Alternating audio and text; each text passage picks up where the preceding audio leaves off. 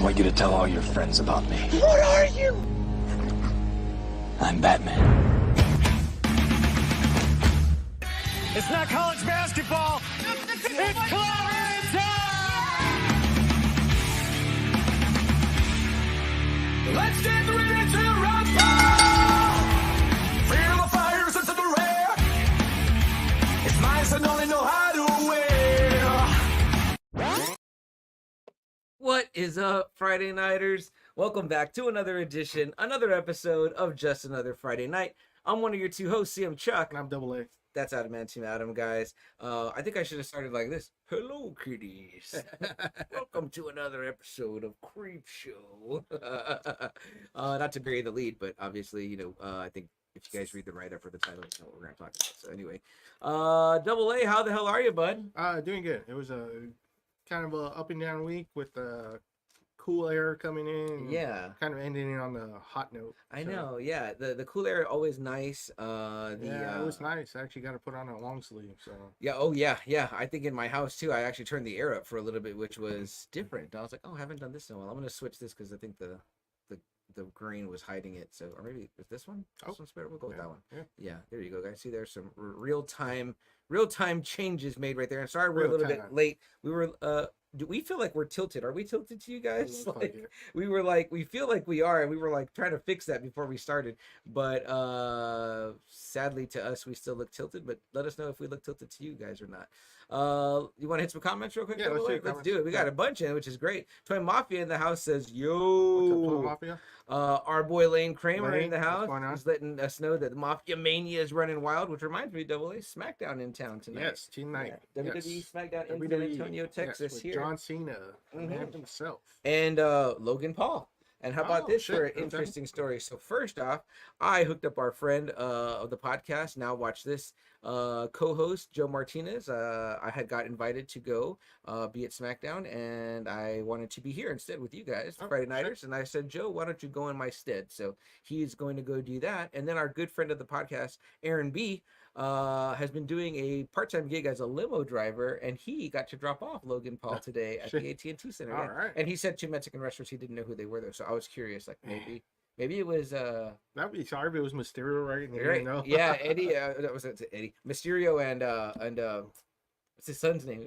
Dominic. Yeah. Dirty Dom. Dirty Dom. Hey, Dirty Dom. I don't know if Steve's in the house yet to say cheers.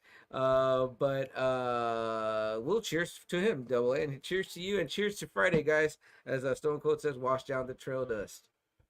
Yeah, I was kind of looking forward to this Friday, so. Yeah, definitely, man. Me too. I was like, I need a drink. I had a pretty wild Thursday yesterday. So. You know, I like to live day by day, but yeah, I was kind of looking forward to it. Absolutely, man. And that's the way you're supposed to do it. I hear it's supposed to be like, don't. You know. Yeah. But hey, sometimes you're just looking forward to that Friday beer. Yeah. Again, I bring it up all the time, but I'll never forget in The Last Dance, you know, hearing Jordan and Pippen and them talk about like, man, that fourth quarter hits, and I'm thinking about that first cold beer, and I'm like, y'all talking about playing in the NBA like it's a regular job, like a 9 to 5 and shit. Like, damn, and then they're drinking Miller Lite, right? MGD, Miller Genuine Draft as well. Like, no kidding. Even MJ was like, yeah, I can't wait to get off work and drink a beer. You know what? Because that motherfucker played 48 minutes. That's why. And a lot of time he had to do all the work. So excellent point, Double A. Excellent point. Yeah. So let's get to these comments real quick. Then we'll talk a little bit more NBA stuff because I want to ask you a couple of questions. Lane says, Lane was a great contributor last week on our Friday the 13th franchise review. He's like, ooh, 2 interesting movies. Yes. Two. I think. Would you say 2 of our favorites? I love these 2 movies. I can watch them all year long. Anytime. Yeah. And the part 2, Creepshow 2, I watch pretty much. It's rare I watch them once a year. I always love anthology movies. So, yes, yeah, I'm a huge fan. These are 2 of the better ones. Yeah, yes. I'm a huge Stephen King fan, but his anthology books are some of my favorites. You know what I mean? Night Shift, different seasons, Just After Sunset. Like, I love little like short self-contained stories. It's cool, right? They're different, right? Yeah. You get a lot sometimes in a little story. Lane says, I've seen both of them. He said, but it's been a long time. Lane, don't worry, we're gonna jog your memory real good. You're gonna be like, oh, that one, and I know you'll have some good comments for that. Lane says, from part 1, the most memorable scene to me, Stephen King as the crazy farmer. Yeah, Jordy Verrill. Yeah. He's just poor farmer. He's just poor. It kind of maybe not of high education. You know what I mean? So yeah, it's not old SK's fault in there. Lane says second creep show, the anthology, Yeah, the raft, or Raft, the killer yeah. tar monster thing. Mhm. Yes, that's an excellent one. I do not go to a lake now and not think about the raft. So Yeah, same here. our good friend Erlis Hey, Delgado, Erlis. she says, "Hey everyone, Erlis, we're so glad that you're here. Thank you for stopping by." Cody J, he says, "What up? Cody, What up, Cody? what's up? New listener or new watcher, viewer that I'm okay. familiar with. So Okay. thank you for joining, Cody. Tell us where you're watching, listening from. I can see via YouTube, but are you part of the Collecting Weekly stream, or are you new to our stream, the Just Another Friday Night stream? Our friend the house, Kara in the house, she's giving us the shout outs there. Kara, have you Hey, seen the what's up, Creepshow Kara? movies 1 and 2? Let us know. And our other good friend Corey Mines is here. He says, "I'm here at work, but I'll be in and out of the conversations. If you ask me something, don't be mad if I don't answer. No worries, Corey. We were texting or messaging one off. He said he's been working a lot, so we always said, hey man, catch the replay. No worries. He's excited to talk about Loki when it gets done. Very cool on that. Jerry D in the house. Jerry says, if you can hold your breath." That is a really good one. Excellent Yeah. one, man. Mhm. Leslie Nielsen, Ted Danson. So we're talking about some of the celebrity cast in there too. Yeah, Jerry D, I'm very curious to hear your thoughts on these films if you get to stick around at all. I would love to know what you think about them. Help me with this one. Abdulio. Abdulio, excuse if we said that Sorry, yeah, incorrectly. apologize. But another fan here says, my favorite story was the raft Yeah. with the strange slime. Shoggoth-like Shoggoth-like creature, creature. yeah. Ooh, reference to Lovecraft. Shoggoth, am I right? If I'm wrong, correct me if I'm wrong. My horror knowledge can sometimes slide. So great comments, guys. Thank y'all so much. Yeah, so it seems like you guys are really excited about Creepshow too. I Just love- keep on posting if you have any. If you have questions, comments about these movies, by all means, we'll What's your get to favorite them. story? What's your favorite actor? 'Cause they pulled in a lot of pretty nice name actors in these two movies. Yeah, and we did get a new season of the show Creepshow, which has been really great. I've been It just watching it with premiered my today, girlfriend. actually. The new Today, season? yeah, or last Friday. I think last Friday. Last Friday, Yeah, okay. because I'm on the 12th. Because we watched quite a few. We watched about 3 or 4 of them, and they were really good. And they've been attracting celebrity people that want to be on them. I think last season's finale had Justin Long in it. You know what I mean? So, Okay. have you watched a lot of those, Double A? I only saw really the first season. I Okay. really didn't get to see a lot of the second season. I'm hoping to see some of the third season. Okay, great. I think it's a fun watch. It's a fun ride, and we'll talk about. Briefly, the ill-fated Creepshow 3, which we did not watch. No, I still have not and seen. everyone says don't. Yeah, it's garbage. and what was supposed to be Creepshow 3 was actually the Tales from the Dark Side movie. Yeah, that's so an he wanted to interesting make tidbit. Creepshow into a show, Mhm. but I guess he couldn't do it somehow. I don't know why they couldn't. It seems like this was a product of him and Stephen King, Mhm. and instead he was like, okay, well, I'm just gonna go with the Creepshow, but I'm gonna call it Tales from the Dark Side. Yeah. And that has its own passionate fan base. so- Absolutely, which we talked about during our Tales October last year. So if you go back and check out that season, and I had wanted to talk about Creepshow then because we were kind of doing like anthologies, but we didn't get to it because we squeezed in all the tales. Tales from the Dark Side, Tales from the Crypt, Tales from the Walking Dead, and what was the last one? Tales from the Crypt, Tales from the Dark Side, Tales of the Walking Dead, and Tales from the Hood. Tales from the Hood. That's right. Yeah, That was it. So trilogy. yeah. So only 4 weeks in October, right, guys? So and then we're shorting ourselves this week because we didn't get to. We gave Ahsoka her due at the beginning of the month. So but we love October. We love Halloween. And if you're new to us in our format, that's what we like to do is give October all the spooky season vibes it deserves. Hence we're in our dirty Veryl green right now, and I've tried to make our names down here like a blood red. But yeah, we totally love spooky season and Halloween.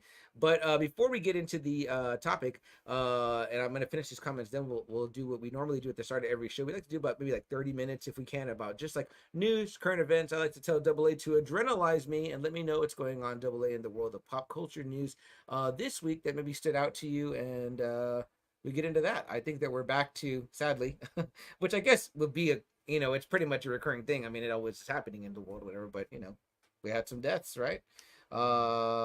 Suzanne Summers. Oh shit! We Yeah, are I'm both sorry, huge yeah. fans of Yeah. Company. Mhm. 76, right? Yeah. Hadn't heard about her a lot. I guess she was just living. Yeah, she has been living. She had been well off, Mhm, well off. So she really didn't need to work a whole lot. But yeah, I mean her time, is in Three's Company is just, it's the best seasons of Three's Company, and they tried replicating it, and they just never could. Yeah, she get was that. Chrissy, and she was always kind of like I guess like the bubbly blonde. You know what I mean? I Yeah. loved her. And it sucks when I found out the backstory of why she didn't get picked up again. She wanted just as much pay as John Ritter, which Mm-hmm. I think they should have given her because Yeah. they're saying her fan mail was the biggest. Oh, I have no doubt. And I mean, yeah, obviously, and it was like Yeah. people are watching probably more for her than John Ritter. But, Yeah. you know, they didn't do it. They didn't go for it, and so she was like, okay, well, I'm leaving then. You know, and the show only lasted for like maybe only 3 more seasons, and then that was it. You know? And then we get the cousin, Cindy, Cindy, and who's the then- nurse, right? No, Cindy is just her cousin, and then Oh, Terry is the nurse. Terry's the nurse. That's right. Yeah. That's right. Oh, I think I forgot the Cindy episodes. hmm Huh. All right. Interesting. That's what I'm saying. It just wasn't really that great anymore. Yeah. So, but I mean, obviously, again, if you're like me in Double A from the '80s, whatever, you know, Jack trying to hook up with her and Janet and the Regal Beagle, and I mean, I think Chrissy was like maybe like the initiator of like a precursor to Kelly Bundy, Oh, yeah. precursor to lots of Oh, the kind of yeah. like the bubbly, what some people would say like a dumb blonde, Ditzy. and I mean ditzy or whatever. But I mean, always great comedic timing. Always look Oh, yeah. gorgeous. So And then the Thigh Master, you know, that's right. that was- Yeah, that's yeah. right. That was huge for her Yeah. too. Yeah. So cheers to the late great Suzanne Summers. May you rest in peace, sweet angel. We will see you on the other side. Before I get to my next death, real quick, some more comments. Cody says, "Thanks for having me, guys. I'm a host for this Oh, Collecting okay. Weekly. I run the D&D podcast Oh, on the shit. network, and the Oxfather told me to drop in and catch this episode when Cool. I'm free. Hey, man, awesome, Cody. Thanks so Cool, much. cool, I gotta cool. check out you guys' show. I know very little about D&D except what Stranger Things taught me, so don't string me up for that. But I'm down to watch and catch. It seems like you guys do a pretty wild D&D show from what I understand. So I've seen some clips, and I'm like, what the fuck is going on? Y'all are running like a, you know, there's Cool. like cursing and all kinds Cool, of shit. okay. Like it's pretty wild. So Okay. interesting. Kara in response says, "Thanks for the ride, lady." She said that's the best. Cody also says, "Also, what's up, Abduleo. Somebody help me. Okay." And then he says, "Yes, Shag got this featured in a few okay. HP Lovecraft stories." I knew I had my ace a little bit there. A huge slime creature that appears like tar, but constantly forming eyes, mouths, and other body parts. Ooh, very interesting. okay. I'm just gonna call you OB, man. I don't want to, or ma'am, or sir. I don't want to get to judge, but correct me. You can feel free to correct me, and I'll get it right. But we'll just go with OB because I don't want to butcher that too much. I have a hard last name, so it's like I get it when your name gets butchered. Kara also says all the drama surrounding Britney Spears' memoir coming out. Oh, really? I haven't heard much of Timberlake. it. Oh, wow. Or He's Justin Timberlake. he's getting He's getting roasted by that bitch. Sha. Yeah, I hadn't heard nothing about this. So, Kara, you want to drop in the She's comments? saying that pretty Abuse. much no Oh. abuse, that they got pregnant together during their time together, and he told her that he didn't want to be a dad, and they weren't ready to be parents, and so she got an abortion. And so a lot of people, for whatever reason, are blasting Justin Timberlake. Yeah, that'll kill you. He And was then- young when they were dating, yeah, though. I mean, they 22, were like 19. they were like kids. And then she was saying that he has a small dick, so I was like, damn, Wow. like come on now. That guy has scored a string of babes. Yeah, Cameron Diaz, uh, Jessica Biel. Is that Jessica Jessica? Biel, Is that who yeah, he's with right now? yes. I mean, she Yeah. is like a hard 10. Yeah.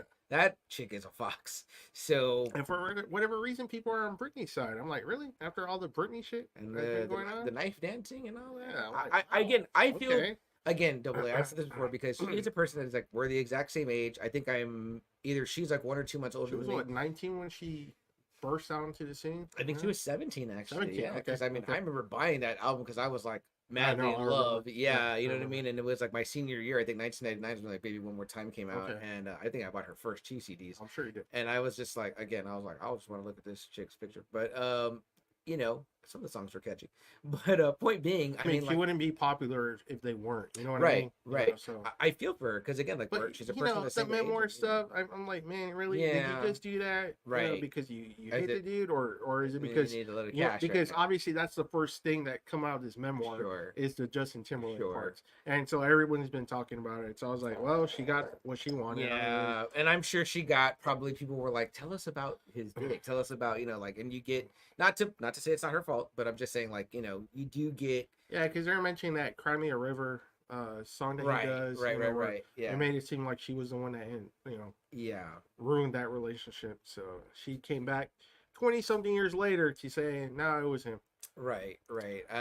So You yeah. know, I don't know. Well, I was gonna say, do women remember that 20 years later? But Especially maybe what they she's do. been through. No, I mean, Yeah, you know, Yeah, poor with her thing. shit. I Yeah. mean, she had a nervous breakdown at one point. It's like, come on now. so again, I mean, I don't know. I feel like you should leave that shit behind closed You doors. need to. Yeah, But you that really sells do. stuff, right? Oh, that And sells that's books. what That sells sells. whatever. So Yeah. you know, if I was him, I would just probably take it. No, in he stride, didn't say. but- He's not saying nothing. He's not and he commenting. probably He's won't. not going Yeah, to. Though. he's still Yeah. doing good. Yeah. You know. So yeah.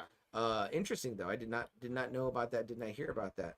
Obi says, whoa, Which creep show featured the monster in a crate in the school? Mhm. Was that the first that's one? the first one. Yeah, it's I actually enjoyed that one as well. the fourth Yes. story in the first movie. So yeah, if you get it, Yes. if you want to rewatch it, and like, well, I say that, but that one was tough to find streaming. It wasn't streaming. It's usually always one or two that it's hard for whatever reason. I think 2 is the one you can find everywhere. I think Yeah. it is 1. Yeah. 2 was streaming multiple places. Yes, I saw 1 it is the streaming one that on- for whatever reason it's Yeah. hard to find. 2 was streaming on Prime, and I think it was streaming on Pluto right now. Yeah, if you don't have the DVD, yeah, you're gonna probably pay for it or you're just not gonna see it. Yeah, but I really wanted to rewatch part 1, so I actually had my girlfriend buy it on Amazon. That's the one that which is has $8. 5 stories. The I 5 believe. stories, Yeah. yeah. Cody then goes on to say, thanks guys, I'm excited to be here. He says, yeah, our show can kind of get crazy. I'm sure. Stranger Things is a good starting place for D&D. Okay, good. Yeah, and I know that who's the big fan? Vin Diesel, I think, is a big D&D fan. There's a Is lot that- of them. There's a lot out there. of 'em. Okay, Yeah. I don't know. I know that Like I know not Cavill, right? Is he? Maybe. he's into the fantasy I know shit. he's into don't fantasy know. shit, but yeah, Yeah, because like Big Bang had a episode where they had like actors that were like legit talking about it. D&D Yeah, dudes. it looks interesting, and because of Stranger Things at the time, my nephew, he's 10, he asked about, like, he wanted to learn how to play, and I was like, boy, I would need somebody to help me because Yeah, I do I know not the know how coming up with the scenarios. right, and, right. all that, I was like, oh man, I mean, I would have to like see how it's Like, done. we used to play Risk a lot, the game Yeah. Risk, and that's Yeah. like we didn't even play the rules, and sometimes that would go on for hours, Hours it's and just like, hours, yeah. fuck, and we probably weren't even playing it right. I don't think we were playing it right. I don't think so. It was yeah. pretty much like we were playing pretty much like war, like Yeah, roll the dice just- and beat yeah, you, and then knock Yeah, out your that- army. That was about whatever, it. And you even know? then, it took like 3-4 hours. Absolutely, we'd be there all night sometimes, which were great times. And we'd get loud and Oh yeah, curse it was and- very yeah. very Kramer and Newman-esque, you know what I mean? Ukraine is weak. yeah, big time. Yeah, Obi says Creepshow 2 is yeah, Wisconsin. that's the one. I That's agree. the Yeah. one. Yeah. Yeah, and that is my favorite of the two. We'll get into that a little bit. I own like 2 copies of that, and I own no copies of the first one, oddly, which is I weird or have one whatever. and two.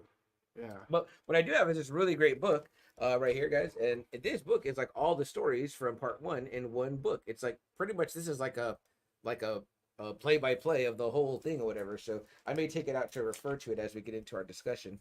The second death AA that happened this week just happened yesterday. I gotta say, man, this was some serious Mandela effect shit because Oh. I Yeah. thought that you Burt and, Young was Jesse, already yeah, dead. were- Right? Did you know he was still alive? I didn't Yeah. know that. Yeah. That- if 'Cause you guys I don't were think talking- anyone from Rocky besides Mickey and Duke have passed. I think Really? everyone else in the cast is still alive. Talia Shear's still alive. She's still alive. Okay. Apollo's still alive.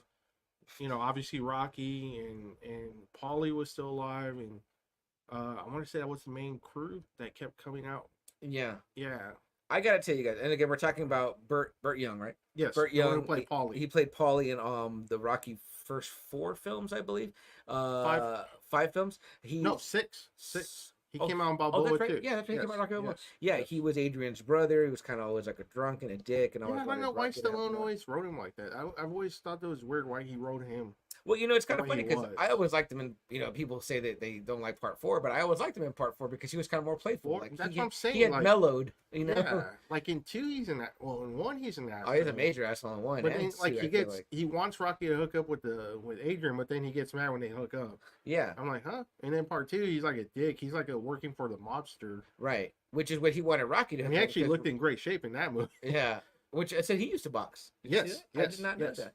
But yeah, it's like there's like that kind of subplot where he kind of wants Rocky at first in part 1 to hook him up with the Gatsby or whatever, right? The Yes, mob guy. 'Cause yes. Rocky's like an enforcer, and he's like, "Get me out of the meat place" or whatever, where Rocky goes to punch the meat later on. But and he's kind of like, "Oh well, I got to see how it goes or whatever." And I'm like, I can't really just like get you in or whatever. Just like, I guess he wants to be in that crowd or Yeah, whatever. he did. Yeah. The mob Yeah. crowd. So that's like an interesting little subplot, right? Like there could be a whole story about the Rocky Yeah. mob shit. Which it sucks because I guess that doesn't last very long because in Balboa, well, yeah, Rocky takes him on the ride, and then in Balboa, he's in the meat company again. Rocky Balboa. Right. Yeah, he's like still there. Right. I'm like, damn, this guy haven't retired yet. Like, shit, he's poor guy. And then they force him to retire in that one. Yeah. Oh, that's right. That's right. Yeah. But yeah, so sadly, Burt Young passed away. He came out Back to School, and that's the only other movie I really remember Burt Young from.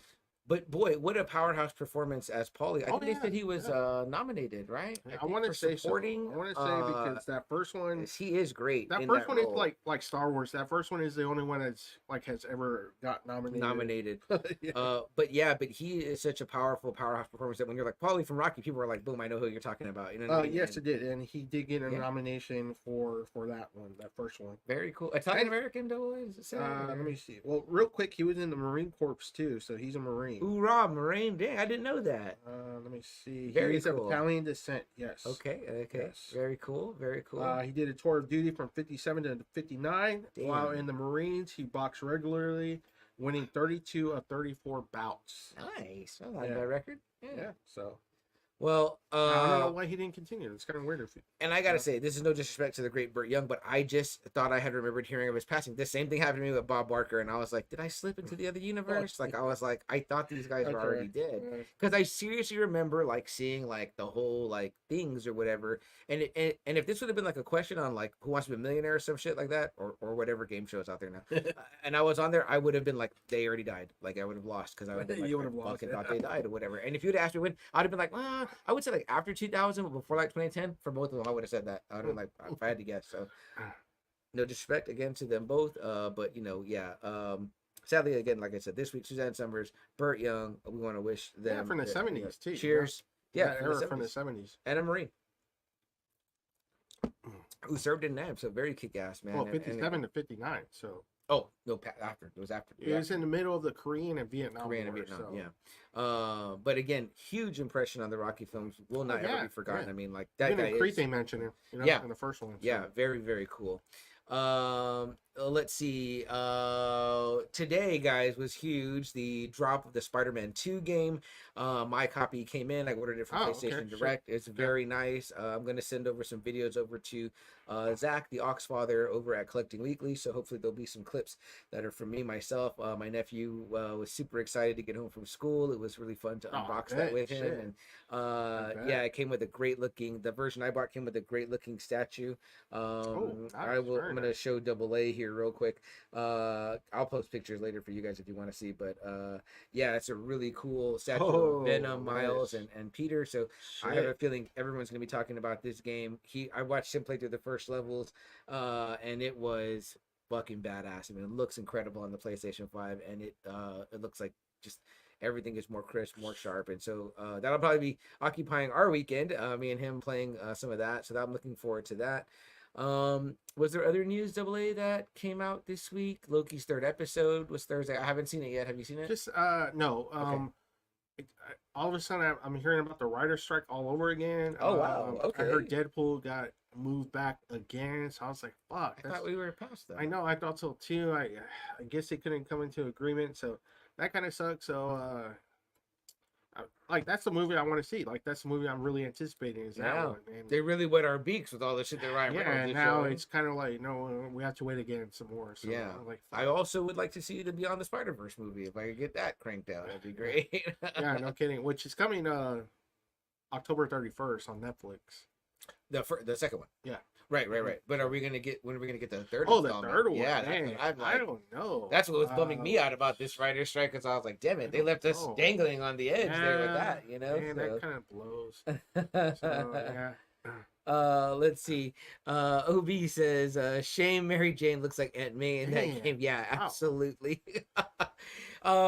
You know, me and my nephew have a lot of conversations about, you know, the Raimi Spider-Man and the Andrew Garfield Spider-Man and then now the Tom Holland. He always likes to ask me like who was my favorites and which is my favorite Goblin and things like that. And one day we were talking about the Mary Janes and he goes, I think the one in the game is really based on Kirsten Dunst. And I said, yo, yeah, I think so too, the way she looks. But what I don't like about it is that like I like her attitude better in the games than I like Kirsten Dunst. I've never liked the Mary Janes in the movies. No, I've never liked them. I never liked Kirsten Dunst, and I don't like Zendaya. Yeah, as Mary Jane. I think they've done pretty bad interpretations. Mhm. I just don't think they've ever gotten that character right. Right. Emma Stone has been great as Gwen Stacy in Mhm. the Andrew Garfield movies. The only thing Absolutely. about her that she didn't get noticed is in the Andrew Garfield movies. Right. You know, so Right. that kind of takes a hit. But she's been by far the best love interest. And how her and Peter are in those movies is the way him and Mary Jane should always be, and they Absolutely. just never are that. No. Ever. We don't get you know? that. Like with the Raimi Spider-Mans, what always pissed me off was like he was always pushing Mary Jane away, and I was like, "What are you doing?" Like in the comics, like he's dating Betty Brant, he's dating Gwen Stacy, he's dating Mary Jane, he's dating Felicia Hardy. Yeah. I'm like, what the fuck? Like he's never pushed any woman Yeah. away. He's Like quite the he's stud. still Like, he's still pretty damn horny. He's not pushing any woman away. yeah. You know, He's like, hey man, I was a horny, repressed nerd for like Yeah. 15, 16 years, and and now here that I'm you're all buff like, with spider powers, I gotta push you away. You know, Nah. it's like what? Like what the fuck? Like that's weird. and it's a little unrealistic too, because the truth is like, hey man, like now I have like a little bit of like clout or confidence in it. Yeah. It's like I'm gonna get a Yeah. chick or chicks. You know And what I I mean? think that's what the writers thought too when they were writing Spider-Man. It was like, Yeah. shit, if all of a sudden I got powers and my body started getting pumped up, yeah, I'm gonna be going up to Flash Thompson and saying, "Watch out, motherfucker! I'm gonna exactly. fuck you up." Absolutely. Yeah.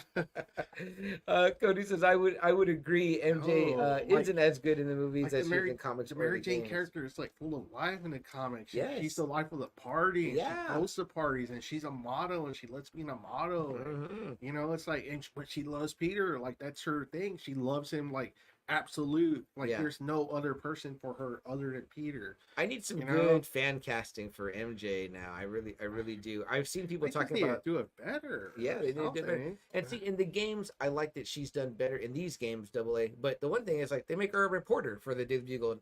And I'm like, Yeah, what the you're not fuck? Lois Lane. I'm like, what the fuck Yeah, is that? what Like, is I'm like, that? that's so weird to me. Like, Oh, I just don't like that. Like, I'm yeah, like, that's not stupid. her. She's That's, a model. yeah, and an actress. She's a model and an actress. Or whatever. I'm Yeah. like, what? Lean into that. Like there's a really good issue where it's the wedding okay. issue where she's like really like she's like kind of having doubts a little bit. She's like, man, do I really want to kind of give this life away? You know, move to New York with Peter, even though like Peter's this fucking dude who's always risking his life or whatever. Yeah. You know, I'm missing away from parties at mansions and being picked up by playboys and all Right. that kind of stuff. Like she's like really thinking about it. Like, you know, I kind of want to end this kind of lifestyle, you know? And I wonder if they do this because maybe that seems kind of shallow, like a shallow I'm sure it girly was. dream. But I'm like, I don't see why. I mean, like, you know, we don't know. I mean, I don't know what they've ever talked about the roles. And I think now she even has like, there's like that Silk character or whatever, right? That's not supposed to be like her. Oh, Is it Silk or yeah. the other one? There's another, I'm getting it wrong, but I know there's another character where like at one point they're giving, you know, MJ powers. And I'm like, hey, why are you going to do all that? Yeah. There's some comics I have, the great ones with the hologram covers, the yellow, I mean, the green, the black, green, the red, and the blue, blue. black and red. And there's one where her and Peter talking about like his powers or whatever, and like it's just like a really great issue of them just hanging out in the apartment, and excuse me, he's showing her how the web shooters work or whatever, because she tries to hit him with a pillow, and like his spider sense goes off, Yeah. and she's like, "Dang, it even warned you about me, like I had no ill intentions," and he's like, "Oh yeah, well it'll detect it." So they kind of go. Yeah. The story is pretty much about his powers, but it's just neat to see them interacting or whatever. And then of course if you read Spider-Man Blue, like I mean, Oh, geez. you know, she obviously feels a little bit like if Gwen hadn't died, I wouldn't be with him. She would be with him. That's the thing. Like It's pretty heart wrenching, you know. Well, I mean, it's the same thing like in House of M. And you read this, like there's a part where Scarlet Witch makes the heroes like gives them heroes their fantasies, and they're living their fantasies. Ugh. His fantasy is he's living with Gwen Stacy, Ouch. with kids, and you know her dad's still alive, Uncle Ben's still alive, and May's still there too. And when Wolverine gets them out of their trances, he's the one that gets them out because his senses are super heightened that he Mhm. can kind of break Scarlet Witch's thing. He gets super pissed off. Like he's like pissed at himself. He's pissed at Scarlet Witch. He's Yeah. pissed at Quicksilver. Like Yeah. he's like, you know, you can see where it's like I betrayed Mary Jane. You know, my deepest feelings is still with Gwen Stacy, and you're like, fuck, like. That's rough. I'm like, man. man, that was brutal when I was reading that in House of Yeah. M. I was like, shit, that's brutal. Yeah. Like he It's still like wants the you know, like when that shit happens to Bruce Wayne, right? And like the first thing is like his parents are alive or whatever. And then Oh it's like, man, you know, when that gets stripped Yeah. away, you know, you're like, fuck, man, that's like, you know, gut wrenching. and they do like a really great drawing because you can like just in the drawing, you can see where Peter's like, he's just like, this bitch, what she did to me, she made me, realize two things. One, I still want to be with Gwen Stacy, and two, I'm with Mary Jane. I've been with Mary Jane for decades by this point, or whatever it's supposed to be. Right. And Right. do I even like truly love her? It's like shit. I think he does, but I mean, I think Gwen is the one that got away. You know what I mean? Not the Or one that got away, but taken away. Yeah, taken away. Thanks, fucking Norman Osborn, asshole. Norman, yeah. The Green Goblin, Weirdo. man. I'm telling you, that's why he'll Weirdo. always be his That's greatest why villain. he's always gonna be number because one. He took that from I don't Pete. care. People want to say Venom. It's it's Green No. Goblin. Cool. And okay, a little bit of spoilers, right? I think I'm not sure what's going on in the games, but from what I've seen so far, okay, spoiler alert. Like I'm gonna give you guys 3, 2, 1 for Spider-Man 2. What I've seen. So anybody that's gonna play the game and doesn't want, you probably already know this, but I'm gonna a little bit. It looks like they're making the Osborns Venom, and there might not be an Eddie Brock. And I'm like, whoa, this universe is a little weird. I've got Reporter MJ and Osborns as with symbiotes. I'm like, I don't know if I like this. Which my nephew did tell me in later comic books they do give the Osborn symbiotes. Well, everyone has a symbiote. I Like know, there's like a Venom pool. They said. Yeah. Red Goblin. Red Goblin. Yeah, I'm like, what the fuck? I'm like, okay. I'm like, nah, I just am used to my Eddie Brock being the first Venom. Eddie. Yeah. Plus, that first story is really good. You know Yes, what I mean? it I like is. that first, like that the hatred he has and how man. he gets it, and the that brutal hatred. and how the symbiote connects with him. Like, oh, you don't like this guy? I don't like this guy either I because don't this like guy. him either. 'cause, Yeah. well, he fucked me over too by casting me out. And Eddie's like, well, I Yeah. don't like him because he fucking get me Yeah, fired. I'm We like, are Venom. we are Like, Venom. we I are- know come that. on, You know, the man. classic 90s Yeah. animated series. I was like, Yeah. dang, it's so juicy. Like, I was like, I tweet. and Buff Eddie, you know, the Oh, good man, Eddie Brock yeah. that works out. Not Yeah. lame Topher Grace. That guy sucks. Man. I was like, poof. That miscast. I love Topher Grace, but man, that was a huge miscasting. Remember the Wizard casting? Wasn't it like Brian Bosworth they wanted? And No, Boz? Howie Long. They wanted Howie Long, I think, And to Howie? be because he had a box Howie haircut. Long. I was like, oof. Yeah, because I've even kind of felt that way even with Tom Hardy. I was kind of like, man, Tom Hardy's gonna be Eddie Brock. Like, man, that dude is so small. small, yeah. I'm like, golly, We like I need- like we- him. we- I like him. I like Yeah. that he was Eddie Brock, but I'm like, man, where's the? You know who Eddie Brock would have looked like? He would look Brock. like Chris Hemsworth. Oh, I was like Brock Lesnar. Or Brock Lesnar. Damn. I don't know if Brock can act, but I'm No, like, he- but I like, fuck it, man. Just do the We Are Venom thing and put the suit up. Oh, that motherfucker would have looked fucking badass at that. At our classic Eddie wrestling Brock, casting. Brock, yeah, there you Brock, go. Eddie Brock. Eddie There you Brock. go. Yeah, there we go. Real quick, some comments here. Cody says MJ hotter than Lois. Yeah. Ooh. I'm gonna say so. The way they always In the shot comics, I would definitely say. Oh yes. yeah, Terry Hatcher.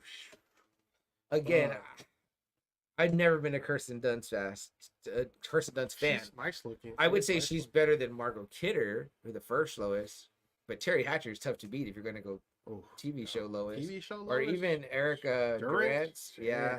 And I did not care for that one that was in Superman Kate Returns, Bosworth. Kate Bosworth. No, Yeah. I doesn't. That was the bad miscast. I rank her with her Lois. with Kirsten Dunst, but I did like I love Amy Adams, so Yeah. I mean, like, she's a total babe, and this new gal looks pretty. Oh yeah. So, but nah, not too. I mean, Zendaya's I think she's gorgeous, but you know, the body's not really there for me. Emma Stone, kind of the same thing. So I don't know. A long time ago, they had said Nikki Cox, and I was like, oh my god, she would have been at her height. She would have been a great MJ. And I was That's like, right. I could forgot about totally that see one. that. I That's the could Leo totally- one, right? The one yeah. that they had put her picture Right. in that Leo one. Yeah. With James Cameron. Yes, and I Yeah, was like, that's I right. could see that. That's Dang, right. yeah. Forgot about I don't know who our resident hot redhead is like today. Well, it doesn't you matter. know, I don't but- think you have to just be a redhead. I mean, you Yeah, can just it can make your hair Yeah, right. Yeah. But I will say I love that. Is it Millie Acock, the one that was from Game of Thrones, the Oh, House of the Dragon, which one? the blonde, the young. Her. They wanted her for the Gwen, Really? the Oh young yeah, Gwen. the Gwen. Spider Gwen, yeah. Right, And I that's was right, like, dang, that's that's right. good casting, man. That's I was right, like, I think that's that'd right. be excellent to see that. So Jason in the house says, What's Hey, up, what's bros? up, What's up, Jason? Jason? Appreciate you being here.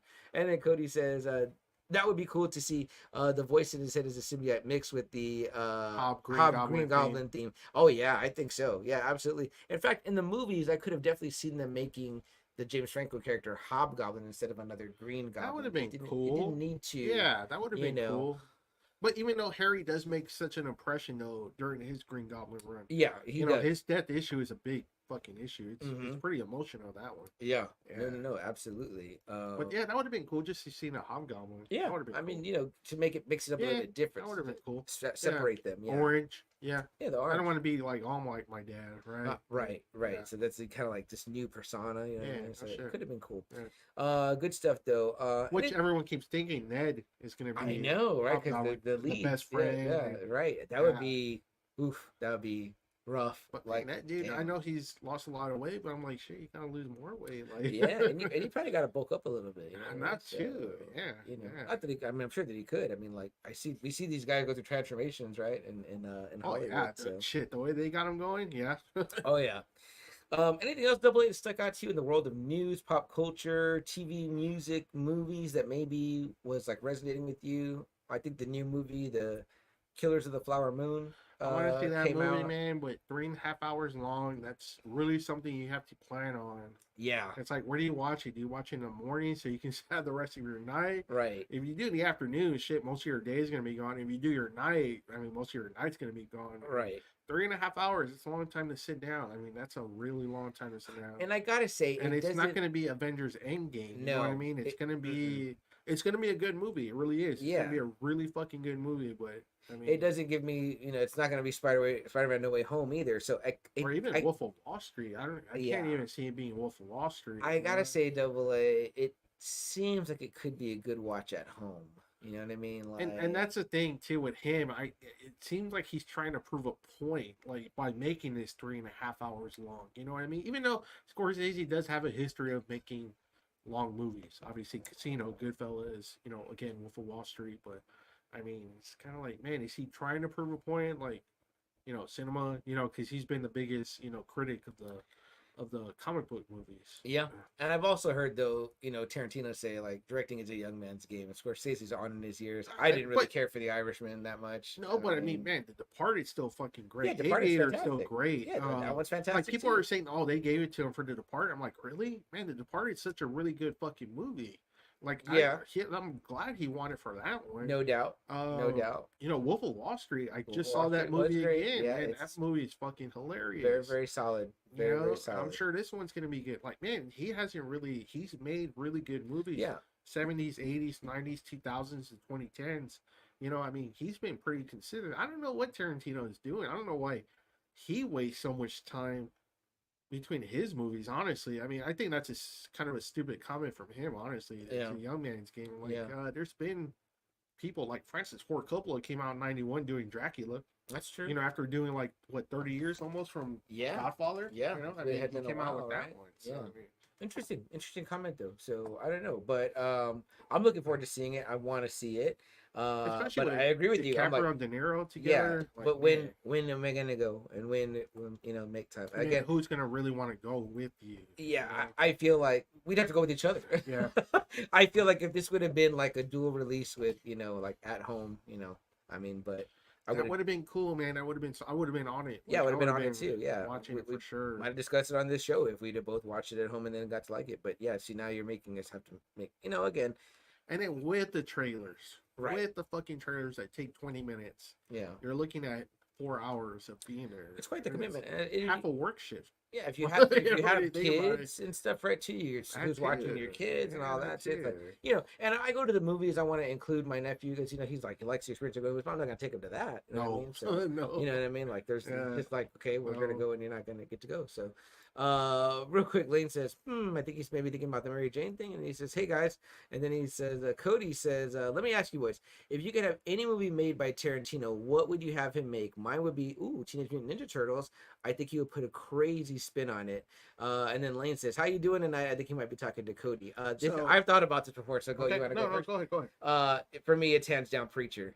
I have always thought that shit. Garth Wow, Ennis. that would have been great. Yeah, I have always thought that Garth Ennis was like the Yeah. Tarantino of comic books, and I was like, I think that I don't even know if I'm sure now because the show, I'm sure Tarantino knows of it, but I felt at times when I was reading Preacher that I was watching a Tarantino No movie. shit. It's quotable, Wow. it's crazy, it's off the wall. I would love to have seen That's a good one. Tarantino do like a Kill Bill style, maybe like a 2-movie thing, but with Preacher and see what he did with it and Wow. pack as much into it as he could. So That's for really me, good. that would have been was Yeah. my in my multiverse somewhere that movie exists. Yeah. Yeah. How about Shit. you, Double A? Is there one? Yeah, I mean, ever since he had said he wanted to do James Bond with Pierce Bronson, I was like, I wonder yeah. how his James Bond would have been. Yeah, You know? he talked about Star Trek too. Remember that? One Star time Trek he too, had but talked I'm about more Star excited Trek. about a Bond. A Bond. I would actually love to see his Bond too. That would be Yeah, that's another like wow. What would he do with Bond? You know what I mean? And again, like bring back Pierce. Do you get? man. Well, when did he say that? Was that like when Pierce was Bond? Yes, this was like around 03, 04, right before Casino Royale. Because it's funny, because those bastards actually took his idea. He goes, you know, I do remember that. you remember that when he was on Leno, he goes, yeah, I want to do, Casino Royale, and I want Pierce to be Bond because he's this generation's Bond. And, he goes, I would like to go back and do Casino Royale. Fast forward, 3-4 years later, they do Casino Royale. They reboot the series, do Casino Royale with Daniel Craig. Yeah. I was like, wow, Yeah. you assholes. And that's when I wasn't yet fully in love with Mads Mikkelsen yet, and I would fall deeply in love with it. What about this though? Like he comes back, does it now, bring back an older Pierce, Casino Royale with cheese. Hey, All right, that sounds like a Mad TV sketch. Terrible joke. All right. Okay. Let's get to the comments here. Cody says, "What up, Lane?" He says he's good. And then Lane says, "So, did you guys see the video game Venom Hot Toys figure? Nearly 21 inches tall. Oh man, that is something. Wow. As a Holy one-off, you shit. guys might buy $455. I did see it. 455. Holy shit. Yeah, Lane, that's a little bit. I don't know, man. Something as a one-off, you guys might buy. Would we, what 455? I mean, again, we don't collect like that. And if I you know what did, mean? like, it'd have to be someone else. Right. Like, I like Venom. Like, me and CM here love Surfer. Oh, that one you posted Yes, today. if there was a Surfer or cool Galactus, that would kind of make me think about it. Yeah. Which Venom? is not a hot toy. It's just a statue. No, made but with I'm the saying, like, sideshow one of the Surfer. characters. You know what I mean? Like, Oh, the yeah. character that I'd be like, Yeah. whoa, I definitely would think about that 500, I will say though, since hanging with the Collecting Weekly guys and being in their groups, they have got me looking at these hot toys interested. And the one that I've said that if I were to buy one, my first one would be if they did a Clone War, an Anakin from the Ahsoka series where he's in the Clone Wars outfit. But it also got me looking at like what else was out there, and I found a Saul Goodman one, and I was like, damn, I want that bitch. And the original price I think was $160, which is still a lot for a figure, right? But it's got like Not different bad. hands, That's not clothes. bad. But that was when it came out. Now they're going for over $500. Oh. So I don't think I'll ever. Okay. I won't be calling Saul apparently. So, some of the complaints I heard about it though, where they were like, "Wow, the Venom looks so big," but if you saw the statue that I showed you, like, I think that they're making him bigger in this game series. Like he's gonna be like be bigger, So And that's what McFarlane always liked. He goes, when he saw the Tom Hardy, he was like, finally, they made my Venom big. like a big Venom. Yes, he goes, Venom was always supposed to be big. Yeah. So- Maybe like how Violator was to Spawn, right? Like he has like a big Yes. thing. Yeah. I like that too because it's got more monsterish. You know what I mean? So I dig it. Lane, will you buy it? Will you pick up that Venom? Are you a Venom guy? And it's funny because I like Venom, but he's never been my top for. I know you're different. I know, Well, but- no, me neither. But my Oh, dad really? and my nephew love it. okay. Yeah. I know your dad did. Well, I My thought dad's you were still a huge too. Venom guy, and as Okay. much as my nephew says he loves Carnage more, like he always like picks up Venom stuff. Really? He loves Venom stuff. Oh, okay. Yeah, okay. figures. Like Okay. I mean, and I That's apparently funny. kids like symbiotes, so they're like they I know, just that's weird, dig it. right? He loves the movies. He thinks they're both great, but again, I feel like they're a little bit more geared towards that. So toward his audience, again, he's 10, so it's like I'm like okay, you know what I mean? I Like, enjoyed them. Well, I enjoyed part one. I didn't like part two because of what they did with Carnage. Yeah. It was just, I was like, oh, man, Right. that sucked. Right. I was like, shit, they should have made it more psycho, and then they kill him off. Yeah. But I was like, again, my complaint again with this one, with Morbius, with what's going to be Craven is just they make him too much of an anti-hero. Absolutely. Like, Absolutely. and these guys are villains. Yeah. Make them villains. Absolutely. Like shit. And my dad had those comics, so I read them because I mean, like, it was comics and they were lying around the house. I was like, wow, why didn't I read them? So I read them and like they're fine stories. I mean, They like never really put too much effort in them, though, right? I don't really think so, but it was cool because there was one with him and Wolverine, Tooth and Claw. There was one with Funeral Pyre with Punisher. There was When they're hot. right, yeah, they when Venom pretty and much Punisher were teamed with hot. everybody. You know Yeah. what I mean? Yeah. The first one where like all the symbiotes were introduced, the Lethal Protector one. I mean, like, again, they're fine. I mean, they're like straightforward. There's nothing that I'd be like, I'd go back to say we need to cover it. It's like a classic or whatever, But the first that first story, that first, the one we talked about too, especially when I think about those animated series episodes in the 90s, man, I love that story. Like, I'm like, that's a good, story. This this other photographer, and he hates Peter, and he's a big buff guy, it's kind of like a classic, like, Peter, this is the type of guy who wouldn't, like, almost a Flash in his life. I mean, then the way the symbiote was and how he had to, like, realize it was turning him a certain way and get it off of him, and then that, I think that whole story was really, really great. I was like, that's cool. A fantastic Spider-Man story, cool. And how the spider sense didn't work on him. No, and they were little. Yeah, it was like, because the symbiote picked it up. Yeah, so, he seemed unbeatable. You know what I mean? Like, and now they've gone so far with all this. Like, there's a whole planet of symbiote. Flash has been Venom at one point. Yeah, too. I think so. Like, Yeah, wow. Agent Venom or Secret, something like that. But yeah, real quick, let's see. Cody says you're dead on about Preacher. Thank you very much, Cody. I also would like to hear yours. Your Tarantino movie. Turtles, Oh yeah, Turtles. That's right. Yeah.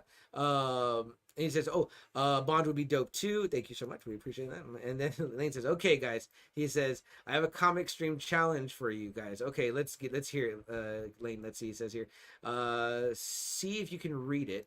He says, excuse me, consider this might be a birthday request.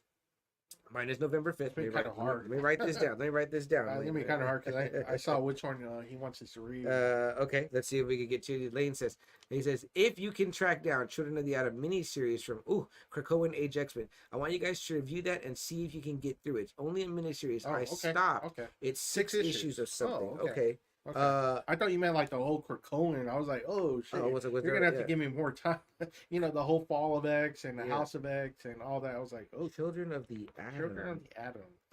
Lane, I know last time I wanted to see the Evil Lynn and Zach sent me this stuff. If you want, man, message me. If you can send me the covers, I might have these sitting around. Really? Is this the new ones that came out? Or are these older? Okay. Yeah. If you just show me the covers, like, I might have these sitting in my X. Really? I'll be happy to read that. We might not get to it by the 5th, but I mean, we could definitely get to it. I mean, I like X-Men. Is this the one by what's his name? Oh, damn it, Jonathan Hickman. Yeah. Is it that what did he do this run, Lane? Because if you're talking about the one I'm talking about, where it was like House of X and Powers of X, around that time, boy, I was reading some of that too, and I think I see why you stopped, because I was like, what the fuck is going on? And I was like, there's like, okay, so you know how when you're reading Watchmen, right, you get to these parts that are just like a bunch of words and all that. Okay, they did that a lot, and I was like, that's what kind of turned is me off from, it? That's what kind of turned me off from Bendis' Daredevil. Yeah, I got boner down seriously. I was like, this was supposed to be the hottest shit. They were selling out. You know what I mean? And the art looked good, but I was like, I don't know what's going on. And I like reread them a couple times, and I was like, I'm fucking lost. I don't know if we're talking about the same thing, but we'll digress here for a second, because I was like, what in the fuck? It's just, I'm so lost. Lane says, I'm considering getting it. Not sure where I would fit it. I own he's talking about the Venom. I own the Movie Carnage Hot Toys that is nearly 17 inches. Those are fucking huge, man. I've seen like Zach's, but I guess I didn't realize. But yeah, he does have them kind of set up that it's like they're in their own spots. Yeah, they're like pretty much like how you have these shelves right here, Double A. It's like it'd be like you could probably maybe get 3 across per shelf you have here. Yeah, and he has them like top to bottom too. So it's like, where the fuck are you gonna put all your other shit? You know what I mean? Right. Like, okay. you lose it. It's space, right? Space. Then let's see. Lane says, I'm just a PO'er, an expensive variant cover for New Carnage #1 foil by Del Auto. That dude's good. He's awesome. Yeah. Yes. And then he says here, Lane says, no, it has too much trans allegory and looks like classic X-Men. Okay, so I think I'm thinking of a different book. Okay, let me know. It was a miniseries by Vita Ayala. Oh, wow. Hey, that's actually Double A's last name. Very interesting. He says, no, not the Powers of X stuff. Okay, so he says it was one of the worst. That was one of the worst. Okay, wow. He says literally had the first 2 issues ended at the same stop point over and over again. Like The Walking Dead. Yeah. Okay. He says I'm punishing you with this miniseries. Okay. I mean, hey, we're not opposed to reading something bad. I mean, I want to kind of say I wanted to bring something up that I read that was not bad, but I mean, we've read bad stuff before. But I got it here, Lane, and I'll pluck it from the comments later on so I can look it up. If it's easy to get a hold of, I mean, I'm not opposed to getting it, but I thought it was those Powers of X books where I've been meaning to move, but I just like once I bury stuff in the comic book box. It's just they probably ended that whole series, and now it's supposed to be a reboot now. So again, That's the thing with the X-Men, right? well, I mean, not like starting over, kind of like okay, they got to a point where they wanted to. Now it's gonna go back to like issue 1. You know what I mean? So Lane, you're gonna challenge me. I'm gonna challenge you, Lane. I picked this up at Amazon for $20. It's called Serial. And it looks like they do a play on, that was my bookmark, but I already finished. They do a play on, it's from Comics Ahoy. Ahoy. And they're on Twitter, Ahoy. which is nice. Aho! Ahoy Comics. And it looks like they do a play on like your Count Chocula, your Blueberry, your, like all the serial characters are characters. There's a captain, you know what I mean? That's like kind of like Captain Crunch. He looks like Captain Crunch. There's a General Post, you know what I mean? Like Post cereal. There's a priest that looks like kind of like the honeybee, you know what I mean? There's a grave digger that's a frog, you know, dig him. He's digging the graves, you know what I mean? So, I thought about it. It was it had some legs, but it didn't quite get to the finish line I wanted to get to. So it was very interesting.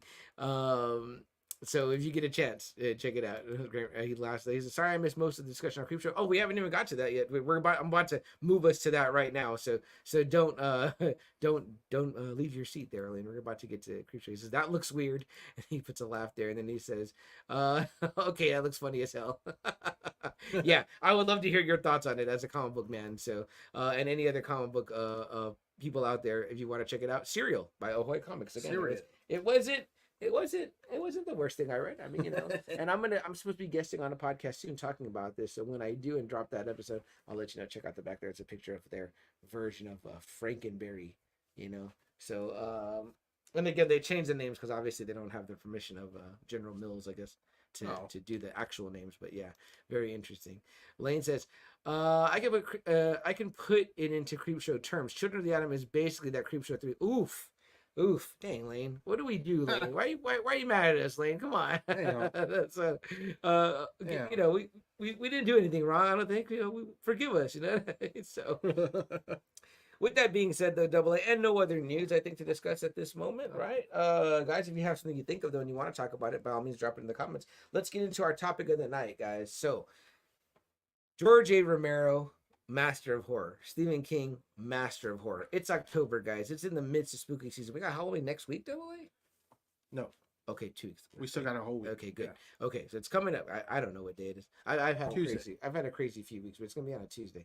But guys, this is one. Again, these are 2 of our favorite movies.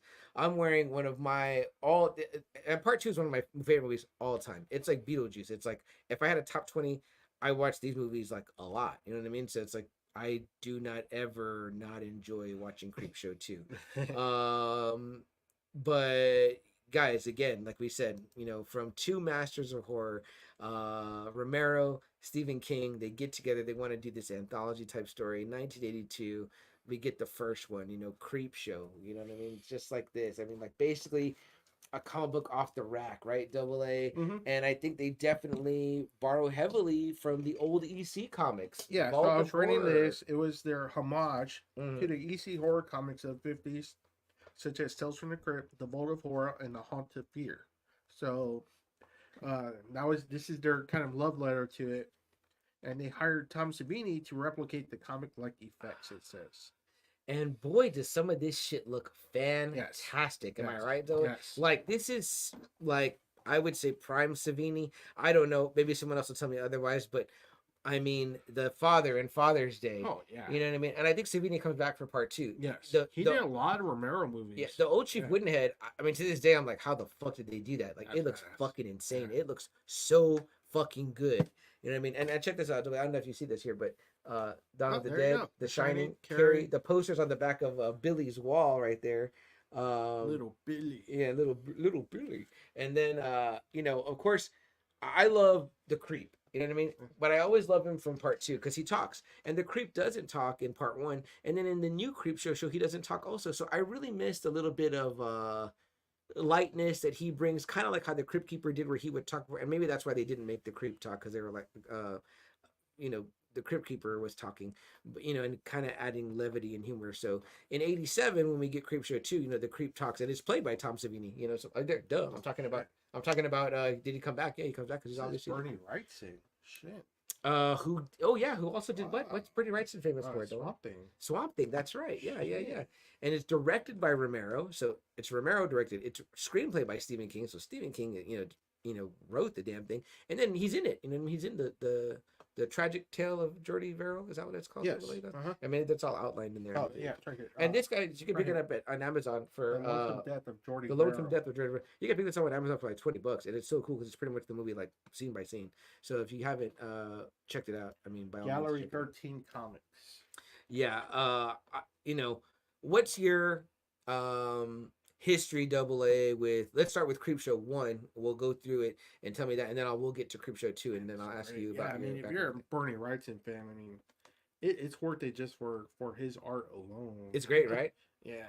I mean, it's like you're looking at I it. didn't even know like, this was Bernie Wrightson. Like, golly, it's so great.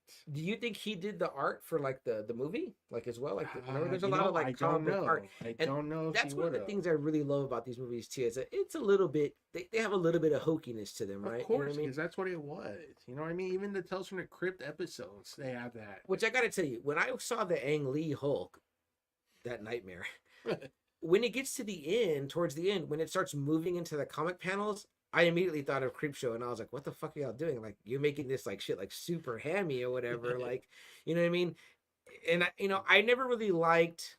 If there was one aspect I didn't really enjoy about like the original Superman, it was like kind of how they started with that. I mean, like obviously we know it came from there, but it didn't really need that type of opening. It works better there, but in this it works perfect. You know what I mean? It's like there's the kid with his dad. The dad's pissed off because he's reading shitty, comic books or whatever, right? And there's like, you're reading that horror crap, you know what I mean? And that dad's a perfect asshole, right? And he fucking smacks him or whatever, you know what I mean? And they throws the comic book out, right? You know what I mean? And then it's like from there, it turns animated and the pages flip and then we go into the panels, which is so much fun.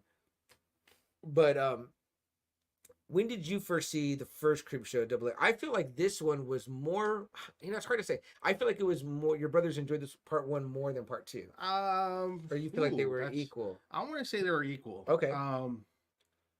It really depended on the stories. Like they're the ones who got me into it again. And like Will, he loves the Father's Day one. Oh yeah. Loves that one. It's Father's Day.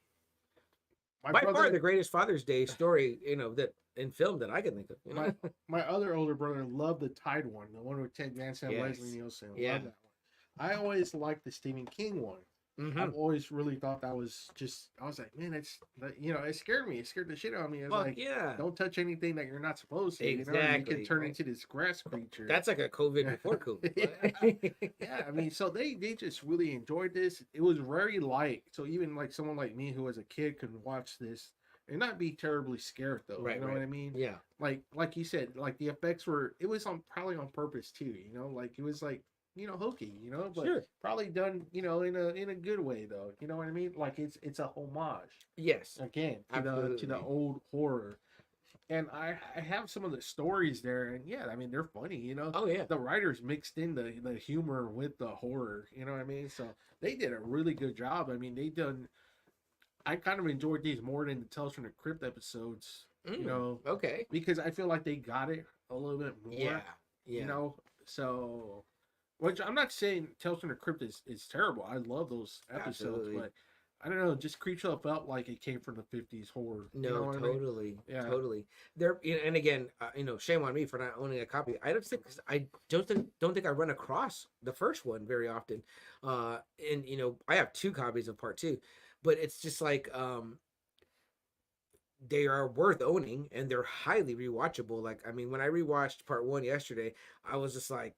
I find myself smiling. I couldn't imagine what it would be like though, like, to go see these in theater, like, oh man, and that like so cool. I would have like been not necessarily scared, maybe, or maybe at the time I would have been, but I would have still probably come out smiling. Like I would have been just like Michael Jackson in the Thriller video when he's eating the popcorn, watching that teen wolf horror movie. You know what I mean? Because it's just like, dude, I'm like enjoying the being scared. You know what I mean? Like. you know, it's almost like when me and my sister will stay up late, like around Halloween time, and like rewatch the original It. Like we're fucking scared. Like we're like, Yeah. fuck, like we don't want to watch it. We're like, let's watch it and get really scared. And then we're like, oh fuck, I'm fucking super scared now. You know what I mean? So, it's that kind of like where you come out grinning because like the fear was so good. And again, not that they're terribly scary, they're not, but they're just like really great stories where you're like, oh, and again, what sometimes comic books do where they feel cinematic when you're reading them, this does really well of being a cinematic comic book where it's like, oh, I totally feel like I'm reading a comic book, but I'm seeing it, you know what I mean, with my eyes. So it's really perfect in that way. Real quick. Go ahead. Real quick, I was gonna say that I guess Stephen King liked Bernie Wrightson's art so much that he did illustration for Cycle of the Werewolf. He did he did art for the new addition to The Stand and The Wolves of the Kala, the 5th installment of The Dark Tower. Yeah. And then he did some covers for TV Guide, if you guys remember those, illustrating the TV miniseries of Stephen King's The Shining. No shit. Yeah, it looked like they had a long partnership going. Wow. Yeah. Is he passed now? Yeah, he passed. He passed back in 2017. No kidding. Yeah, just what I mean. That's one guy I always, wish you could meet. You know. What Yeah, I know. Our good friend Mario Delgado from Authority Comics would always talk about Bernie Wrightson. Yeah. So, But yeah, I didn't know he had a long relationship with Stephen King. So that's pretty damn cool. great stuff. Yeah. And your brother will own this book for a long time, I think. Oh, okay, He had a that's the copy one. of that. Okay, Yeah. okay. He had a copy of that as well, which Okay. made me want to buy one, which I was so Mhm. surprised to find it for like 20 on Amazon. Real quick, Lane says, I forgot Old Chief Woodenhead with George Kennedy. Absolutely, that's my favorite. Lane got him right here on my shirt. And on the bottom, you can't see it right here, but if I stand up, you can probably see And it. his It war says, cry. he wants revenge, which I love that. Yeah. Man, I was like, Oh. shit. Yeah, I was like, oh man, that is my favorite tale of all these 8 tales we're going to talk about. I love it so much. Lane says, only thing I felt bad for in the anthology was one punk's poor car. Man, just got picked on by the chief. Oh yeah, he fucked up that Firebird. Fuck rich Yeah, kid. fuck Rich Boy. Rich boy. Yeah, Rich Boy. Kavanaugh. Yeah, Rich. Yeah. Come on, rich boy. I always told John, I was like, hey, that's you, John. You're our good friend, Sorry. Old T Bear. I was like, hey, Yeah. you're Rich Boy. Because his mom had a Camaro when we were kids in Yeah. school. And I was like, when he'd drive the Camaro, I was Yeah. like, man, my friend Richard, and then the fat stuff, I can't go anywhere without my slave. Yeah. And he says, yeah, I love the first one, the comic style coloring and such in the first one. Absolutely, Lane. But let's get into the tales, Yes, Double A. So yes. the very first tale in Creepshow Part 1 is, as we said, Father's Day, right? Pretty much the story of this family and the rich dad that was a real prick gets killed by the daughter, I believe one of the daughters. And then Yes, every yes. year they get together on Father's Day, I guess, to like remember or whatever the fact that she murdered him. This one famously stars Ed Harris. Ed Harris, yes. Very, very young Ed Uh-huh. Harris. Again, Creepshow Part 1 is 1982. And also features some very famous Ed Harris dancing. You know what I mean? With the hand up and the, Yeah, my you brother know. will love that. yeah, and this one has some great scenes too, with like the lights behind, like the drawn animation, like the screams, like ah, you know. So basically, you know, the father comes back from the grave and stalks the people there in the house to get his cake. He wants his cake, because Father's Day cake that he didn't get because he got his fucking head bashed in. with Yeah, an ashtray. and apparently, he had got the family fortune through bootlegging, fraud, extortion, and murder for hire.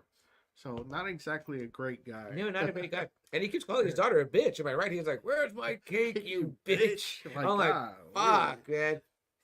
I'm watching yesterday with my sister, right? And she's like, damn, is he calling her a bitch? And I was like, yeah, he has no. And you know what? There's a great episode, Double A, of Twilight Zone. I don't know if you remember this Oh, one. with the robot? Where the Yes, grandpa goes into yes. a robot and he's still fucking pestering him? Yes. Yeah. And he's like, I want my hot cocoa in Yeah. the white cup, Yeah. extra hot. Yeah. The, I the was white like, bone cup. man. I love that episode so much. I went to Fucking IKEA asshole. and bought me a little cup like his. Yeah. And I was like, man, I want my cocoa in a No. hot cup. This Father's Day story reminds me of that. I would not. No kidding. Yeah, I would not doubt if There's so much stuff that I think people got from Twilight Zone that they don't get credit for. Absolutely. Honestly. And I'm sure that if I ever got a chance to speak to King and I'd be like, hey, man, I know you probably don't gas about Creepshow a lot, but did you buy any? He'd probably be like, oh, yeah, I definitely based that on. Like, which is fucking great. So, and he comes back from the grave and he's like full of like, what? Like worms and maggots Yeah, and shit. like all the worst imaginable things that you can think of if you woke up from a grave. Yeah. And Yeah. he's like dirt, you know what I mean? And like, it looks fucking It looks cool. Cool, It man. looks His really cool. mouth Tom is opening Savini, yeah. and shit's falling off of him, and I'm like, what the fuck? Like, you're like, how can they make that? Because they don't make shit like that no more. Like, the CGI shit does not compare to this in my opinion. Some people might see it and be like, looks hokey or whatever, but I disagree. I'm like, no, if you fucking saw that walking around, you fucking freak out. What are your feelings, Double, on the Father's Day story? Do you love this one, hate this one? Where does It's fine. It's not one of my favorite. I know, Okay. like I said, it's my brother Will's like one of his favorites. And, Yeah. you know, every time it's Father's Day, he always puts that That gift. gift, yeah. Oh, and I wanted to show it to you because I got this great. These are like you'd hang them up for Halloween. I got this from our friends of the podcast, the Friday Nighters, Foxy Roxy and Whole T Bear, Oh, and shit. it's got one little thing from each movie. So I wanted to show those, but it's like these right here. So check it out. Look at that. It's like, it comes in a little Damn. package like this, and it's little like you'd hang them up like for. Like, you remember how you used to hang up the old Halloween deco double A that was like the black cat Yes, and of the course. classic Yeah. pumpkin, the classic goat. Yeah. I actually have High Evolutionary's thing in here. Oh, hey, all right. Hey, he's here. Yeah, there you the go. evolutionary. I'll show you guys that. Real Yeah, quick. badass. It came in the figure. Yeah. But we'll start with that one. It's right here for Father's Day. There you go. It's Father's Day. See, and we were watching it on Halloween, but we should be watching it on Father's Day, right? See? And he gets his cake. This is the girl, the other daughter. Was she? I Yeah, think? she has the And poor like daughter. puts her head in the cake there, and he gets his cake. I got my cake. I was like, this motherfucker. So that's a super fun one. If you guys on Father's Day need something to watch, go watch the first story of Creepshow Part 1. Anything else, Double A, you want to talk to about with that on in regard Yeah, to? it just really sets the tone very nicely for the rest of them. You kind You're of like, get a oh, feel. okay, I know where we're at now yes, too. Yeah. Yes. It's not going to be overly gory. It's not going to be, you know, because by this time, Friday the 13th had came out, Halloween had came out, Mhm. Texas Chainsaw Massacre had came out. So it's kind of like, you know, the different horrors coming already. And so this kind of like still kind of draws it back where you're okay. You know Yeah. what I mean? Yeah. Like, oh, okay, they're not going to go too far. Right. Even though it's Romero and Stephen King. Yes. And by this point, Stephen King was already well known by this point for Carrie, The Shining. Mhm. I want to say maybe that was that it? Cujo probably No, too. this is 82. Cujo Okay. came out later. Later. The books. No, I'm talking about the movies. Oh, I was like, he's known for the books though already. By Yeah, that yeah, time, I think he'd yeah. already like he's like been established as like the Yeah. master of modern horror. But I at guess that if you're point. watching like maybe the movies, you're like, Right, his okay, movies. you know, Right. so, Yeah. Firestarter. Maybe by then. I think E.T.'s her first work, isn't it? Yeah. It's E.T.'s in before. 82. Okay, so. so no. Excuse me.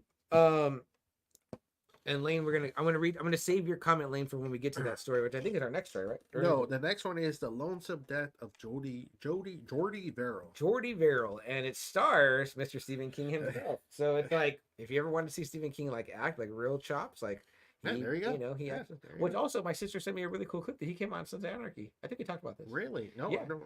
He comes in and he's like, there's a dead body, and he's there to help like get rid of the dead body or whatever. But he's like, in the fucking clip, the body's there dead, which I'm sure the actors did. But he's like, he like feels the tits and everything, whatever. And I'm like, classic King. look at Stephen King. Tell me your thoughts. I mean, like you said earlier, Double A. This is Yeah, like so the one like you he's were like a scared of. farmer, and it says right here, you know, he's dim-witted, backwoods yokel. That's what Mhm. they describe him. Mhm. And a meteorite crashes, and you know he's already thinking, oh man, you know it's glowing, you know, right? It's glowing. It Yeah. looks cool. He's like, man, you know, I'm gonna take this to the university and get like a shitload of money. You know, Yes. like damn, because he needs it for back pay. Yeah. You know, and you know he has all these thoughts and his like dreams that he keeps having. He shows up, and then of course, how much does he want? Double A? 200. 200. I was like, oh my But goodness. in his little fantasy, he's real slick. He goes in with his hat and his, you know, I guess his best suit, which looks shitty. But he's there, and he's like, the guy's like, $50, and he's like, nothing less Yeah. than 200. Like he's real hard bargaining with him. You know what I mean? So he's for the road. And I gotta say, Double A, King does like this kind of cross-eyed thing, and he's got the classic like King unibrow going, and he does a really great job being backwoods. You know what I mean? So And he's a guy who's wrote, multi-million selling books. absolutely right from Maine. You know what I mean? Like I always think of Maine as like sophisticated and like the East Coast and stuff Compared like that. to the South. You know what I mean? Yeah, compared to the South, which I don't know where Jordy's supposed to be at, but it could he's in overalls. You know what I mean? And it could very easily be somewhere in the South. They don't save. Yeah. But so he's like, okay, well, he touches the meteor, right? First thing, and he burns his fingers, and he immediately puts them in his mouth. Oh, damn, I burned myself, right? You know what I mean? So, I don't do that when I burn myself. Don't I do that? No, I'm like, oh shit. Yeah, I'm like, fucking, give me a cold beer to put on it. You know what I mean? So, also too, now post COVID, I'm just like, don't put your fucking hands near your face or your mouth. You know what I mean? Like, you do your best not to. I won't even like lick my fingers after wings anymore. I'm like, maybe not. I'm like, what the fuck did I touch? So I'm like, I mean, I already ate the wings. I guess it doesn't matter. But it's just a weird thing now. Like, they got us, like, they trained us real quick with that shit. So he says, I got to cool it down, right? Yeah, he gets a bucket of water. He douses the meteor, right? And it cracks open. And it's like, oh shit, he's like, oh no, like it's broke, and so he starts imagining it again, going back to the university, and they're like, they're not gonna buy this from you, it's broken. And his stupid ass head. I love the guy like slams the little like money, but he's got like the money box, like some professor has a money box in his fucking drawer, and he's like, I wouldn't give you a nickel for that or whatever. Like, and you know what's funny? I didn't get a little it only has like 4 pieces. I didn't get Jordy, but I do got the creep here. Maybe they couldn't get Stephen King's approval. Maybe. But the creep looks pretty cool, right? That is cool. I like those, man. That's awesome. They're cool, right? They got a little hole so you can like hang them. But they're only one-sided, so that's kind of like you gotta like hang them like flat against the wall. So yeah, maybe I'll put these up this Halloween. But I wanted to bring them to show on the show here. He tries to glue it and he empties out the substance and onto his farm, and he gets them on his hands, and little by little his farm starts growing. Yeah. Like green, and then his fingers start growing like grass. And you're like, what the fuck's going on? And I think he kind of gets it pretty quickly. He's like, oh, fuck. Well, I like it first. He sits down to watch what? He's watching wrestling. Yeah, that's right, wrestling. And McMahon's doing the commentary, it sounds like. Yes. So I wonder what the relationship with WWE was like. I don't know, because doesn't Fat Stuff even watch wrestling? No, he's not watching he's wrestling. Watching, I'm thinking of Silver Bullet. That's when that fucking dad is watching NWA wrestling. Is that right? Yes. Yeah. What is Stephen King like wrestling? Shit. What is McLeod watching? Like he's watching AWA. AWA. Okay. Cool. Yeah. I forgot who Jordy's watching wrestle, but it's definitely Vince's voice. So I'm like, they had to I mean, obviously they had to talk to WWE. So I'm sure if you saw it, 82 is kind of like that's still territory. Yeah. WWF. That's crazy, right? And again, classically, I mean, I hate to say it, right, WWE, but like people that watch wrestling get associated with like dumber people and all that. We love wrestling. Wrestling is super smart. If you don't, I mean, it's lasted since like the 1800s, so I mean, it can't be that bad for everybody. I find it to be especially clever, but whatever.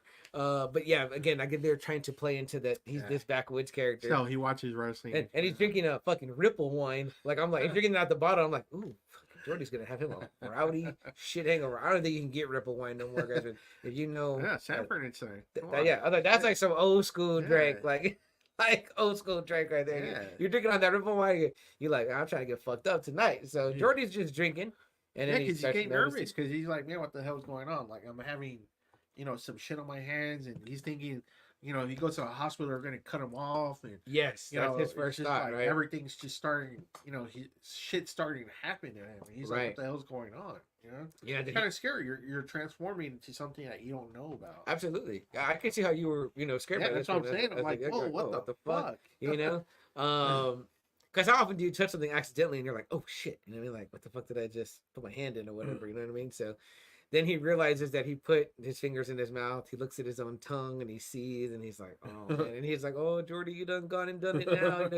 He's beating himself up, you know what I mean? But he's like, what the fuck are you gonna do?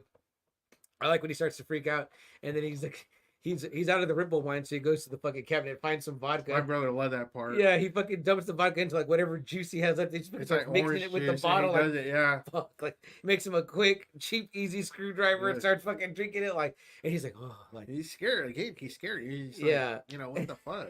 You know? it leveled his nerves real quick. Yeah. But yeah, it's a very, you know, you feel for him, you know what I mean? Because he's a very homely Yeah, he's not character, and bothering you feel anyone, sad. you know? Real quick, Badfish in the house. Badfish says, "Hey, what's up, guys? Badfish, what is up? Cheers, my brother. Thanks for being here, Badfish. Badfish, have you ever seen Creepshow or Creepshow 2? If you haven't, excellent watches, my friend, especially during a spooky season Halloween time. They are a fun ride for any comic book fan. I would highly suggest them both. If you have, tell us your thoughts, and if you haven't, tell us what you think about the stories we're telling you regarding those tales within. They're anthology movies, so comprised the first one of 5 tales, the second one of 3 tales. But so carry us through a little bit more. Yeah, so he falls asleep, he wakes up, it's more. There's even more. And Oh, yeah, he's now got like a it's moss beard, and now you it's know, like water. He's starting to feel like the water calling him. Yeah. So he draws a bath and he sees like what, a ghost of his dad yeah, it goes to right? his dad. or Yeah. something, whatever he's seeing. And you know, he's like, don't go in there, you know, it's gonna Yeah, really he's mess like, you what do you up. think the water's gonna do to you? Like with Yeah. this like grass pretty much growing on you, whatever. And Yeah. he's like, well, like he wants it so bad or Yeah, and whatever, it's like it's almost calling him. Like I said, it's like they keep showing the tub where it's kind of like glistening and stuff yeah. like that, right? You're like, oh man, even I want to take a bath right now. You know? yeah, exactly. You know, and you know, he gives in and he jumps in. You know, he's like, oh, I like how he Everything's just so falls. itchy. He just falls forward like, oh, and you're Yeah. like, oh fuck, and like you know it's it for him too, because you're like, oh, you just yeah, fucking and- you just water to yourself. yeah. You know what I Remember, mean? this You're is like grass. this is like alien shit. So Yeah. you know, hours, however it goes by, he's fully Oh engulfed. yeah, You know, Yeah. he's like this grass creature. Yeah. Now, you know, like like, just think of it. Just you're covered in grass, like all of it. Yeah, imagine like Moss Man from He-Man, but like to the degree, like Moss Man from He-Man meets Swamp Thing meets Man Thing meets all those things. Yeah. You know what I mean? Yeah. And at that point we go straight to the scene, right? Don't let Yeah, and this was brutal too. This always kind of stayed with me too. me so, too. Like his voice has changed too, and he grabs his shotgun, and you know he's praying to God. He's like, you know, please forgive me for what I'm gonna do, and he blows his head off. I was like, whoa. Yeah, and he's also saying like I think he says his voice kind of sounds like when you're talking to the Yeah. fan, right? And he's like, "Please God, just this once." Yeah. Like he's like, "Let something go good for me one Yeah. time," which is fucking sad. And then you know, of course, he doesn't show his brains because he's a grass man now, whatever. And like you fucking like it's like a, and then like you see like the top, A bunch of it just like slumps over, and you're like, "Fuck!" It's like it's kind of dark in that last moment, right? You're like, That's what "Ugh." I'm saying. Like this one had like this one fucked me up. You know, like Yeah. oh. Yeah. You know, he transformed into something, and you know, his last resort was blowing his head off. I was like, "Holy shit!" You Right. know, like, Right. yeah. And again, it was Yeah. clearly a guy that like had a run of bad luck, and then he just like continued to the bad And I luck. was like, wow. And I was like, you know, he was like a good dude. Like that's why it kept going through my head. I was a kid. I was like, he didn't do anything bad. It wasn't like that first story. You know, I was like, man, he Yeah. was just a good dude. And, Right. You know, I was like, yeah, shit, just he a had simple guy. he had to commit suicide. I was like, holy shit. And then it makes you think, right? You're like, well, maybe it's kind of showing us that in these stories, like it could happen to anybody. You don't have to be a bad person. It fucking can happen. And you know what? I'm wrong, Ghoully. Like maybe we're meant to think it's in the South because I'm wrong about that because it shows the sign Castle Rock, and it's just so he is. Maybe it's just like the country Shit. of Maine or Okay, whatever. okay. Remember, there's a lot of fields up in Buxton. Yeah, we yes, learned there that. We is. learned Yeah, that yeah, from, yeah. from Red and Andy. Another Stephen King story. Damn, see that? Look at Stephen King has given us the whole layout of And then there was a TV report saying that heavy rains are coming. So it's kind of like, oh right. shit. So you're almost like, damn, this could be like a world-ending scenario Ooh, where yeah, you're like, the oh grass shit. just spreads. You know what I Yeah. mean? So very interesting. I think Cody here giving Badfish some love. Them two having an exchange there in the comments if you check that out. But let's go to our next story, Double A, which it's called is it The Crate? No, it's something to tide you over. Something to tide This you one was over. brutal. This one was Very like, whoa. brutal. So I had never seen Leslie Nielsen other than like Naked Gun, Repossessed, Mhm. you know, Dracula Dead loving it. Dracula Dead and Loving It, you know, like the spoof movies at this Yeah, point. you know? Airplane. Yeah, Yeah. Airplane, you know. So I was like, oh wow, he's like, you know, shit, he's serious. Like, there's no joking No. with him in this segment whatsoever. Yeah. And I was like, whoa, this is different. Like, he's kind of scary. Like, you know, He is like, kind of you know, scary. again, Yeah. watching this as a kid, you're like, fuck, like, and the way, you know, he goes about his revenge, I'm like, that's brutal. Yeah. Like, man, that's really brutal. I was like, I remember asking my brothers, can you really not move if you're Right. married like that? Like, Right. can you not like, Yeah. you know, it's just sad. You know, it's Like shimmy can't you yourself just- out. yeah, Right. can- Yeah. I was like, oh shit, that's kind of scary. I was like, man, Very and then where scary. and then where he puts him in, I was like, dang, that's ugly. That's like one of those real bad tortures, you know. Absolutely. But yeah, he's like super scary. And Ted Danson, young Ted Danson, comes in. Pre Cheers? Has to be. Pre I think Cheers. so. It's 82, right? Oh, let me Or check that during out. Cheers. Let me check. Yeah, guys. So this story pretty much starts out with Leslie Nielsen. Again, and even then, we probably didn't know this at the time. We had not seen him in anything. Same but year. Same year. Same year. We hadn't seen him in anything but those movies, but we probably heard him because I think for a long time Leslie Nielsen was the voice of the National Geographic. Was he? Yeah, he's Oh, the voice you hear that's talking about the animals, whatever. And I never noticed it till I went back and heard some of those, and I was like, holy shit! I was like, all the time we watched those in school, it was like that was him. You know what I mean? But I also only know Leslie Nielsen from like Airplane and fucking the Naked Gun movies. I don't think I even seen the ones that Double A was talking about, the Dracula Dead Loving It. Of course, those would be later. No, but they're still spoofs. You know Yeah, what I mean? they're still. You know? Yeah, he's I knew him as a comedy actor. Yeah. Right. Yeah. So in this, it's like With his deadpan humor, you know. yeah, he's the straight man in this one for sure. And basically, I guess the wife is cheating, right? With Ted Danson. Yes, yeah, Are they yeah. in TV or something like that? They're reporters or something like that. They're something. So Leslie Nielsen is, you know, obviously he's a millionaire. Because he owns a let me beach. see. We find out later.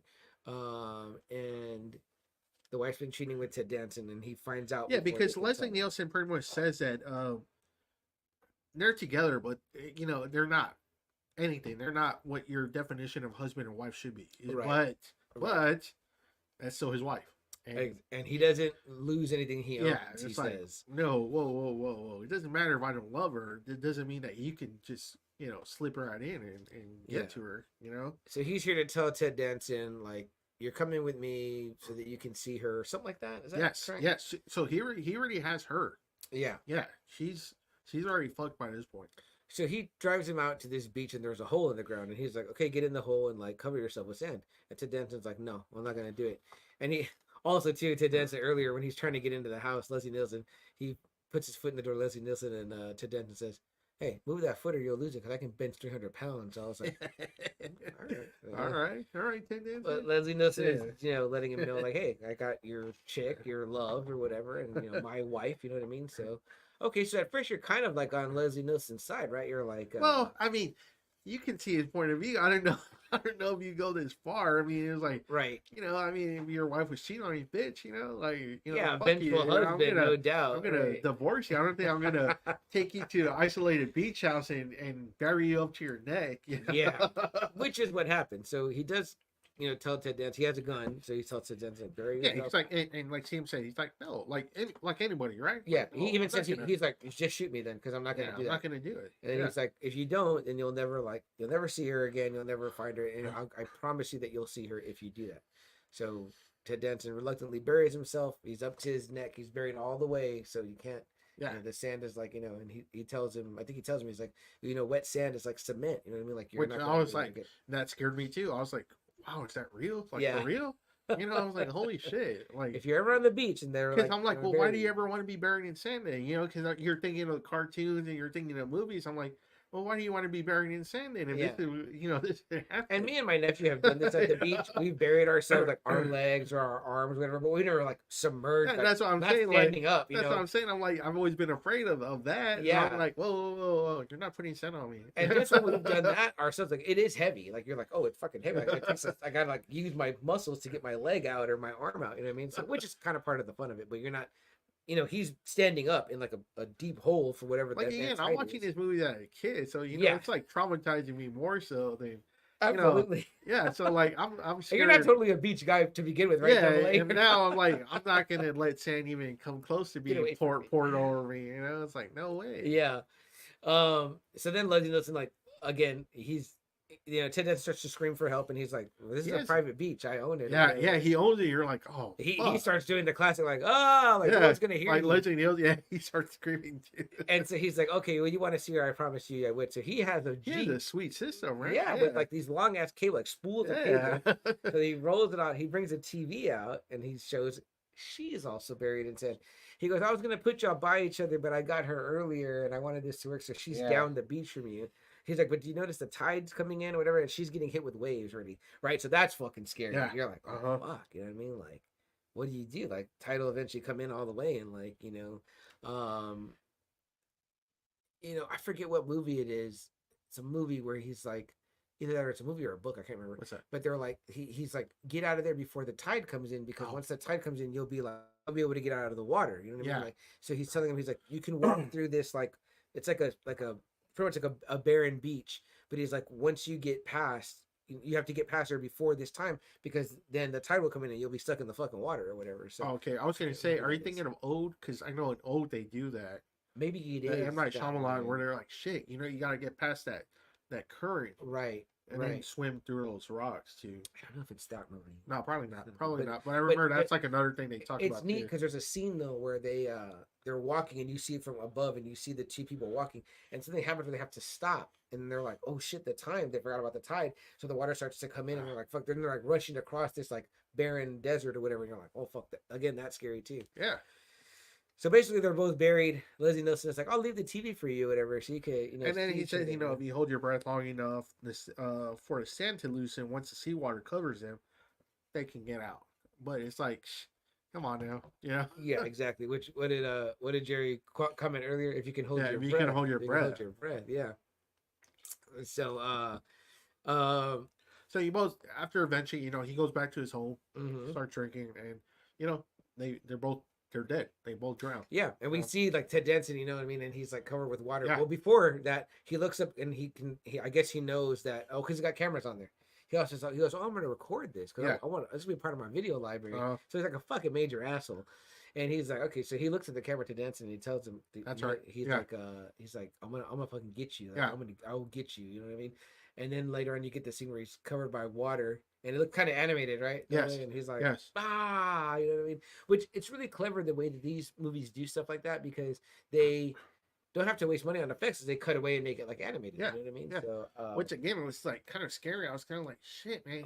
They died ugly. Like, oh yeah, they're buried. Slow drowning by the slow waves. drowning, and then you can't move. So it's kind of like shit. That's ugly, and the water just like stays there like long enough that you can't hold your breath. Exactly. It's kind of like shit. Exactly. They'll just run out of air. So I was like, damn, that was brutal. Like I was like, man, this is fucking brutal. Like absolutely. I was like, I thought the last one with Stephen King, committing suicide was bad. Now I'm like, I'm seeing this dude, commit 2 murders in horrible ways. Yes. You know what I mean? Yeah. I was like, damn. So the ante's kind of upping a little bit, right? Yeah, I was like, stories, fuck, right? Where's the creep is giving us some things to think about. Man, yeah. The creep. So then what happens next, Double A? I think he gets a knock at his door, right? Leslie Nielsen. Like he's enjoying. He's he's already taken a shower and everything. Yeah, he's having a good time. He's all cool. And... He's happy with his murders, that cocksucker. And let me see if I can. I'm trying. Oh, here it is. Oh yeah, here we go. Right there. That's a scene that CM was talking about. You see right here. Oh yeah. Where he's screaming, yeah. And he's over here enjoying it, drinking and shit. You know what I mean? And again, I mean, this is worth it just for the Bernie Wrightson art. It's amazing. I haven't looked through it in a while, so seeing it again, like seeing oh, wow, like the details and everything. Really sharp. I mean, it looks really cool. And yeah, he's showering, and then you see him where it's coming. Is they came back somehow. They came back as like these kind of like what monsters? Almost? Yeah, look at them here. Here they are. Look at them. Here they. Damn, the lovers. And you're like, what the fuck? Like, they fucking look gross. They're all waterlogged, right? They're like, all he like... shoots them. And that was like the other kind of crazy part I always remember too. It's like every time he shot him, it was like water poured out. Black water. Like, again, guys, the effects look fucking cool. I when I watched this the other day, I thought the same thing. I was like, ooh, neat that it's not blood, that it's like this like blackish water. And they look so like swollen and shit, right? And then the way their sounds too, it's almost like it gurgling. Water, It's like very clever, man. I mean, if all that's Tom Savini, I mean, like kudos. Yeah. I mean, because you might know him as Sex Machine from Dusk Till Dawn, but the man is incredibly talented. His name is in the special effects department. Oh yeah, for a lot of shit.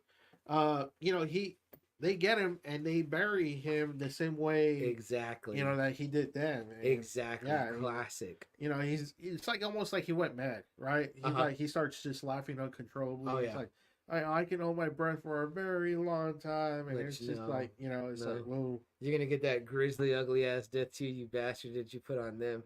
You know, which I mean, again, I don't know that these stories have morals. I mean, I guess I don't really think they do. I think it's more just like, hey, like it's like a fucking creepy story. You know what I mean? Yeah, they were It's just like really cool. yeah, you like know. hey, you take your revenge on your, you know, you're a jilted lover. You take your revenge, but hey, that can come back on you too. You know, so very interesting. That's the third story, and then we go to the fourth story, right? Double A, which is a lot of fun. I like The this Crate. one. The Crate. Pretty And much. this one had really big. It had Hal Holbrook. Mm-hmm. It had Adrian Barbeau. Barbeau, yeah. Let me see.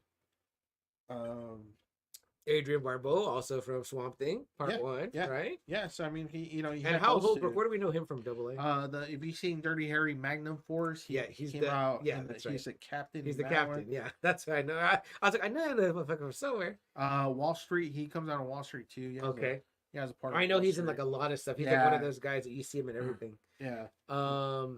Take us through the beginning, Double A. I'm going to run to the little boys' room real quick because, okay. of course, Is it we that are time? San Antonio's premier pop culture podcast with P Breaks Live, the only place you can come and see the P Breaks happen in real time. So, yes, it is that time. And I think I didn't even really great too. Wow.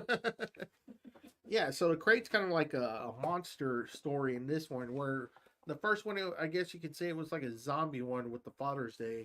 The second one was the transformation, with Jordy. And then the other one was kind of like, the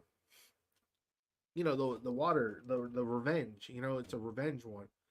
This one is like this creature that comes, in a crate in a university, and they're they don't know what it is, but it's like some creature that growls and it kills some people, and we meet our characters, Professor Dexter Stanley. He's the one that makes the discovery, and he shows him the crate. He's like, oh shit, like there's something there, but we don't know what it is. And then they show Billy, his wife, who is just really loud. When she gets drunk, she acts really obnoxious, and she's just a terrible person. She's just like really emotionally abusive towards him, and she embarrasses him, herself. She belittles him. It's just she's really annoying. She's one of those people that you just don't want to be around. She just always gets drunk and just always acts like an idiot. And he has a lot of where he daydreams too about killing her in certain ways, and after he kills her, like, people are like giving applause, like, yay, like, kill her off, she's fucking annoying. I was talking about Adrian Barbeau's character, about how she's just like, she's the worst. she's like, just drunk and embarrassing, and just call me Billy. yeah, and she's he's coming up with ways on how to kill her, in his head. Remember where he fantasized that and people clap after he does it, Which that's his old lady. That's his wife. Yeah. Okay. Yeah. And she's also kind of like putting him down too. Yeah, right? Ringback. She's just like she's just a terrible person. But you also get the impression that he's not the type of man to do anything about it. No. He's not going to go the Leslie Nielsen route. He doesn't have those kind of stones. So he's like, I wish there was like a way to, make this happen or whatever. So do we already talk about the janitor, obviously? No. Then, I was just really talking about. Gotcha. Yeah. So go ahead. So they're at a university? Right? Yes, they are a university, the Horlicks University, campus of Horlicks University. And the janitor's cleaning or whatever, and then he sees like there's like this pretty much like a little space under the stairs. Yeah. It's just like a little like I don't know, like a weird like little grate or whatever. Yeah. And I forget what something goes in there. Yeah. And he is like, okay, well, let me go in there to like get it out or whatever. So he unlatches it. Yeah. And when he unlatches it, he's like, he sees a crate in there. It's just sitting there like a crate. And he's like, what the fuck is that or whatever? You know what I mean? So, what does he do next with the crate? They call him and they're like, there's some fucking shit in here. Right. you should check out. And they open it and the credit again, and they're hearing noises, and you're like, and it's he calls that's who he calls, right? The professor, Yes. the one, the Yeah. Barbeau's husband, Yeah. Adrian Barbeau's husband, right? Yeah, and then right here, Yeah. The janitor, poor janitor, reaches in there, and And he feels something grabbing at him or whatever. Yeah. and it brings him in. It takes him in, and it's bloody. It's very bloody in this comic book depiction. Yeah. And this is when we know that Holbrook knows that he's like, oh, there's something in there. You know what I mean? And are we seeing the flashes yet of what it is yet? Not till later, right? No, yeah, not till later. Because then they do flash these scenes, and it's a pretty, I think cool looking creature. It's pretty grisly. You know what I mean? Real quick, Lane says, yeah, I love the daydreams the main character has about his wife. Yes. Yeah, the Hal Holbrook character, definitely, Lane, we agree with you on that. And again, because she's a, I would say more than a ball breaker. And she's so great. She came to Austin like a few months ago, and I really, really wanted to meet her, and I didn't get a chance to go, but I mean, she's so great from Escape from New York to The Fog. She does Catwoman's voice on Batman the Animated Series. Is that right? Yeah. I don't think I knew that. Yeah. One time she was with, like CM said, she's the lead in Swamp Thing. Yeah. One time she was a girlfriend to John Carpenter, so I mean. I always remember her like having this like evil kind of look. Like I was like, oh, she looks evil. Maybe it was her eyebrows. She had those another Back to School for the movie Back to School, so. But rockin' bod, like she had a hot bod. Like I was like, this chick's like really looking big. But yeah, just a great actress. I mean, like she does so well in this like small part, to be like this is really cool small part, So what is quickly how Holbrook put together, right? He's like, oh well, I'll bring her around the thing or whatever. It's all fucked up, right? Yeah, I'll let nature take its course. So not Leslie Nielsen stoned, but still, it's kind of like yeah. Like, really? But of course, he's kind of bumbling in a sense because he's like fucking it up in a sense with it, right? Because he takes her to the fucking crate. And like nothing's happening or whatever, and she's like, "What are you doing?" or whatever. Like, what the fuck? And he's like, "Come on, like wake up!" And he's like fucking hitting the he's or whatever. like really like she's like, "What the fuck are you doing?" And he's like, and I think he's thinking too, like, "Fuck, like classic, this shit's not gonna fucking work." Or and whatever. Then, Will, I don't know if you ever heard this, but he says this line. He goes, "Just tell her to call you Billy, you bitch." Yeah, I did hear that. Yeah, he's always saying that. And she's like, like you're fucking, again, you're stupid, you're useless, blah blah blah. She's just like berating him, real bad, It's like, and she's saying, just going off on this poor dude, just really going off, and I guess it was her voice, more or less, that wakes up the creature, and the creature fucking eats her up. And that's what I think we get some glimpses of the cool creature here that kind of looks like this, whatever. Of course it looks better like when you're seeing it in the movie, whatever. But I was like, damn, that's a fucking pretty like grisly looking creature, right? Totally. Like, and then he's like, don't hurt it now, Wilma. Offer it a drink and tell it just to call you Billy. Yeah. So he's definitely getting out his frustrations at that point. So he feels like the deed is done, right? He's like, the deed's done. Like let me get rid of this fucking thing, right? You know what I mean? So he tries to chain it up. That part's pretty tense. Yeah. Because he's like putting the chain on, and you can tell he's fucking nervous as fuck with the lock. You know what I mean? And he gets the lock on and he gets it closed. Yeah. And then I think it does start trying to kind of like pop the lid or whatever. You know what I mean? Yeah. And he's like, fuck, I gotta get it like out of here or whatever. So he's gonna take the crate. I think he puts it in his fucking station wagon or truck or whatever. Yeah. And he's like, I'm gonna go dump this shit in the river. Is that what happened? I'm trying to remember. I just watched it yesterday, but I'm trying to remember. Yes. So he gets it out there, and then what happens? Double, I can't remember. I mean, he gets rid of it. He tells a friend about everything that happened. And, they show like the creature still kind of surviving. Yes.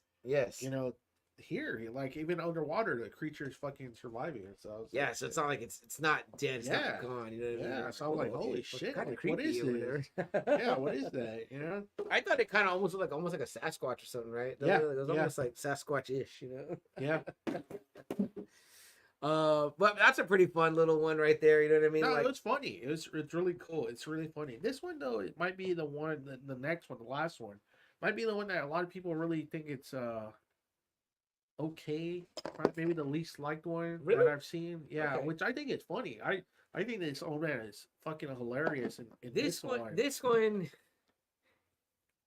hits yeah. because it's fucking gross. Yes. Like I mean, like to me, if you do not like bugs or insects or that shit gives you the heebie-jeebies, this one is gonna hit you in the right spot. Because I was rewatching it and I think I had forgot. Because I think that for some reason, Dylan, I remember like a lot of times watching this one and not watching this story. And I think that I really didn't like the fucking nasty ass roaches or whatever. And I was like, fucking gross. But I definitely could relate to the guy where I felt like, because sometimes I feel like that, man. Like when we're trying to eat, there's like a lot of flies. And I would imagine you feel that way Oh too. my goodness. Or when there's I don't even mosquitoes, try anymore. When there's fucking a lot of mosquitoes, I'm like, fuck Yeah. that. I mean, yeah, anytime someone's like, we're at a barbecue or they're going to eat inside, I hate to be a bitch, but I'm just like, that shit grosses me out. I don't fucking like that. So I'm like, either I won't eat outside or I'll just go inside and eat because I'm just like, I don't want that. And it's weird. Where sometimes you're at a place and like, I don't know if, and I'm sure restaurants do this, but if you eat outdoors, they put the what do you call it, double A? The fucking, the gardening, the foliage, the words escaping me when you get you get a gardener to do the landscaping. Oh, You get the landscaping done. They probably put all the plants that keep like the most insects away or whatever, yeah. right? So that way you can dine outside and it's not fucking like you're overwhelmed. But I've been to places where they have nothing like that. I won't lie to you guys. I mean, like we have right here by us one of the best barbecue places. They say 2M. They have none of that around. So me and Jess, I went there on like a warm day, and dude, we were getting like attacked. Like it was constant. Like I was like, "Fuck, man!" Like I can't like 1 second without. And I was like, no. This place needs to get that landscaping around to keep the bugs away because the flies just attack you out there, and it's mainly outdoor seating. So it's like that's it. Mm-mm. Yeah.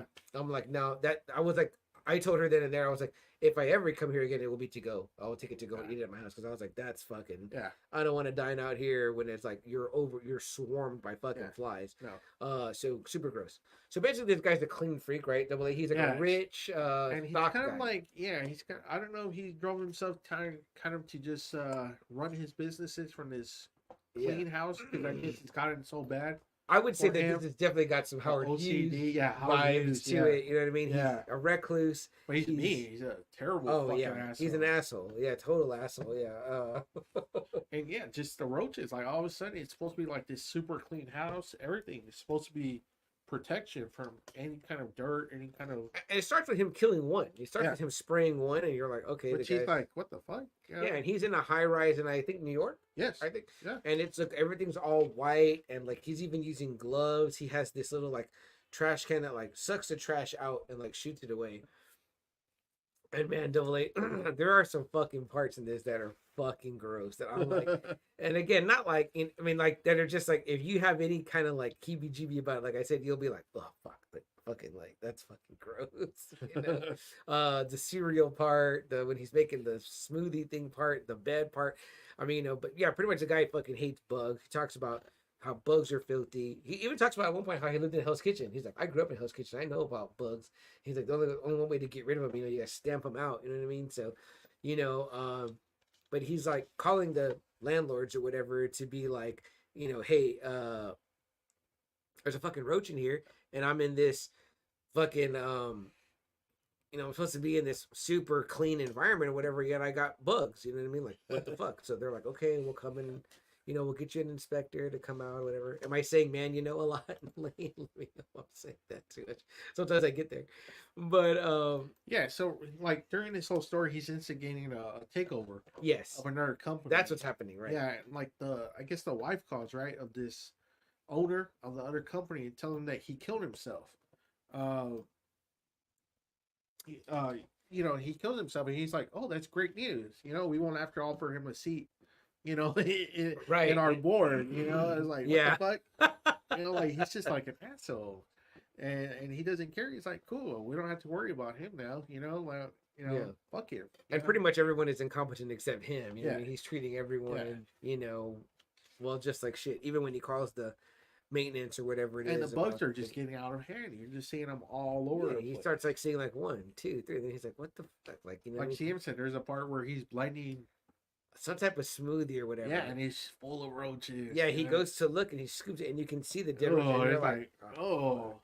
And then later, oh no, yeah. So it was like some type of like he was pouring like cereal into like a blender, like a food processor. Yeah. So then he tips the box, and they're like all in there, which is like to me, that's like a fucking nightmare. If that happened to me, like I'd be like, well, just burn my whole house down. I'm done. Like I don't even know, like my sister hates roaches. I mean, She hates when they take off flying or whatever. I mean, at this point, it starts becoming almost supernatural. Like this, Exactly. it's like almost the whole city's roaches have come upon this old man's fucking apartment. Yeah. Yeah, exactly. So he's fucking freaking out about that. He calls a bug man, and They're like, we can be out in like a few hours or something Yeah. like that, right? You know what Yeah. I mean? And I think he even makes a racial joke. Yeah, he because the guy's does. a black Yeah. guy, and Yeah, then he he says does. something Yeah. to the racial effect or whatever, which is kind of like, what the fuck or whatever. So again, furthering the depth of his assholeness. yeah. So yeah, eventually they're fucking like everywhere, which like double A, let me ask you, when they do things like this in movies at this time, it's gotta be real bugs, right? Like I don't think there's a way to fake that at that time. That's a good question. I imagine they have like probably like somewhere they go like a farm to get like, hey, we need to do a scene, we got to get a bunch of them, give us like a big old crate of them, so they're using real ones. Yeah. And I'm like, because there's even scenes where they're like on him and he's like, ugh, you know what I mean? And I was like, fuck that. Fuck that. So I'm just like, did they have to fucking get real bugs? And there's there's points where he is stomping some whatever, so I'm sure he's killing those real bugs. You know what I mean? But it's just fucking bananas. And he has this like a pretty much like a I'm sure a safe room. with the ones he stomps, probably obviously might be something sprayed Fake, on with right. with white shit in there. Or Yeah. whatever it was. But when there's those scenes where they're like swarmed on that stuff, that's maybe. got to be Yeah. real. I would Yeah. think. But then he's got this own little like panic room within his house, right? Because at one point like a blackout occurs. Yes. There's like a blackout Yes. in the city. And he feels like he's getting overrun in the apartment, so he goes to his panic room and he's like, "You'll never get in here," whatever. And it's like seals with this door, and like it looks like it's got independent oxygen and all this shit, so he's good. Well, he's about to lay down in the bed and he sees the bed kind of like has these like waves going in it, right? And then he's like, "What the fuck?" So he fucking pulls back the cover and it's like covered with fucking roaches. And then there's this other like bug that I guess it's a former roach, but it just looks like a big fucking like almost like a big beetle or something. Yeah. It's fucking gross, man. And they're just swarming. And what happens to he has like a heart attack, right? Or something like that, because It starts coming too much. Yeah, and I think he dies, and then they show him like one more time. Yeah, because you're thinking like, oh, that's it, he died because of the bugs, whatever. And then it shows you the room and it's clean. Yeah, Like, you're like, what the fuck? Where's all yeah, the bugs where at? all the roaches Like, are. was it in his head? You know what I Yeah. mean? Like, I don't get it, right? So you're thinking that, right? Well, then you see him and his body is like dead on the bed, and then what starts happening though? The roaches start coming out of his body. I was like, oh, his mouth. Yeah, when it's like his body, and not even that, guys. You think, oh, it's coming out of his orifices, right? Like, which they are, but then his body, like his fucking throat, like splits open, and they're like fucking funneling out. And I was like, oh, I was like, Yeah. I'm getting there. Where's I'm like, was like, lunch oh my might come God. up. I'm like, fuck, that's fucking Yeah. nasty. So it's a pretty and maybe that's why I used to cut this one off, because I'd be like, fuck, I fucking hate that one. Like, it's fucking gross, man. So very, very again, it's not overly graphic, but it's like, again, someone that does not like bugs would not like this. Like our cousin Let like hates like bugs. So she would be screaming at this fucking episode. So it's very visceral in that sense. I would say that. Okay, so real quick, the WWF match is Bob Backlund versus the Samoan One. Nice. That took place April 21st, 1980. Nice. Yeah. Does it say anything about like King and Romero talk to Vince or how they got the clip? At this time, it's probably Vince No. Senior, right? No, it's Vince. It Yeah. is okay. So yeah, so it would still be Vince Senior running the company. so they probably had to say like, "Hey, we want to use Maybe the he clip did. of wrestling." Maybe he was or like, yeah, whatever. go ahead. I'm curious. I know there's got to be a story, and I know And someone knows the story. Let me see. It says the live cockroaches which were supposed to be 20,000, were partially provided by the American Museum of National History. Huh? He goes, George Romero said in a 2015 Fan Expo convention, the insects were the most expensive part of the film. So Holy 20,000 live roaches were And I'm used. like, that. Who was it? Wow. From who do they got it from? From the American Museum of Natural History. So if we go to the Wow. American Museum of Natural History, we're just like, we need 20,000 roaches. They just have them on hand, I guess. Like I'm like, yeah, we can get that. Holy shit! So man, that's fucking good on that dude for fucking Fuck that. for fucking Fuck that. I would also want to be the Oh, highest man. paid. This is where like that $20 million price tag starts coming in on my fucking actor's contract. I'm like, you're gonna do what? Like when I used to watch that Fear Factor shit like that, I'd be like, nope, that's the part where it's like, I'm not gonna win. I'm not gonna win. Once we Wow. bring out like worms, yes, maybe. I don't know. I've seen maggots up close. I don't know about that. That's probably not happening for me. So Yeah. Oh, and know. they said the maggots used for the Father's Day one was Rice Krispies. nice. So Real quick, Lane says, if you guys got just another Friday night double A, you would be queuing up Arn Anderson's old entrance music. So you can come out into the camera with that entrance theme from WCW. Interesting fact, Lane, double A is a huge Arn Anderson fan and always said that if he wrestled, he would use the double A name, but he couldn't because Arn Anderson already had that. But this also is our enforcer, so they're equally tough guys who I think double A would give Arn a run for his money. Jeremy's in the house. Says, real "What's quick, up, fellas? What's up, hey, Jeremy. So, okay, so Romero said the cockroaches cost 50 cents a piece, and it says here they use more than 250,000 of them, a grand total Jesus. of $125,000 on the roaches. So they paid $125,000 to use 250,000 of them. I could think of better ways to spend Wow. $125K. They really on wanted those roaches. fucking roaches. And I wonder, is that like, are they buying them? Or do they got to take the roaches back? Like, Oh, I would think you would have to take them back. Yeah. Yeah. Romero's passed, right? He passed. Oh yeah. Yeah, Romero okay. passed. Yeah. That's so great that fans asked him those questions, though. I love that we have Right? this to know. Like, Like, that's so cool. I never would even have asked. I don't think the roaches one is probably the first thing I would have asked. And I gotta admit, but this is the kind of shit that I think about all the time. Right. Like I said, I Yeah. want to know now the story that Vince Sr. had with Romero or King. Like, who was it from Creepshow that talked to the WWF? I'm sure it wasn't that big at of the a time? deal. I'm sure it was just for them. It Yeah. was probably like, yeah, go ahead, use Like, it. hey, we want to show this guy showing wrestling or whatever. Exactly, watching and you're wrestling. showing, yeah. So it's kind of like cool, like Free- that's what got me to the Freebirds. Free I plug? was like, who are these guys in Highlander? I was Yeah. like, who are these dudes? And the You know? fabulous free. Yeah, so, very yeah. nice.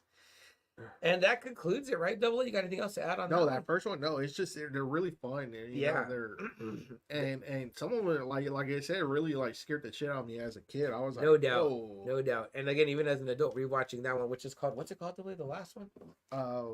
Creeping on you, creeping up on you. They're They're creeping up on creeping you. up on you. Yeah, he says that in the story. They're creeping up. They're creeping Okay, up on so you. check this out. So the rooms were filled with cockroaches, Mhm. but many of them were apparent insects were actually nuts and raisins. Really? So he Okay. mixed those in too. so- Okay.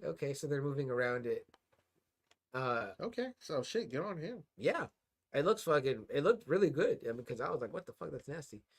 Lane says, I just watched Highlander 2 the other day. Man, what a bad sequel. Though Michael Ironside is hilarious in it. And damn, Michael Ironside has Dark Side, right? Oh, I love his dark side. Just like I Boy. like Clancy Brown's Lex Luthor. Yes. Yeah. Yeah, absolutely. I like Clancy Brown as Lex Luthor a lot more than I like Clancy Brown as that governor in Ahsoka or whatever. Oh, So, yeah.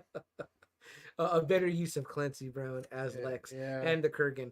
And yes, Michael Ironside might be the shining spot in Highlander 2. I don't know. That's kind of hard too. Yeah, because Man, Michael Ironside's usually good, but man, that one was just too fucking. he's not as over good as the he is in top. Total Recall, but he's good. But yeah, the second Highlander, it has good things, I think. All right, Sean Connery coming Sean back. was Connery, cool, yeah. You know, But the story about them being aliens or whatever the fuck, I Yeah. was like, man, y'all fucked this up, man. Yeah, This that's is great. That first one is so solid. You know what yeah, I I mean? mean, it's that, and And then too, you have Sean Connery coming back from the dead, which you're like, well, that kind of just cheapened that first, you know? it was weird. Yeah, it was weird. It was weird. It was the dome over the thing. I was like, I He thought said he did it because him and Christopher Lambert became really cool, good friends, like really tight. That's cool. Yeah, like really tight dudes, and he said that's the only reason why he kind of came back was to hang Interesting. out. So Interesting. Let me see. Lane says, "Oh, the Kurgan," and he says, "Watch your Creepshow 1 right now." Jeremy says, "Yeah, badass, Jeremy. There you go."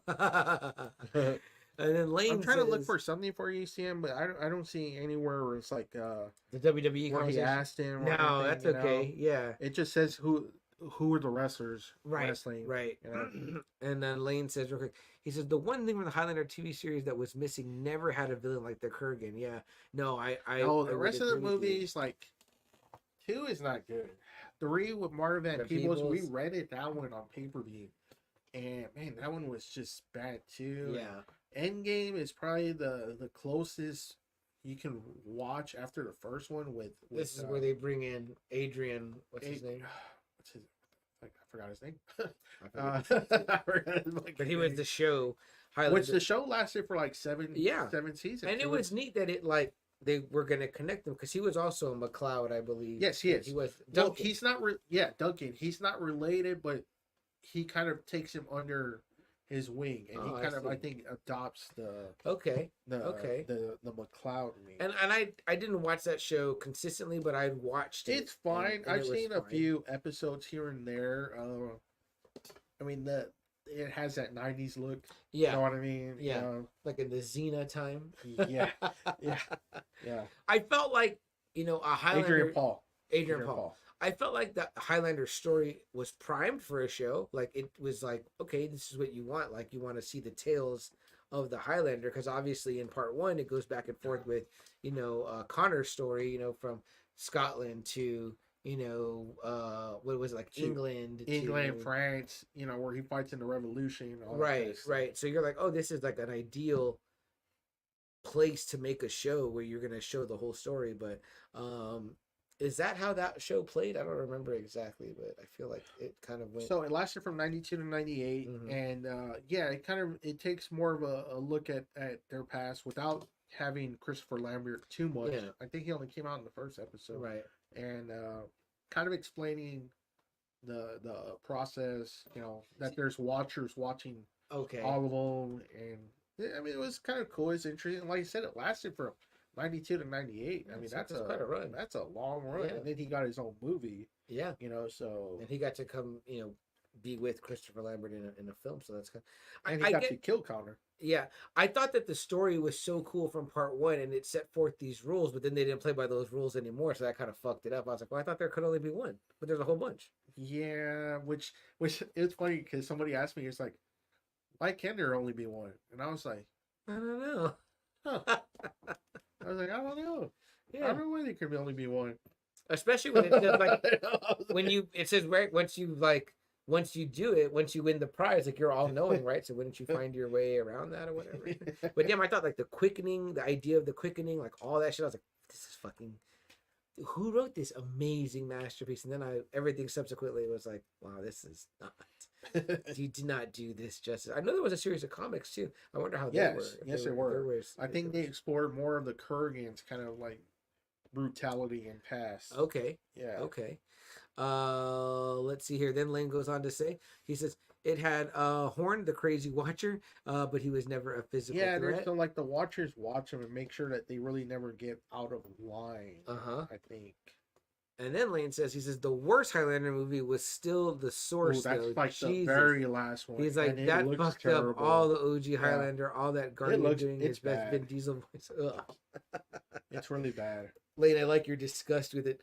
Lane then says, he says, I love the villain Jacob Kellis as a villain in Endgame, but really they needed to bring in Amanda Oh, for okay. that movie. All right. And then he says, Connor is the same clan, but he was Yeah, there like you 100 or There 200 you years old. Yes. Oh, okay. Same gotcha, clan. Yeah, gotcha, yeah. gotcha. Okay. And then Lane says, because Lambert was in the Was in the 2-part start, which it is. The Gathering. Yeah. Yeah. Which you can see. I'm pretty sure you can find the Highlander series Probably anywhere. easy to watch. And yeah. you can probably watch that first episode with Connor, where they batter Richard Mole, aka the Bull from Night Court. at the Village. Yes. Richard Mall, great, also in House, the movie House. Oh yeah, that's right. That's right.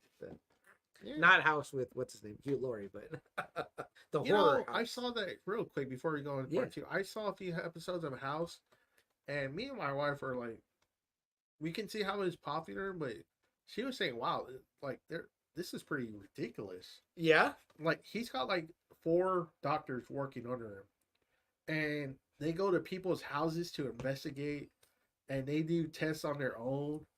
And my wife is like, His wife's Doctors a don't nurse, for those do who don't that. know. Yeah, she's like, doctors don't do that. They have like techs yeah. to do like the samples and everything. They're just like going into like people's houses to see what they have like in their house that could be causing the illness. It's like, what? Like doctors don't do that. They don't go to they don't break into people's houses to see what causes the medical problems. Like, what the fuck? So we kind of stopped watching after like 5 episodes. We stopped watching. I've watched one or this two is episodes. ridiculous. Yeah, I've watched 1 or 2 episodes, and I thought kind of the same thing. I was like, I don't see. Yeah, it's ridiculous. My sister loves House, And though. it's good. It's good. I think she likes him. And She's he like, is good. He is yeah. real good. But she's like, no, doctors don't do the blood test. They don't administer the IV. They don't do like any of that kind of shit. You know, they're like, they got the nurses and the techs to do all that. Right. You know, so Yeah, my sister always would tell me, she'd be like, bro, you would like it because you're like him. You're like House. And I was like, when I watched a couple episodes with her, I was like, oh, what? Because he doesn't ever think he's wrong? She's like, yeah, pretty much that's right. I was like, no, I'm not going to watch season after season. No, and we got turned off. That's why I couldn't get into Lucifer, because I was like, it's just the same. It's and the then formulaic. knowing that it's the devil, it's really gonna hurt him, right? Like, right. no human is gonna hurt the devil. But also, I didn't like that he was like solving crimes with the cop chick, whatever. I was like, this is fucking dumb. Like, so if you had read Sandman, he just gets bored with having to be in hell. Okay. He gets bored. He's like, this is stupid. Why am I here? Like, I can leave hell and be somewhere where I can at least be happy. So that's pretty much what it is. Yeah. And so he finds it entertaining, I guess. I guess he finds the evil that men do entertaining. You know what I mean? So I think I liked the aspect of knowing more about his character, but it focused a lot on like the crimes that were happening, which I was like, now Neil Gaiman didn't write the Lucifer series. Right. He created that Lucifer, but he didn't write the series. Yeah. Did you watch any of that show? We did, and I was enjoying the it. whole way through? No, we didn't finish. Because y'all just were like, I mean, it's like you said, after a while, it just becomes formulaic, where it's kind of like, okay, they're going to solve it. He's going to know who it is, obviously, because he's the devil. So, I mean, he can force people to tell the truth. Nothing's going to ever hurt him, ever, Like, I hate when I'm watching certain stuff and I'm like, why aren't they using their powers? Like, that shit doesn't work. That doesn't make any sense. Like, you're wasting time or whatever. Yeah, so I was kind of like, I mean, it was funny. It was fine, and everything, but I don't know. We just stopped. We just kind of stopped. I mean, and Jess tried to start it, and we were just like, when we got to about fourth episode, we were like exactly the same way you said about House. We were like, I think we're done with this, and we just I wanted to support it because it was a comic book. I wanted to support it, but I was like, it's. Well, plus I had multiple people that I know, like John and Roxanne, our friend Marquise. They were all like, "Oh, you're gonna really like it because the devil story and all." And then I was like, "Where is that at?" And they were like, "Oh, it doesn't come to later in the end." And I was like, "Well, I ain't gonna wait that long." And so it's kind of hard to. If someone's got a supercut out there, you send me that supercut. I'll watch that shit on YouTube. Like I said, if you ever want to see it, like a show that did really good with like Angels and Demons, Supernatural, season 4 on up, did really good with all that kind of history and all that kind of shit. That was pretty cool. And if you want to read an interesting story, Preacher.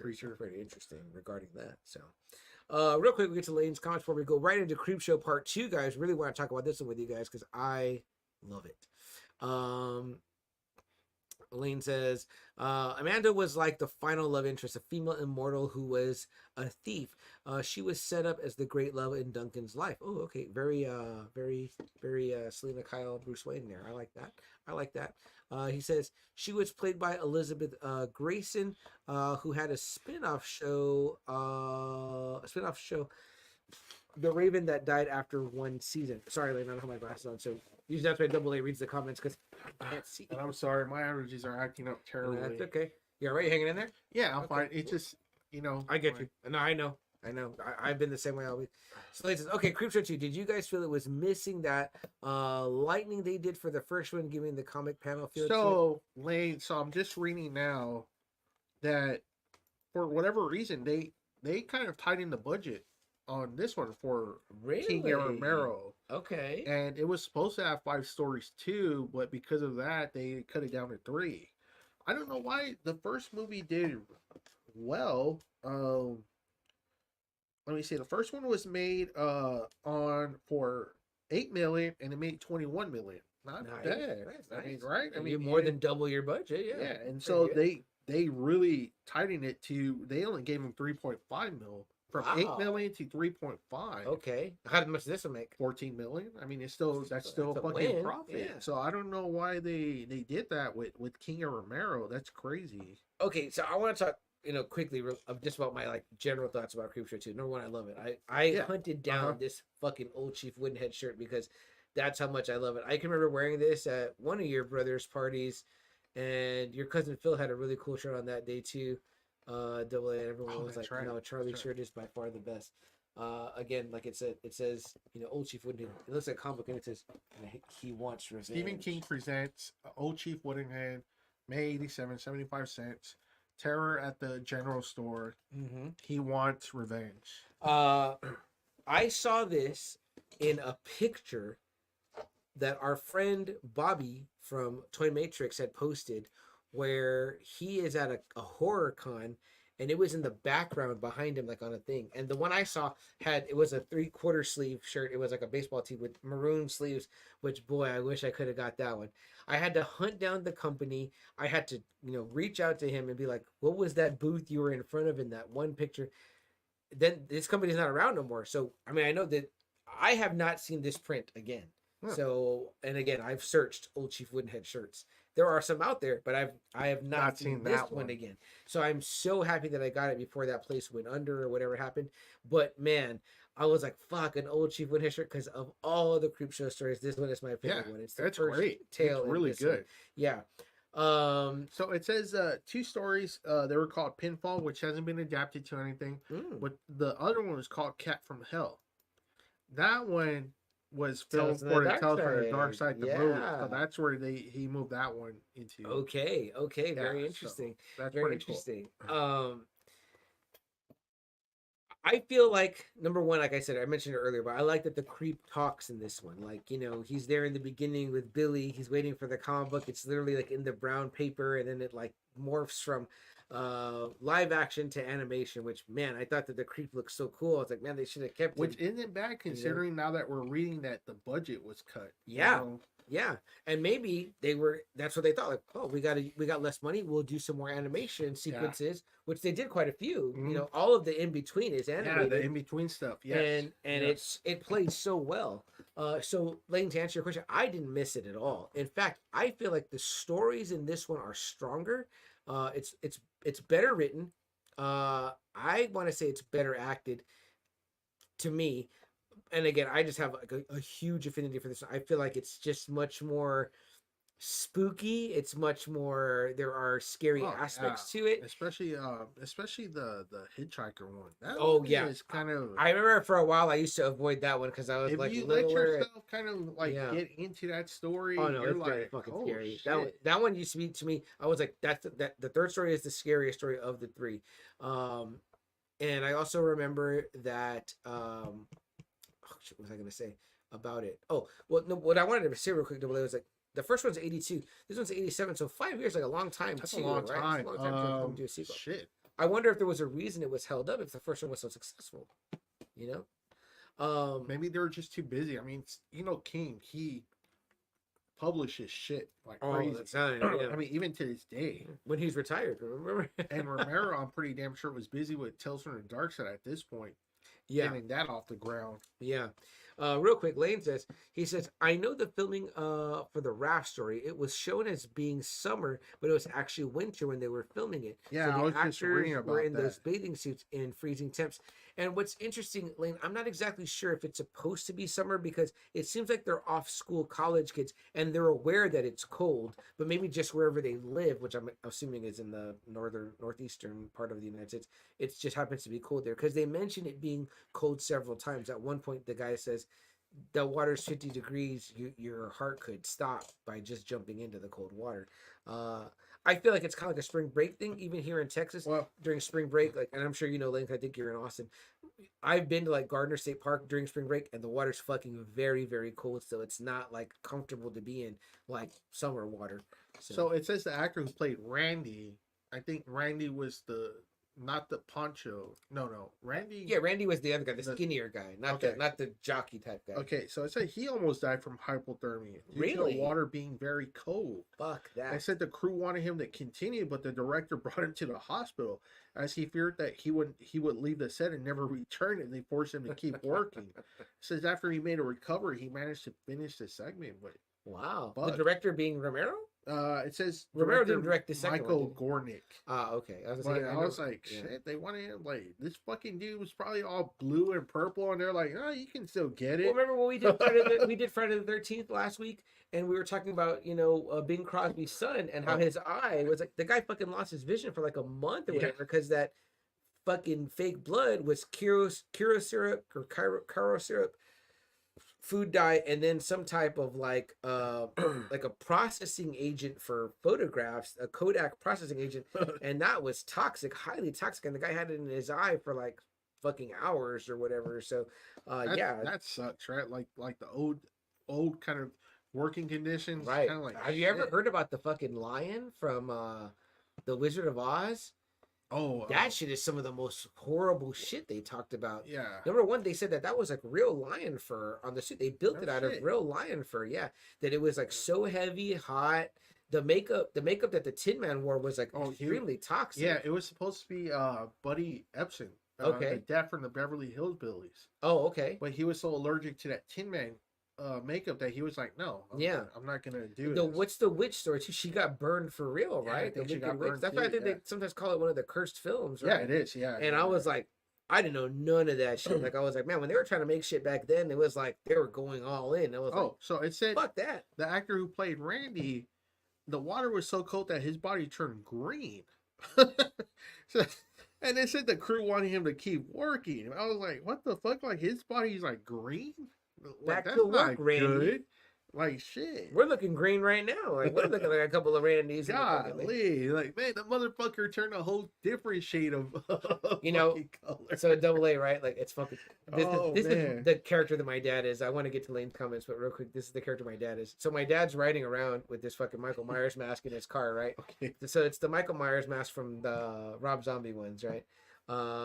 My okay, dad okay. loves shit like this. So when he has shit like Alright. this stuff, he told me that he's been wearing it outside the front of his house lately and all that. But the whole thing is that it's got the hair on there, but my dad has a hairnet on it. And he's like, well, yeah, because we're Mexican, so it's Mexican Michael Myers with a hairnet. Shit. So today he's like, hey, put it on and wear it while we ride around in the car. And I'm like, all right, I'll humor you. I'm wearing this thing double A for about man. 10 minutes.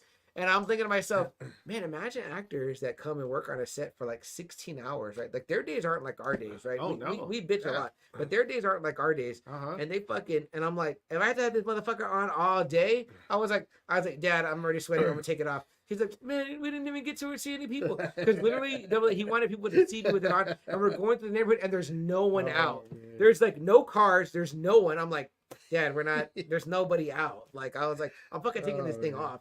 So I take it off, and I'm just like, you know what? I mean, people say what they want about actors aren't fucking doing hard work. I'm like, hey, they provide us entertainment, and I'm sure that shit's uncomfortable. So like me and my wife are watching Moonlighting, the Bruce Willis series. Classic. They're saying they filmed like 15, 16 hours a fucking day. I'm like, fuck you, fuck that. They said once Die Hard became a fucking hit, that he was like, I'm done living movies this fucking, is where it's at. yeah, I'm done living this fucking lifestyle here. Me and you have both heard enough. We love The Walking Dead. Like how they talk about like, oh yeah, we're doing 20-hour days in the Georgia heat. I'm like, Yeah, fuck that. yeah, I can see why a lot of times that Andrew Lincoln was like, I'm not coming back. I'm done. Even White Carol was like, I forget her name. Melissa McBride. Melissa McBride was like, I think I'm gonna take a break from this Daryl show. Like, I need a fucking minute to reset because it's like that's, and I know they're getting paid extremely well, but I'm like that sucks. And I mean, like, I'm like, I've worn makeup, for Halloween. I've worn costumes for cosplay and all that. Hot. And I'm like, it's uncomfortable. You can't Yes, it see. You know what I mean? Like to go piss is a fucking thing. It's just like not fucking fun. So. Real quick, let me read these comments from Mr. Lane Kramer here in the house. He says, oh shit, where am I at? You already did that he says- one. He says, no, this was info from a documentary where shit, they talked okay. oh, I did not know that. Okay. Okay, hey, share that documentary with me. I'd like to know. He says they got behind in filming. Oh, okay, I see. He said, and they filmed it in the Ooh, wintertime. Yeah, that makes nasty. sense to the freezing water. Fuck that. He says, well, in Friday the 13th is the final chapter, the girl killed on the boat. Ooh. Okay. And then he says her lower body was in the water and she got hypothermia from behind in the freezing water, for being in the freezing water for hours. And basically the guy being Jason kept telling the Was not okay. oh right, that she was not okay. That Right, she was yes, not okay. that she was not okay. And he says the director said, "Just worry about being Jason." He said, Damn. "He said take her to the hospital. And she was gonna walk it off." Damn. Wow. Damn. I mean, and again, I'm not saying those directors are right. They're totally I wrong. mean, you would think those fucking movies with so low of a budget, you'd be like, okay, let's shoot this quick. Boom, boom, boom, Right, boom. Not being there right. for fucking hours. I mean, you get your ass in here. Yeah, not only that, but I'm like, you're making a Jason movie. Yeah. Like, what are you doing multiple takes for? Because you fucking like, you think you're gonna win the Oscar, bro?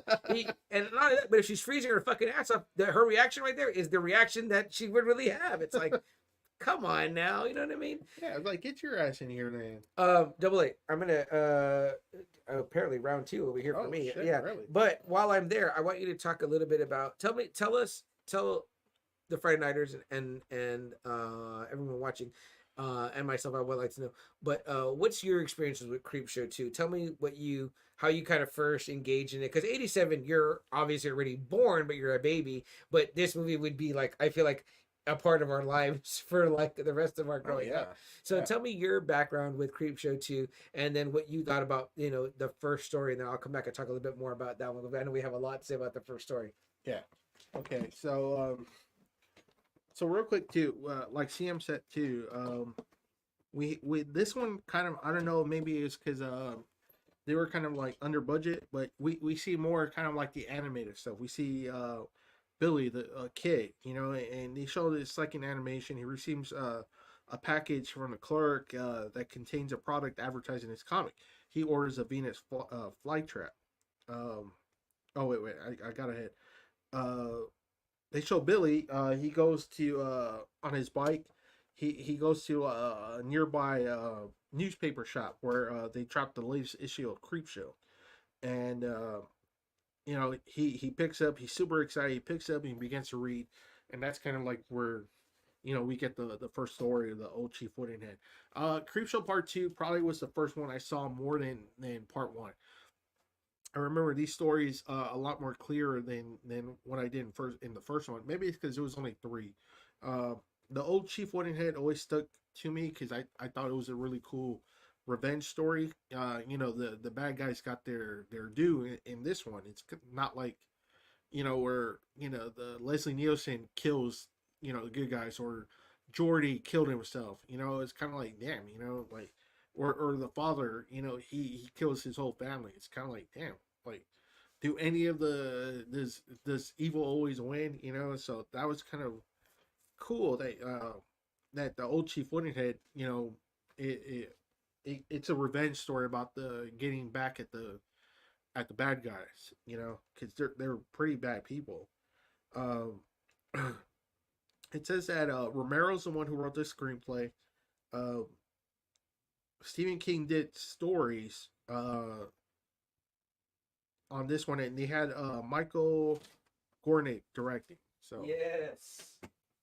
Good old Michael Gornick. no, I was saying that there's a lot more, like you're saying, a lot more of the animation in this one, probably because now we're reading the budget, and saying how Billy finds the magazine and begins to read it, and it kind of introduces us to the old Chief Woodenhead. I was saying that I like this story a lot because compared to a lot of the other stories, the bad guys lose. Yeah, this one, I think that's why it was always endeared to me as well, because I felt like Chief Woodenhead was kind of the good guy or whatever, but he was this spectral being. And again, if you watch our Res Dogs episode, I talk about how I've always had like an affinity for like Native American culture, and again, it's very tongue in cheek. It doesn't play into that, but there is, like I and again, I'm doing it based on the movie. It's not meant to be in any other way, because I don't even know what these words mean. But when I I'll, when I'm just talking with my friends, I'll say things like a koane chief wouldn't hit a koane, you know what I mean? And like when he says hello Martha Spruce, you know what I mean? Like things like that. I just love it, and I think I love it because it's like it moves so fast. Like the Yeah, pacing is like it really does. like everything. And is we really always quick. say how you can tell a really tight story in so long. You get so Yeah, much sorry. though. No, you're good. Yeah. You get so much though. In these Exactly. tight little stories. Like immediately you're endeared to the shopkeepers. Yeah. You know what I mean? Like Yeah, you're looks like good on George Kennedy. For making amazing. Where do we know him from? you Naked Gun too, Naked Gun. That's and right. Cool Hand Luke. Oh, then we get Leslie Nielsen, and then we Yeah. get yeah. You just immediately love this couple, these shopkeepers, and I mean, like, and again, it's so fast. The pacing is so good. I mean, you get that they're in this small town, Which like dead. It's not even like a town anymore. right, It's like almost like just like where all the businesses have moved. Yeah, Because there's nothing there anymore. they're running like the general store. There's obviously like a Native American presence. You know what I mean? And they've been pretty much letting people have things on credit, so on and so forth, right? And his wife is pretty much done with it, but he's like, hey, this store let us Put our kids through school and all that. and So you're like, everything. okay, right, people kind of left the small town or whatever. So I imagine this is probably a common story in a lot of places. You know what I mean? The town just dries up. So they're there. And then shortly, Chief Benjamin, what's it? White Moon. Benjamin Whitemoon shows up. This actor is wonderful, as well as the I guess he's the chief of the tribe, the local tribe. And even the wife makes a comment. She's like, "Oh, here he comes in his chauffeur-driven limousine, or whatever, which is just like an older car, but he's obviously being driven around by some of the younger, I'm assuming, members of the tribe, and he's one of the elders for sure." And he comes to them and he talks to them. And another thing that I always say, it's that, she's just got through talking about like, man, you give too much. You let people take so much stuff on credit. She says you haven't had a cash sale in 4 days, so she's like, we should think about just closing it up or whatever, right? He's like, no, we got to be here for this town. He's like, I want to give back in their time of need. So you're already like, man, he's fucking, even though she's kind of harping on him, you don't dislike her. You're like, oh, hey, you kind of feel for her. You're like, you feel shit, for her, yeah, and you feel for him. It's like credit. It's like it's not even like the good credit. It's kind of like, I know you're good for it. I know you'll pay me later. That kind of credit, Yeah, which is funny because we haven't gotten there yet to talk about it, guys. But what about the Better Call Saul scenes, AA, with his dad? Where he was that kind of guy, and he's like, man, my fucking dad was like a sucker or whatever. Yeah. You'd be like, oh, let me help you, let me get you this, smart plugs or whatever, and then people fucking, just taking advantage of him or whatever, like needing handouts, like giving him $5-10 out of the register because they said they needed gas or whatever.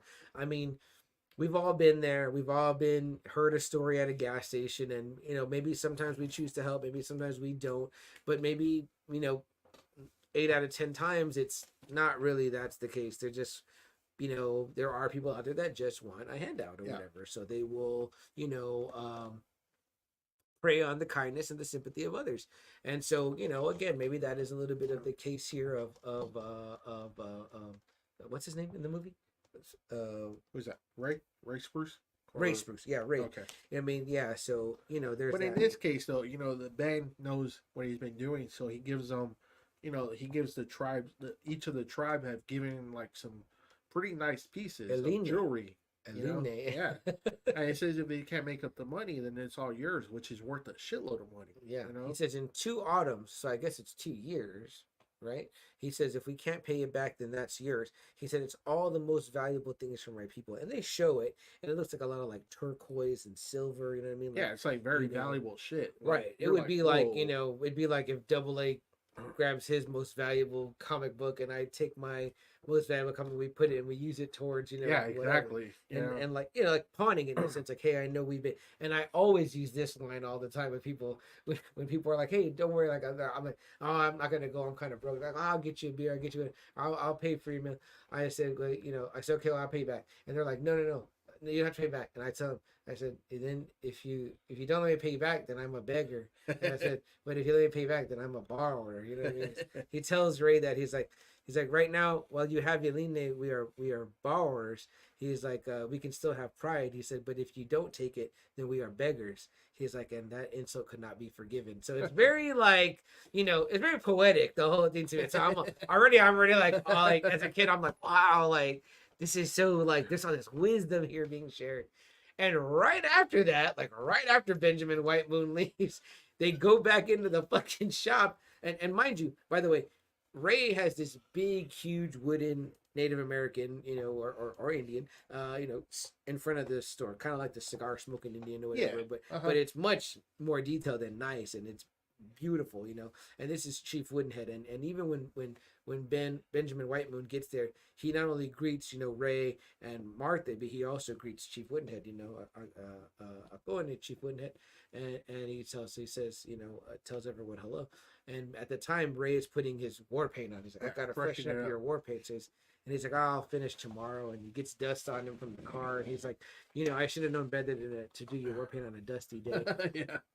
So it's very again, all these things are very quickly done and endear you to the characters. So as the spruces go back in, who is there but this long-haired gentleman with his jean jacket open with no shirt, Sam White Moon. Sam. And Sam is a piece of shit.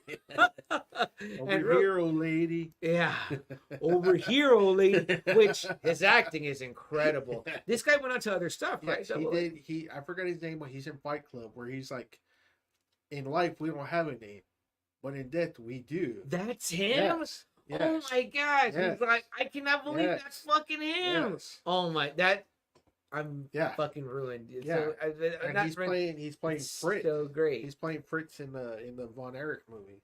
Is that He right? come out Three Kings. So he's done. That's a lot of right. shit. Yes. Yeah. Oh my god. That's now he's starting him. his year. Yeah. Wow. Yeah. He's like, in life we don't have a name, but in death we have it. When they twist Edward Norton, Edward is like, what? Like, His name is Robert Paulson. Yeah, it's like, no. His name is Robert Paulson. I was watching clips of that the other day because I just wanted to watch clips of Fight Club. I was having a bad day when I watched it. It's a really damn good movie. Like my wife showed that to me. Like in the 2010s, and I was blown away because I never saw it in 99. I saw it in 99 in the theaters. My wife is the one that showed it to me, and I was like, wow, this movie is really fucking good. Like, I can see why it had all the accolades. This movie is really, really good. One of my best friends, Mark, Mr. Mark Robinson, wanted to go see it so bad because he was like, dude, that fucking looks badass, like fucking a Fight Club or whatever, you know what I mean? And so I think he thought, and when it got done, I don't think he loved it as much because he's like, I thought there's gonna be like a lot more fighting in it. And I can see it because I was like, that's kind of like in the, like, not the middle, but kind of between the first part and in the middle, and then that's about it. After that, it's kind of like they do the whole big old plot. And I loved it so much more for that. And also all of like Tyler's like no, I liked the whole movie. I was like, it's just really good. I like how it kind of like just makes fun of itself too in a lot of ways. Yes, So, but I love like a lot of the things like Tyler talks about. I'm like, man, he making like a lot of sense in like that in that Eric Killmonger, Eric Lyncher, Magneto type way. I'm like, what you're saying sounds kind of bananas, but I was like, that also. Yeah. When he talks about the debt record, and yes, he's like, oh, we'll just take it out. Yeah, everybody's out. There's no one dies, no one loses anything. He's like, it's just like fucking the big companies. I was like, man, I kind of like that. You know what I mean? Like when they're magnetizing the videos and they're fucking up the Starbucks. I was like, I mean, but at the same time though, they're showing those products at the same time. You know what I mean? Yeah, so that was funny. But great movie. Great movie. We need to sit down and figure out how to cover all that. Because of CM just found out who Sam White Moon is. Sam White Moon from Creepshow. And real quick, Punisher XS says, "Hi everyone. Hey, what's this picture now here? I can't see this. It looks like Marty McFly. I don't know. Punisher, tell us your picture because I can't see it. I can't see really good without my glasses, anyways. I really can't. But yeah, but if you want to, feel free to share. But yeah, so Sam White Moon is standing there, whatever. And he's got this beautiful long hair. You know what I mean? And he's clearly clearly a part of. It took him a long time to grow it. Yeah, 9 years. Take him to Hollywood. Yeah, he's a part of the tribe, and he is there to rob the one fucking place. I mean, kind of a twisted Reservoir Dogs. I mean, not Reservation Dogs. Yes. Right, where it's like they wanted to leave to go to California. Right. You know? But this guy is trying to do it in a fucked up way. Oh yeah, and he's got his two buddies there. Rider. Okay. Nice. Okay, nice. Pale Rider. Oh damn, I love Pale Rider. Nice. Yeah, great, fucking. Oh yeah, that's him on the horse. Yeah, Okay, I see it now. Okay. Yeah. Oh fucking. Oh great. yeah. Okay. Love that, Punisher. Yeah. So Sam Whiteman wants to get himself to Hollywood because he believes that his long hair will have him in front of all the natural cameras. charisma. Yeah. Yeah.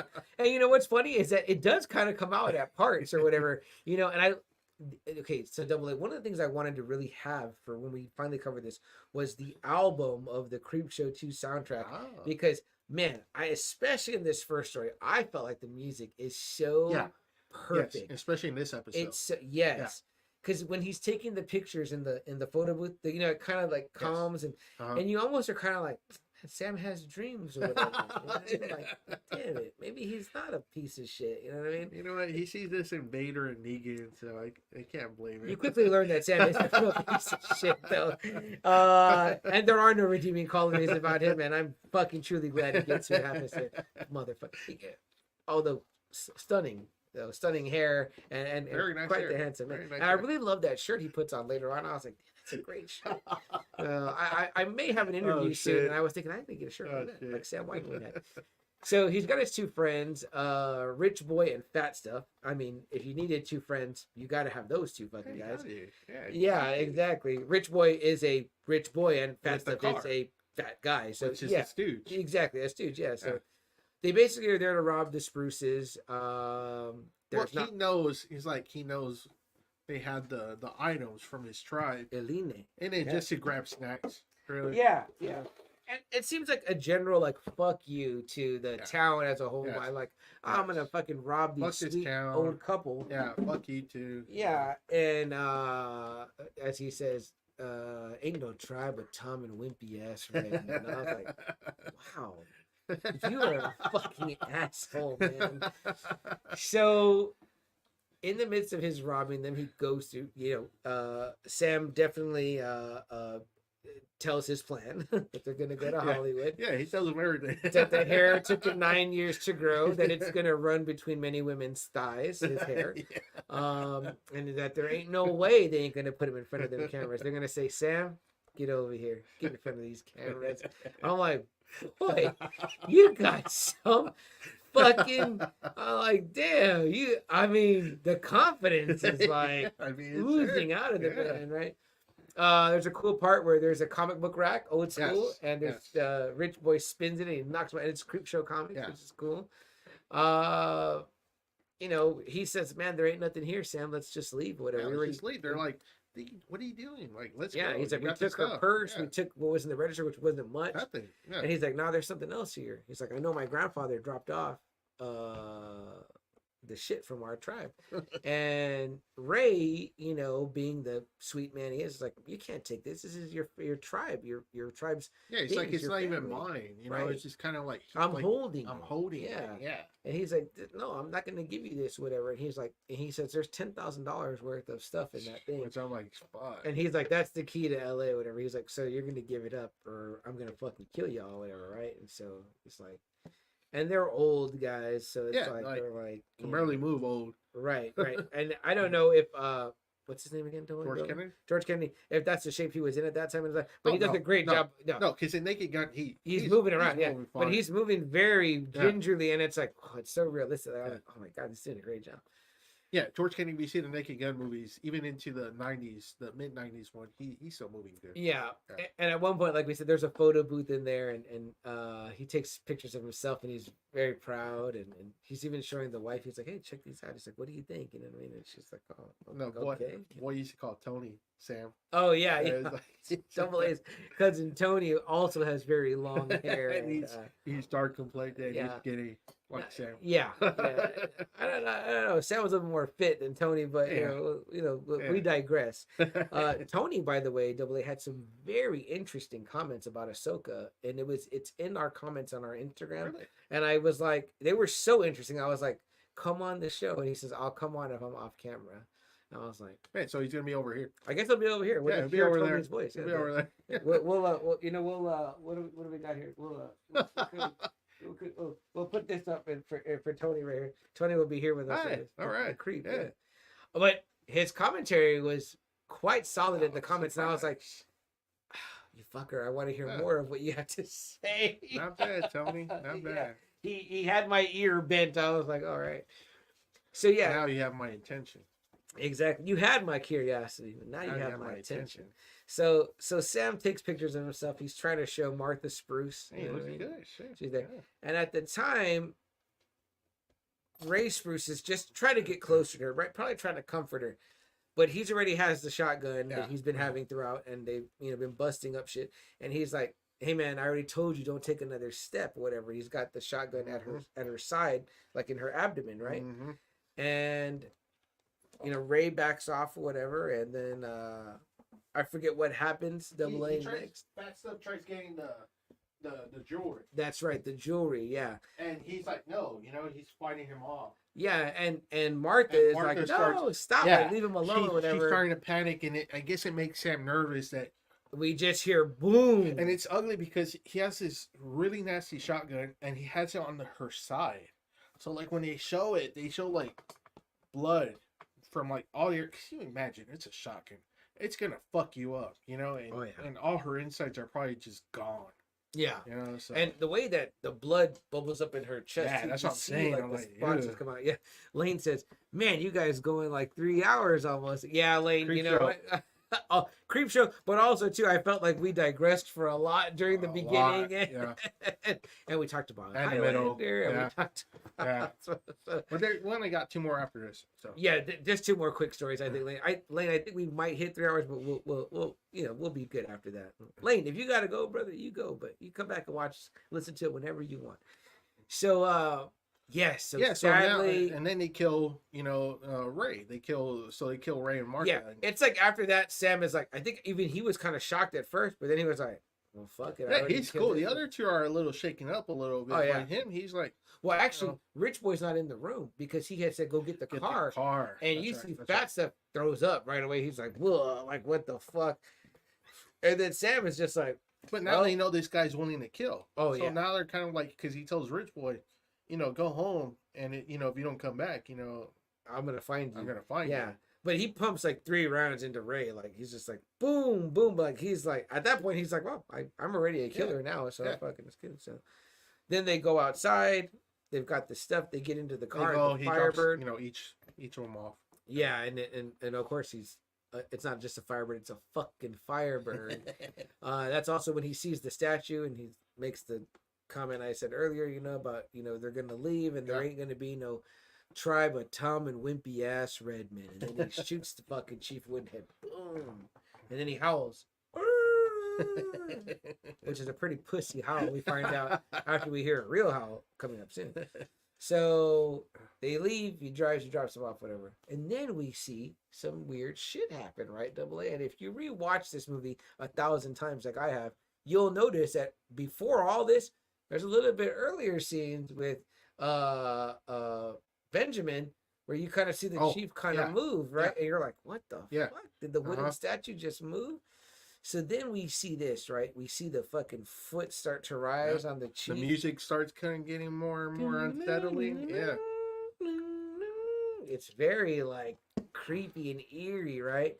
He reaches down with his hand, is all like, like a statue, right? So I don't know how they did this though. It looks so fucking good, man. It looks like a real statue. When he reaches into the paint that Ray was using earlier, and does its face paint. And then we hear, you're like, holy shit. And then right there we cut right to Fat Stuff in his fucking trailer park house, whatever. And he's like, what the fuck? You know what I mean? And he's like, he's watching, what the fuck is he I don't know what it is. Yeah, there's just some guy on TV going, loco. And what does Fat Stuff get out of the fridge? Is it like some old fried chicken or something like that? He's so. I don't know what the fuck he's eating that. He's drinking fucking yeah, he's got pictures of like nudie girls around or whatever, and he's just there fucking with. If they intentionally give him like this short He shirt, his doesn't belly's bag. He out. doesn't. You know, he just dresses the same. Like he's like cool. Whenever they pick me up, they pick me up. Yeah, he's like fucking with it, right? He's watching TV, he's repeating the TV, you know, the local line or whatever. And then what happens, Double A? You know, we hear like a bow releasing. Yep. And it's like, boom, Festive gets hit with a fucking arrow. Boom, then another hero. And then he gets one right in the eyes. Bro. And we still hearing on the TV. Loco. It's fucking great because great transition. Because then you get to Rich Boy's house. Yeah. And what's on TV that his parents are watching? The same fucking thing. Which I think it was, fuck. I heard it earlier and I was like. I have no idea what the fuck that was. I have It's no idea what that is. it's so fucking it's some old school shit that I know that we're looking at. We'll see whatever. Real quick, Lane says he says, "No, I think it's awesome. You guys are going this long. It means you love what you're talking about." Absolutely, Lane. Oh, Lane, please don't go back to watch the old catalog of 4-hour episodes because there are a few of those in the house where we're really like, we got to get through all of this. It's like we're going to go through all of it. I can't think exactly which ones are 4 hours, but is this original Star Wars trilogy 4 hours? It might be. There's some 4-hour ones in there, Lane, and yeah, we're trying to get as much in as we can, but for sure, we appreciate you guys being here again. If you're new, it's a long format podcast. We kind of just talk until we're done saying what we got to say about the topic. So thank you for joining in. Yes, Lane. It probably needs a redo, but it's. We would love to re-talk about that one. Original trilogy of Star Wars. We could probably do another episode, Double A, and talk about entirely different things we talked about in our original episode. Because again, too, we were kind of finding our legs a little bit when we did things early on, and I think now that we're much better at it now, that we can digress further. And plus, well, there's new lore, so it's like now we know more. Yeah. But real quick, so yeah, you know, the Loco show, whatever the fucking is on, it cuts to Rich Boy's house, which is a nice house. Nice house. Folks are clearly seen watching TV, they're watching that. And Rich Boy is trying to and get you're like, what the hell are you doing? What are you hanging around with these people for? Like, you got a good home. You know, your parents are there, they got you a car. You're like, what the hell are you doing? Yeah, but Sam Whitemoon is charismatic. He's charismatic, man. The hair just gets you. Man. And Rich Boy was a good looking guy too. That guy went on to more acting, right? I don't know. I think he did. I think he did. So, does he hear something that he goes to the garage, or he's just going? Yes, he hears because a car. Like he fucked up the car. Yeah. Oh yeah. Yeah. As Lane mentioned earlier. Like, yeah. The fucking car is all smashed up. The windows and everything. Old Chief Woodenhead didn't care that it was a fucking Firebird. He was like, "Fuck your car, fuck your car, Rich Boy."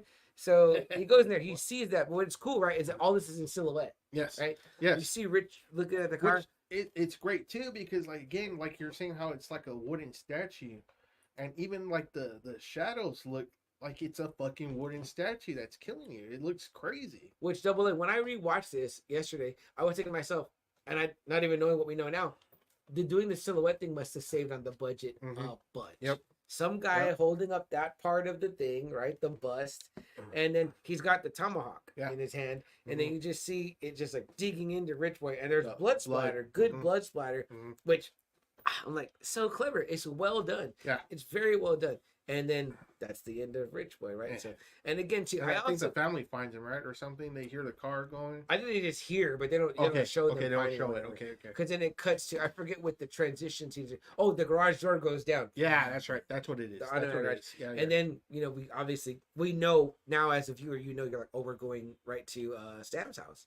Right, and I'm like, we're gonna go to Sam's. Obviously, he's the last one. Yeah, and Sam's there, and he's of course priming himself. Getting ready, man. He put on a nice dress. That nice shirt. That's a nice shirt.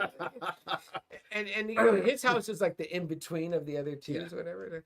And I'm thinking to myself, I'm like, man, you know, if you're gonna go, you know, Native American, it's like, you know, Old Chief Woodenhead has already used the bow, then he's used the tomahawk. What's next, right? So, what's next? You know, what is he going to use, right? So obviously he's going to get this. He wants revenge. It says it on the fucking shirt, guys. So he's there, and what happens? He's looking at Sam. He's talking to himself again. He's talking to himself. He's getting ready, and then that's when Woodenhead attacks. Yes, and he looks. And he sees him in the doorway, and he's like, "No, man, you ain't real."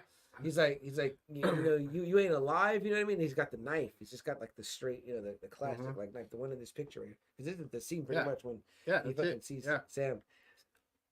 So Sam is fucking freaked out, right, or whatever. So he's like, fuck this, you know what I mean? Then grab my shotgun and get out of here. He runs and locks himself in because he shoots it first. Yes. Boom. Yes. Boom. Chief Woodhead keeps coming, right? It's like, this is a spirit of vengeance right here. This is like fucking Ghost Rider. You know what I mean? Yeah. So he's like, fuck this. So he runs to the bathroom and locks himself in, right? Because at this time, I imagine you're probably kind of like, is this fucking happening? Yeah, is this happening? And he gets, smart. He's like, I gotta get the fuck out of here. So he busts out the window or whatever, right? So you're thinking like, oh shit, this motherfucker's gonna escape. He's gonna leave. And then RoboCop style. I think before RoboCop, right? Yeah. RoboCop? No. Yeah, 87. 87. So, the same time? Yeah. Yeah. Whatever. Chief Woodhead fucking bursts through the fucking wall and grabs this motherfucker through the wall out. And it cuts to the scene on the other side, right? Where you see Sam like through the thing, Sam, and he's like, ah, and Chief Woodhead's just got the arm up. And I don't think they show it. They don't show it. They don't show it. So But they show. money. Yeah, but they show what he did on the next. The next. Yes, because then we cut to Benjamin Whitemoon in bed. Where he's waking up and he's like, he feels like there's something wrong. Yeah, and then he touches the side of his leg and he sees Aline is there. Yeah, he's like, what the hell? The nice leather like satchel of all the stones and stuff. So he's like right away like, what the fuck? I've got to go drive to this Bruce's general store. He drives over there and the answers are all right there, right? Double A, because Chief Woodenhead is right where he belongs, but in his hand is fucking that 9-year hair of Sam Whitemoon. I was like, shit, he scalped him. Fucking scalped his ass. And then, Benjamin Whitemoon is just like, may your spirit rest now, Chief Woodenhead, which is like, because he knew. I mean, like, it's just, to me, it was just like, this is fucking tight storytelling. Like, wow. Like, everything, all the comeuppance, it all wrapped up nicely. And what would you say, Double A? Like, what is it, 5, 8 minutes? Yeah. Because the whole movie is only like an hour and a half. Yeah, I mean, so. if they gave each of them 20 minutes, probably. Yeah. In between. Yeah. I mean, yeah. Again, as a kid, I'm just like this. I'm like, oh.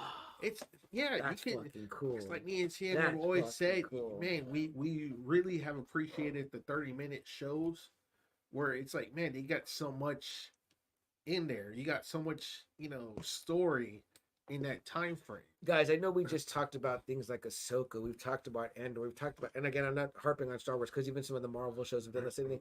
I'm like, we're getting all this time, but then there's so little payoff. I'm like, go back to Batman the Animated Series. Go back to Superman the Animated Series. Go back to Spider-Man the Animated Series. Go back to X-Men the Animated Series. Look at what they did in 22 minutes. In 22 minutes. Yeah, the Twilight Zone. The fucking Twilight Zone. These movies, I'm like, look at how much story. You made me care instantly about certain characters. I had a vested stake in what happened to them. And then there was, a payoff. A payoff. There was a dip and then a climax and then and I was like, wow. And all in that little bit of time.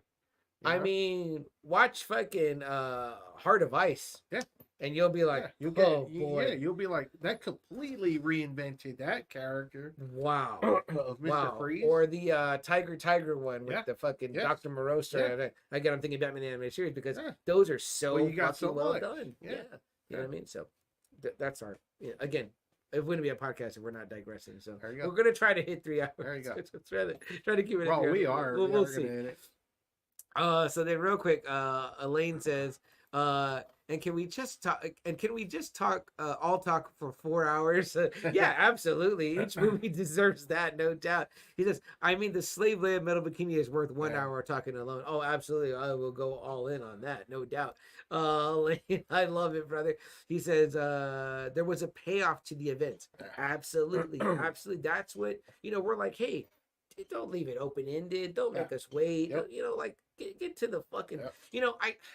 I hate to say, I don't want to say this because I did love the Ahsoka show. The more I think back about it, because a lot of times things for me in my mind need to marinate. Yeah, of course. But I did see this meme, and it said, did Dave Filoni really have to do 8 1-hour episodes to tell us that Thrawn was back? Couldn't he have just had someone say simply like, hey, General Thrawn is back or whatever, and then we could have had a whole different series? And I was like, oh, fuck, that's kind of true. I was like, I didn't really need to see her getting there. You know what I mean? Like what we got didn't really like. There was not a lot of paying off. It was like, okay, like I want to see. Like you some wanted more maybe shit. the last 3 episodes to be the first 3 episodes. Right? Yeah. Pretty much, right? Yeah. And then see the next 3 or whatever episodes of Thrawn being back. Yeah, and again, like I said, I feel like you could tweak it here and there and put that 5th episode at the end with all the Anakin stuff, and people would have just gone nuts. They would have gone fucking. They would have been saying that was the best Star Wars show probably ever, because you put that at the end where you're like, oh man, even knowing that he was going to be there but not seeing him yet, being like, oh man, oh yeah, we saw some holograms, we saw some training videos, but then you're like, you got that episode stands alone. Like, I just watched that over and over again. Like the Clone Wars shit, all that shit. I was like, oh man, that's just fucking so beautiful. So, there's that. A lot of shows cannot do that now, Lane says. Absolutely agree with you. Lane says also, so putting you on the spot from Creepshow 2. What are your 3 top stories? What are your 3 top stories not ordering? You want to go first? Yeah, so the Geordie one is my number 1. Mm-hmm. Chief Woodenhead number 2, Mm-hmm. and the what is it? Ooh, pulling Something that tied you over. Oh, very nice. Yeah. I was like, pulling 2 from part 1. I like that. Yeah, because I'm telling you, those 3 stories really just were burned into my head. No, yeah. The dancing Yes. Leslie Nielsen, just how fucking brutal he kills Mhm. them. Mhm. The Geordie one, because of the suicide, like that was kind of like one of the first times I've ever seen like a suicide. Yeah. Yeah. Where he's like, holy shit. And then the Chief Woodenhead, just because how powerful that story is. You know what I mean? No, Yeah. absolutely. Yeah. Dang it. I won't lie to you, Lane. I'm a little bit torn, but I will go with this. I can easily rank you and tell you right now, Chief Woodenhead is number 1 for me. I know you said not ordering, but Chief No, Woodenhead. but I number can see 1. that for you for sure. Yeah, number 2. I wouldn't go with the Raft, actually. That was a good one. I love the rap. Number 3, it is actually a tie for me. I know that's cheating, I know, but I would say the Jordy Verrill story and the Hitchhiker. Yeah, because I mean, like, The Hitchhiker is hard. It's hard to not include. 'Cause yeah, that one's a really good story of just. I mean, it's really a whole episode. It's really a whole. I guess you could say episode of her just driving mhm, and being terrorized. yeah, and definitely from part 1, the Jordy Verrill story is my favorite one. I mean, Okay, I think I like it okay. too because it's king and like but again, it's like it's tragic and sad It's in a way. very tragic. You know what I mean? I was So like, yeah. damn. But again, like if I had to kick one out, I mean, it would probably be the Jordy story, and it would just be like a 1, 2, 3 in the order of part 2, because again, I stand by that movie, not just in horror, not just in Halloween. Just I watch it like at least once a year. So Yeah. which I can't say that about a lot of stuff. Yeah. So And it really doesn't matter what time of the year it is. exactly. If you just want to be like a little bit like it's a rainy day, you can Yeah. put it on and be like, Yeah. ooh, this is a little bit Yeah. like it's got a little bit, Yeah. hints to it. So then Lane says, I hated the first episodes of Ahsoka like the rest. I could see that. I thought there was some good action in episode 1. You know what I mean? So of that one, but I get you. He says, for me, it's number 1, the Raft, great pick. Number 2, Chief Woodenhead. Number 3, the Hitchhiker. Oh, You so went it's, all part 2, but just awesome. Yeah, I got you, Lane. I feel you on that. He says, I think I have more Creepshow. those are Creepshow. I saw it in the first. Yeah, no, absolutely. And I get it because, too, I don't know exactly what age you are, Lane, but if you're of our age, that one was out like more in the time, like, it came out in 87. So I feel like it would have been more prevalent, Yeah. like seeing it or whatever, for sure. than the first one would have been. Just like how we always say, like, I feel like I'm of the Superman 3, Rocky 4 time because that's when those Like were for me, out. Quest for Peace, I thought was the shit. Yeah. I thought Superman Part 4, his, the way he got beaten, the way he fought another superpowered Mhm. guy that just like him. I was like, with Lex Luthor in the story, I was like, shit. I thought that was the yeah. shit. I And was the like, same with Return of the Jedi. For the longest time, I thought A New Hope was kind of boring. I was yeah, like, I had the boring. same fucking You know what I feeling mean? too for a long And time. I remember too thinking before that, I saw it again as I got older, yeah, and I was like, okay, yeah, I can appreciate what they're doing. now. absolutely. But that Yeah. is like a young kid's mind. The same way that I thought about like the first Rocky. I thought it was slow. I was like, Yeah, is me this too. the one? I was like, I like Rocky 4 Yeah, better. you can with, see like, how Rocky 4 is more exciting, yeah, like the right? big Russian and like Exactly. Steve Bragg, there was a robot in it. I was like, Exactly. oh, fucking awesome. Yeah. You know what I mean? Like, Yeah. I didn't, but I mean, when you, as an adult, you watch, you're like, oh, those movies are vastly superior. Empire is vastly superior. I mean, but it doesn't mean I don't love Jedi. I do, but you know, like for real. Like I used to think Temple of Doom was number 2. I used to think Last Crusade was the best in Temple of Doom. Until I saw Raiders again, like in the 2000s. I was like, great. Wow. Like, okay, I can see why this is number 1. Yeah.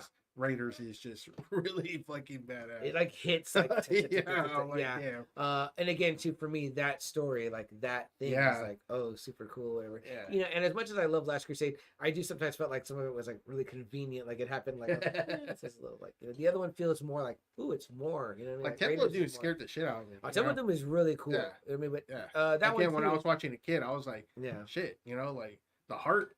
Oh yeah, it's still beating. Yeah, and it's on fire. You're like, holy shit! Absolutely, you know? Absolutely. Did you catch a new one yet? Yeah, the latest one. Yeah. Okay, I went to the theater. Yeah. Did we talk about that? Yeah, we did. Oh, so did you do it? Yeah, we did. I do this all the time. Yeah, did we talk? Did we talk? Yes, we did. Fuck, I don't yes, we did. You guys gotta give me a moment here. It's been a long week, so real quick here. Let's see. It says Lane says he says 45. Okay, yeah, so very close. Yeah, I'm 42, so we're right there. This is double A.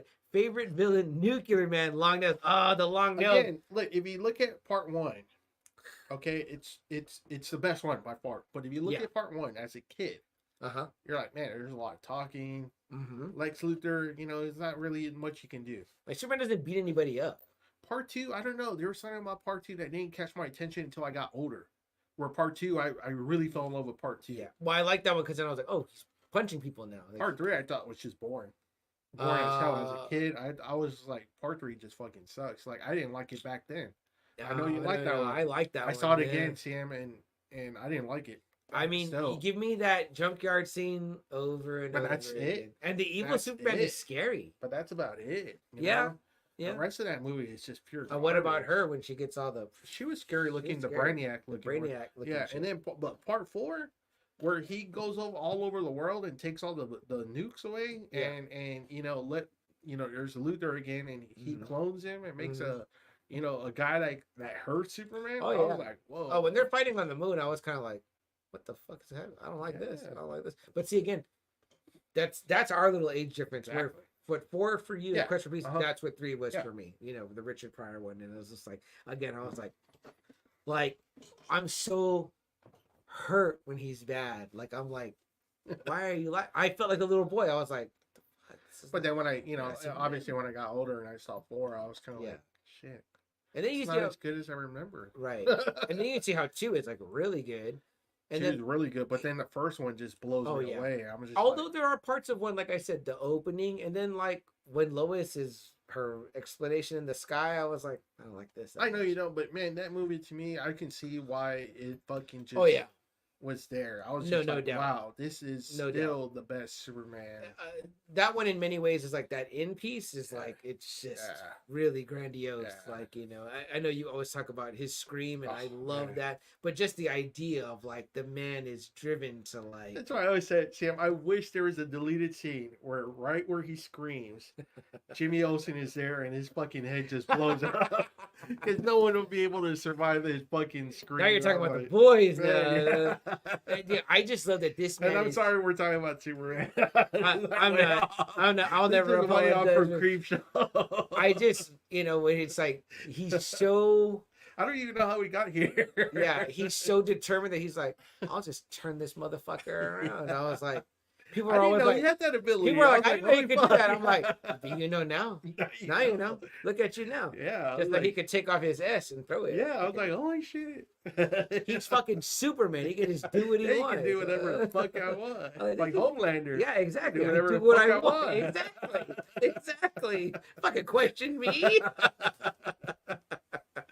I love it. Then Lane says, he says, double A, well, what the fuck is his dog guy? He should kneel before my nuclear man. He can shoot lightning bolts or roar like a dying jaguar. Jaguar. Fuck yeah, exactly. Fuck you, Terrence Stamp. I was like, That's great shit, man. He says, "You get me involved in a conversation, you're gonna jump around to all different topics, like you're playing dude." Again, our good friend Jerry D from Total America says it wouldn't be a podcast if you didn't divert. So totally that. Again, I don't even know how we got from fucking Creepshow to Superman 1, 2, 3, and 4. I love it. I love it though, man. I think what we were trying to say was that some things meant one thing to you when you were young than they do to you when you're old. Yeah, so you can appreciate things differently.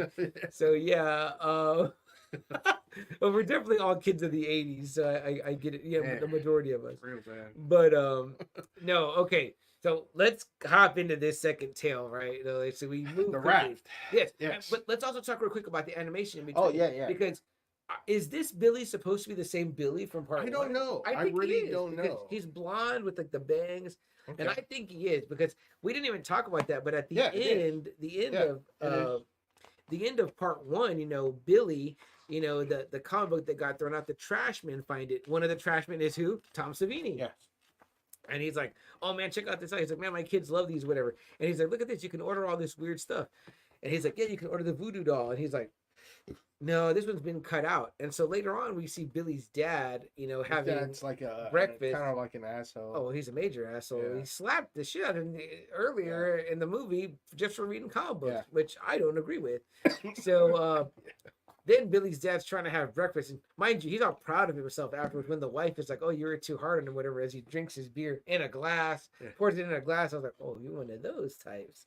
So he's doing that. He's all proud of himself at breakfast, whatever. And he starts to like choke and gag or whatever. You know what I mean? And he's like, "Ooh, that part was nasty. That part is really." And then we see Billy's he ordered the voodoo doll, and he's getting his ready. He's like, "I'll teach you to throw my comic books away," which is a very cool end scene to the Creepshow part 1.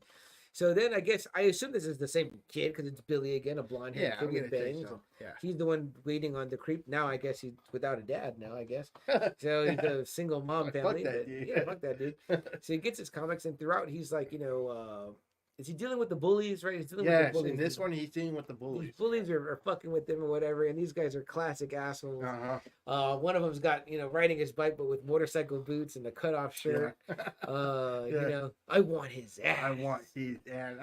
After Billy like fucking kicks him in the balls. Oh, rowdy. Yeah, man, it's a fucking. You can feel the animation. Yeah. You can still feel it. I think fucking Billy got both because I felt like the whole his whole Chuck Taylor was wedged deep between that dude's fucking balls.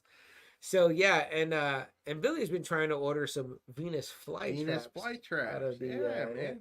They eat meat. Yeah. So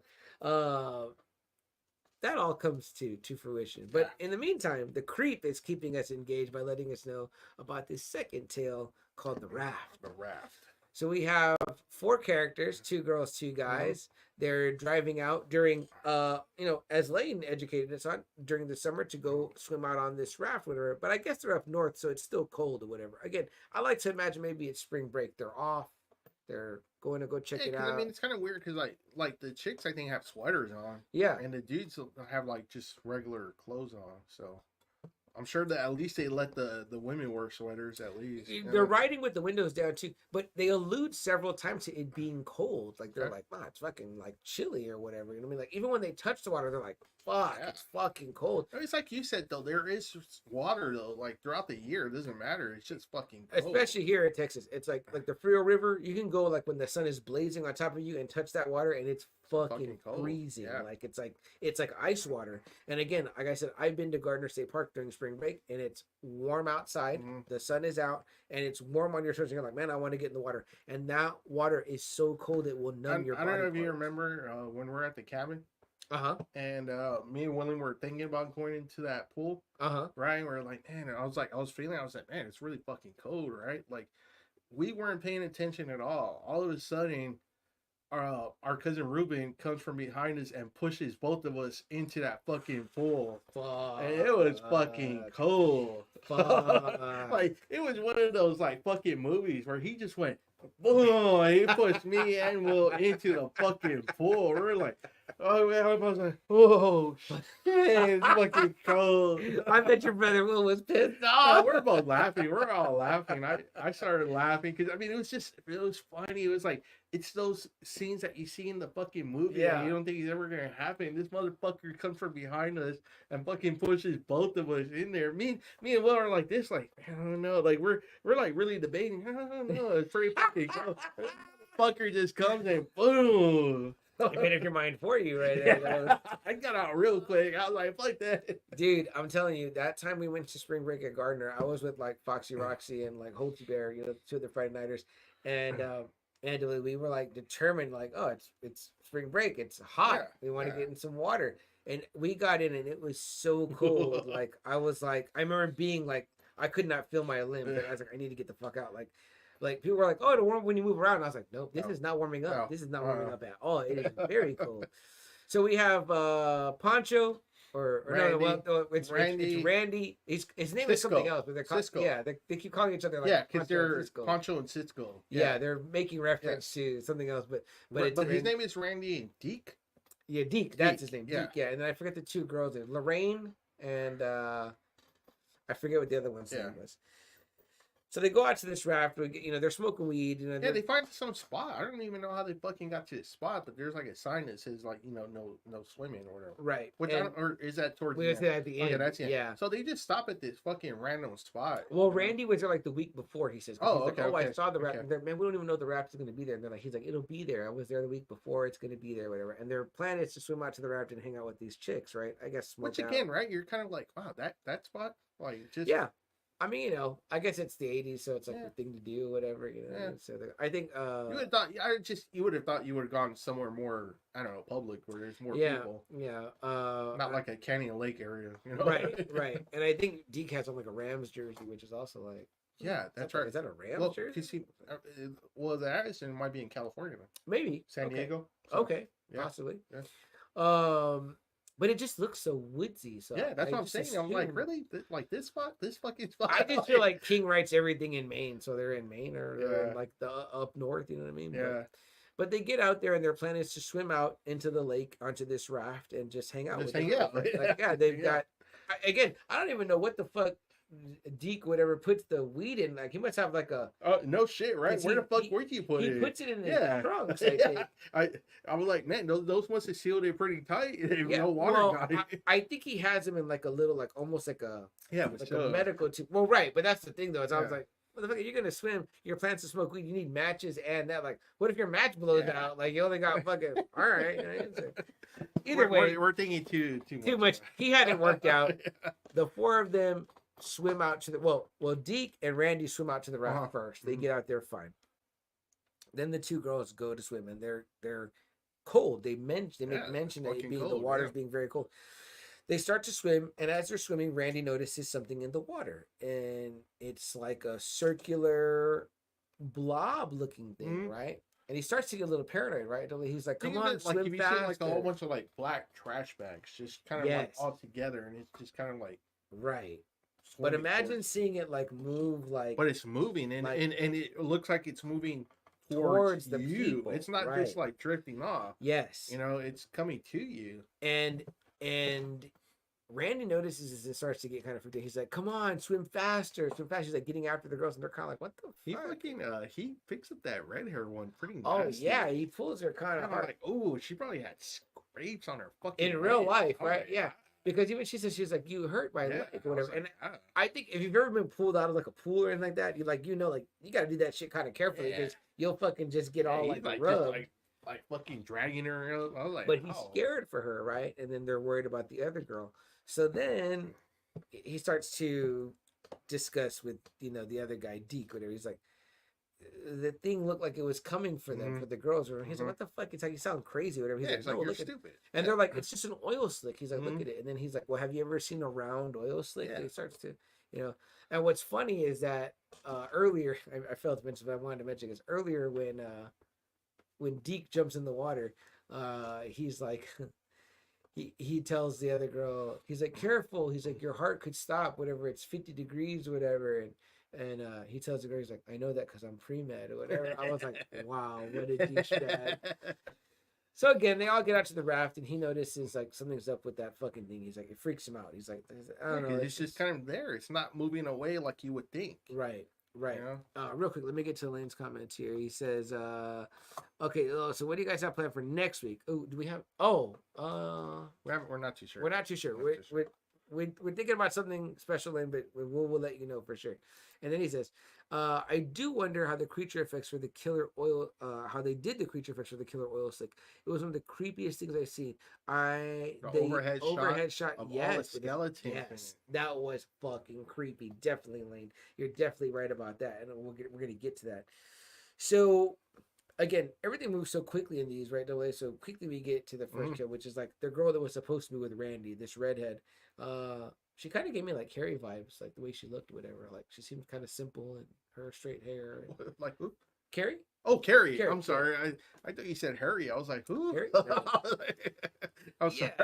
Because she gets onto the raft and they're there, and then she starts to play with it. Yeah, she has her cigarette or her weed cigarette or whatever it is, and she sees it and they're like, oh, she's like kind of messing. Which I'm like, if it's an oil slick, why the fuck would you dip your cigarette in there, whatever?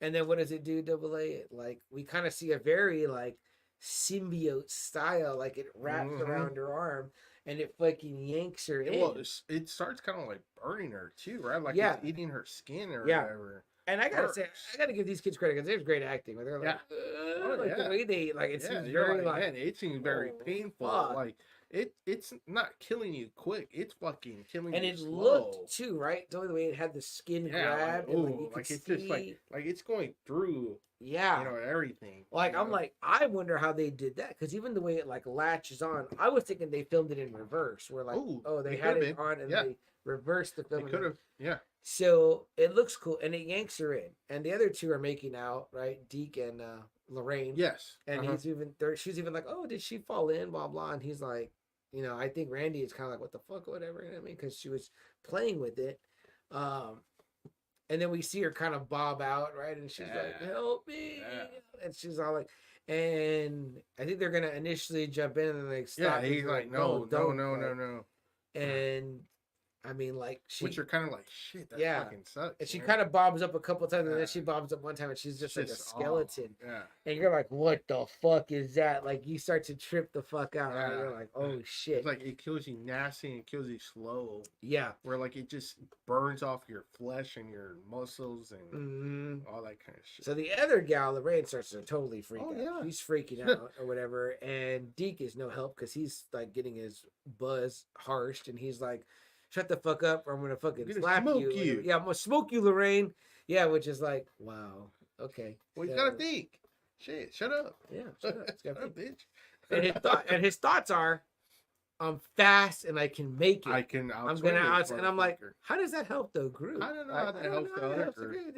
But I don't think he really cared about them that much. So Randy is like, no, don't do that, and he's like, I'm gonna go right now. So he fucking is gonna attempt to jump into the water when what?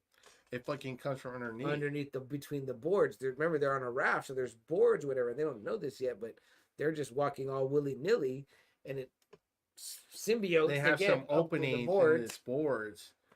Yeah, and it gets Zeke pretty nasty because I think it pulls him, but his leg is still kind of like up while his body's like sinking down. Oh yeah. So it's kind of like, oh, there's some broken shit there, and he's screaming, it's in pain. And pretty much he's looking at his foot. Yeah. Though, it's like it pulls him down in a way where his leg like, breaks up, and he's like, and you're like, oh, holy fuck, that's not good. And I was like, man, I like Deke.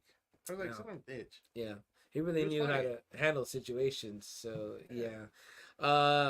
And that's the end of him. And then Lorraine proceeds to jump right into Randy's arms and is like, don't fucking put me down. It's gonna get me. Which you see it kind of coming through it's bubbling up, and he's smart enough now to step between only on the boards. He's like, it can't get us if we're on the boards. Which I'm like, I don't understand why. It seemed like it could do whatever it wanted. Right, burns. Right. And he's even telling her, he's like, I have to put you down. Like you're heavy and you're choking me. He's like, I gotta put you down. So eventually he puts her down. He sets her down. He's like, stay on the boards. And I think it shows like the slick is just not moving, right? Like it Right. moves, but then it's just like there. Yeah, it's around. Like Yeah. it moves from out from under them, but it's Yeah. kind of like around. So they're just like there the whole fucking day. Just it's getting colder. It's getting more. And I imagine uncomfortable. night at that place is cold because And they say yeah, they're you see cold. the breath coming out. Yes. It's like, ew, Yeah, you're like, shit. fuck, and they've got barely like anything on. Yeah. You know what I mean? So I can't imagine dealing with that. And I think he says like, let's take turns sleeping or whatever because we can't both fall asleep because it'll fucking get us. Yeah. So they're like, all right. So I think they take turns sleeping. She's asleep, and then we get the infamous morning scene. Right? Is that it? Yeah, what a dickhead! Like seriously, dude. Like, that's your Not even that. fucking That's what's on your thought? mind. Like That's I'm your like, fucking hit. Like he liked her so much that he starts like bringing the sweater up and starts kissing her like her tits and everything. I'm like, wow. so there is some gratuitous nudity at this Yeah. point. I was like, man, this like even like as a kid, I was like, man, this motherfucker, like seriously, Yeah. like But damn, Double A, it quickly turns awry. yeah, when- because she starts moving, she's kind of groaning. He's kind of like, oh, and then he's like pretends like nothing happened. He brings his sweater down. But then yeah, she starts moaning. yeah. like, And you thought nasty. like, oh, she was moaning in ecstasy, but no. No, it's like that shit has grabbed her fucking face, and who knows how long it's been there, but it looks like it's been there a good while. Where like it's already been like the flesh has been coming off already. And she turns, and it's a pretty grisly Yeah, scene where That it's was already, cool. Yeah, That was like, really cool. the slime Yeah. and all that. Yeah, and she's again a great acting job because she's like, "Ah!" like, and he's like, fuck. And that's where that motherfucker is like, you Well, know what? I better You're make dead. I better make a run for it. So he decides to swim to shore without her because she's like Double A said, no, you fucking dead. You know, you're fucked. And he's like, I can make it now because it's eating her. It's right eating now. her. Yeah. Which is a pretty smart thought. And do we see it Double A in the water? Yeah, it actually going does after come, him? and you're like, damn, it's fucking going quick. Like it's following him pretty fucking Yeah. quick. Well, he makes it like to the land. He makes it, and To he the starts shore. laughing, and I beat you. I beat you. Well, this fucking thing like jumps up, and fucking just consumes him, and, like a wave. and brings him into the water again. Does it burp? I think it does burp. Yeah, I right? think it Like, like it like burps. I'm like, man, this fucking thing ate 4 fucking full humans or whatever. And then like in classic Creepshow fashion, it's like panning out, and to the right you see the sign, no swimming. Yeah. So you're like, oh fuck, man, like that was crazy. Especially since you thought, he made it. The Camaro is still there with the music Yeah, it's playing. still blasting. I'm like, the damn, door that's a is good open. battery. Shit. Yeah. I was like, fuck, man, that's fucking like, it's like a good little like, oh, you didn't make it. I was like, wow, everyone died. Yeah, Like, everybody. I was like, wow. everybody got I it. think there had always been someone alive in these Mhm. stories, but it was like, damn, the whole gang was dead. Yeah. And so I think we might have had it wrong earlier because in between story 1 and 2, in between story 1 and 2, Chief Woodenhead and the raft, Billy goes to the post office to get the bull. No, that's in the beginning. Oh, okay. That's in the So it beginning. is true. So we don't Okay. get anything in between this one and this one. Oh, okay. The okay. animation finishes off the movie. The minute. Okay. But, the so we last. go from here to the hitchhiker. Okay, gotcha. Yeah. So we go right into the Hitchhiker, which many people believe is the scariest story of the 3, and I do not disagree with them. I know it's kind of cool because like I didn't recognize her at first until again I saw it like maybe in later 90s when I got into my Bond phase. She's Dr. Holly Goodhead in Moonraker. What a great name. Yeah, what a great name, Goodhead. Yeah, and I was like, oh shit, that's cool. So like it's really cool that there's I a didn't Bond realize girl. that. Yeah, This is one of the yeah, Bond movies. Okay, cool. Moonraker. From our Ahsoka episode, Firefighter Marquise actually dressed as the Hitcher for Halloween one year, and I was like, I applaud you, brother. That's fucking amazing. What a great choice. And he was like, yeah, I thought nobody was gonna know who I was. Or he even had like the Dover sign, Mhm. and he was like, nah. He was like, certain people were like, oh, that's fucking badass. And I was like, every time I wear this shirt, I think nobody knows it, and I'll get 1 or 2 people be like, dude, that's a fucking badass. And I'm like, all right, cool. So, yeah. So this story is her. Yeah. Starts out with her. She's a married woman. She's a married woman who's like the husband is like very rich. So she's like a rich housewife. Yes, and she is at her gigolo's Yes, house. uh-huh. Yeah, so the male prostitute there. And what's cool, right, Double A, is if you look on the background, you can see some of his Yeah. books. He's got like Yes. It. Yes. He's got some Stephen Uh-huh. King books back there, whatever. And she's leaving already. They've already. Yeah, because it's time for her to go, and he's already given her like 4 or 5 orgasms. Yeah, and he charges by the orgasm. Yeah, he charges. apparently, So I was like, so, damn, yeah. good on you. He's like, I counted 4. You might have been more, Yeah, but I was like, I didn't damn, know. I didn't good know. on you. Yeah, good idea.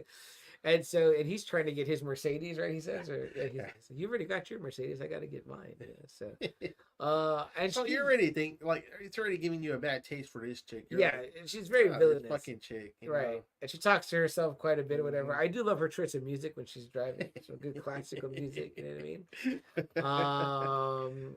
And then what happens? Double A. She's just on the She's road. driving. She's distracted. It's really dark. It's one of those roads that just about everyone has been through where Mhm. there's no fucking lighting. Once it's dark, it's fucking dark. And Right. You can only trust, your head beams and really focus, which is something that she does not do No. at all. Because is she filling with the radio or She's filling cigarette or with the- something? yeah, I think it's a cigarette or Yeah. something. Yeah, and again, like you're saying, she's talking to herself. Right. So she's really fucking distracted Because she's in late. a part where She's trying to beat the husband. she's trying to beat the getting home. husband, yeah. Right. So that, she can keep bucking her jig. Oh yeah. you know? Yeah.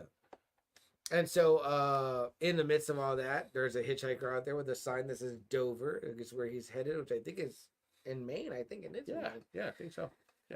And what does she do, Dylan? She just fucking clips Runs that off. Yeah, motherfucker. she You know what I runs mean? over. Yeah. And so It's a think hit and run. she does stop to check, right? Yeah, She checks and then But now just she's like, scared. She's going over the scenarios in her head and yeah, all that like shit. what am I gonna say? Yeah. Where was I coming from? Blah blah blah. Yeah, she starts thinking more or less, oh shit, they're gonna bust me. I'm having these affairs. He's gonna divorce me. Blah blah blah. Right, or I'm gonna like lose Not out even on my thinking, like, luxuries. Not even thinking, oh man, I just Killed a person, killed someone. right? Yeah, So it's already 2 things about this woman that you're like, man, what a fucking bitch. Like, yeah. already just like she's not very likable whatsoever. So she just takes off. She's like, Yeah. "Fuck it, Yeah. fuck it. Let's leave him. Yeah, we Nobody's just saw. fix the car. Nobody's blah, blah, around. Yeah, We'll leave." Yeah. And even that, she's still worried about like I think the damage to the car. Whatever. Yeah, She's like, that's "Man, what she's thinking about. She's like, how do I, right. I'll just say I hit a deer. Like I hit Yeah. something, right? Blah, blah, Uh-huh. blah. And then I can't remember when it comes the first instance we get where she starts to see things. See you him, know what I mean? just Yeah. like keep coming. Yeah, and of course he. But that's the way it is almost throughout the whole rest of the way from her time there. Like he'll just like pop out of nowhere, Right, and he'll be telling her, thanks for the ride, lady. Yeah. Thanks for the ride. So he's like on the car and on the side of the car, and, and she's like, "Fuck! Like what the fuck?" Like so, she's like, "Did I drag this guy? Did he jump out of the car?" like she's starting to think, what the fuck? And she's trying to get rid of him, whatever. So Yeah. at one And point, she's still trying to get rid of him. yeah, and again, no regard for his life. It's more like, oh, I've got to protect my fucking secret or whatever. Because at one point, she thinks she has him pinned against a fucking tree, Yeah. and she's ramming him She over. starts She's ramming, fucking yeah. the car up. Like the Yeah. car is fucked up. But she's more concerned with like, And to the way he's even talking. Thanks for the ride, lady. Oh, and he's looking pretty bad, right? He's really like, all like bloody, and then this yellow like coat. Yellow coat. And his sign or whatever, it's still fucking, and they go through several back and forths. And at one point, I think a truck stops. Yeah, a big Stephen King. rig. Yeah, and it's Stephen King, and then he lights some flares. He's like, "Oh man, some lady came and hit this guy or whatever." And then you see this other gentleman stop in a nice car, and he's like, "Oh, what happened?" He's like, Yeah. "Let me call on my cell phone or whatever." the So car phone, yeah. he's gonna call for help, whatever. So, then cut back to her, and she's kind of going through her own. She knocked herself out of it because she's ramming the car. Yes, it looks like it's been there for like maybe a good, Yeah. maybe an hour, maybe. Yeah, and she's like, "Oh, it was like all a bad dream." Yeah, blah, she blah. thinks like, oh, I just hit this, and there was nothing here, and yeah, all that shit. She drives herself home, whatever. The car's all fucked up. Like it's like, And she goes to her very nice house. oh yeah, gorgeous house. And she's like, "Well, I'll just say, blah blah blah," and then our friend Yeah, he goes back in reappears. the car. He's in the car. You know what I mean? And he's like, I don't know what he does to her, but he like manages to Scares kill her. the shit or out of scares her, the shit out of her. probably. So And then I guess it's kind of alluding to that she dies of poisoning.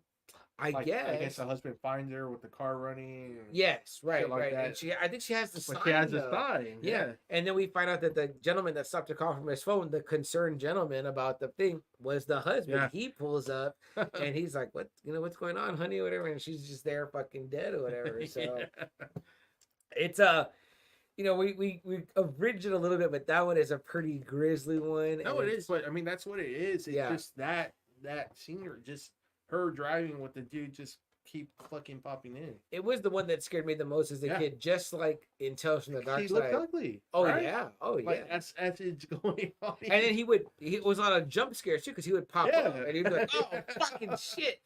But just like how in Tales from the Dark Side, the third story with the demon is the one that scared me the most. Which to this day, that one still scares me. I'm like, fucking. I want to watch it because I think it's so interesting, that one. And Ray Don Chong is so good, but it's also like, fuck, it's fucking scary. So that's the end of that story. The creep talks to us again, and it's like, let's check in on old Billy. You know what I mean? So Billy's running from the bullies at this gang point. now. Yeah. And what happens? So he leads them into this like cove or whatever, right? And so they've got him surrounded or whatever. And the one kid that's a bully looks like a fucking nerd with the glasses and shit and on the freckles. I'm like, you're a bully? Like, what the fuck?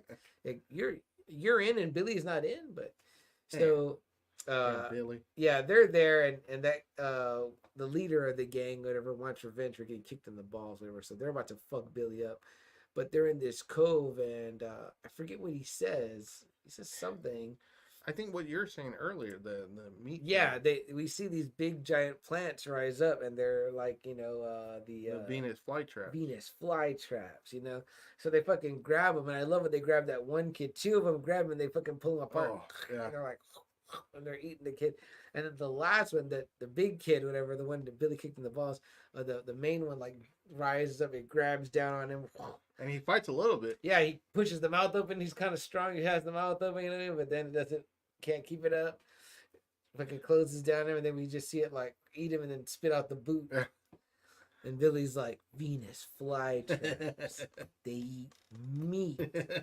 So you're like, oh man. Yeah, Billy. And then we get one more shot of the ghoul in real, like the animation fades away, and he's kind of doing the old like, like till next time, you know what I mean? So it's a fucking great ending. I mean, the whole movie is super solid.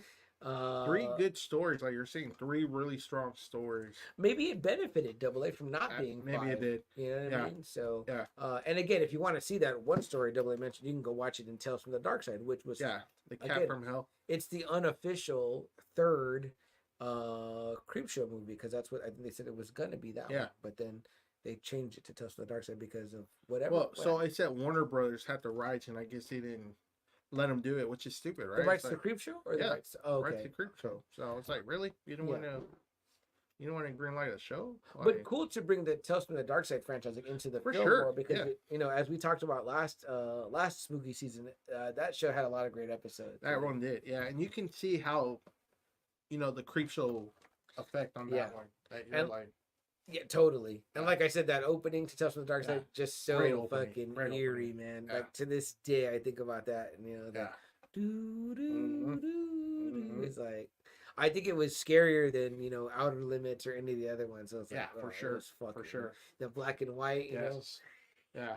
I was like, fuck, I'm gonna watch them. The isolated places, the tree, like that, like wooded area. Yeah. Like, what the fuck? Fucking scary. But yeah, guys, I mean, that's pretty much it on Creepshow 1. Creepshow 2, I fucking love Creepshow 2, and I love Creepshow 1 as well. I can watch either one of them anytime.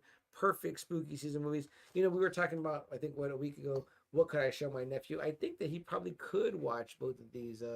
Yeah, I think it'd be all right. Yeah.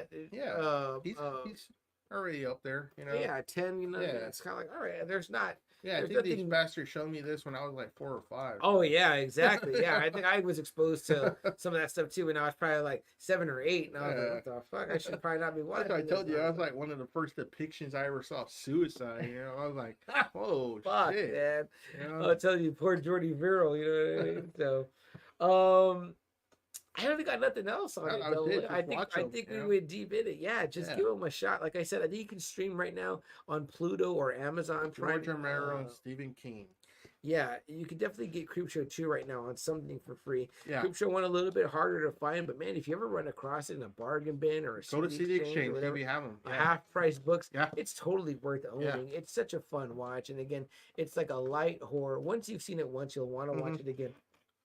And once you've seen it as many times as me and Double A, you can have it on and just like be moving around, doing stuff in your house. Like it's a great to play in the background during like your Halloween party. I mean, like they're both wonderful. So I can't say enough about him. I'm the hugest fan of Creepshow too. I'm always on its side, a proponent for it whenever I'm in like horror, amongst horror people or whatever, you know what I mean? So, and I'm always like super happy to wear this shirt because I'm like, I know I'm the only one that has this shirt on. Big time. I wore a Hannibal Lecter shirt about 2 weeks ago to one of Foxy Roxy's events, and I kept getting a lot of be like, "Oh man, great shirt, or whatever." My Hannibal Lecter shirt. Which one was it? Anthony Hopkins? Yeah, it's his face and it just says hello. You never saw one with meds? This by any chance? Well, I've seen them on a website, but they're really expensive, like 35 each, and I'm like, sometimes that website has sales, but I gotta wait till they have some sales. So, yeah. But any final thoughts, Double A? Just they're really fun stories. Check them out, and you'll like them a lot.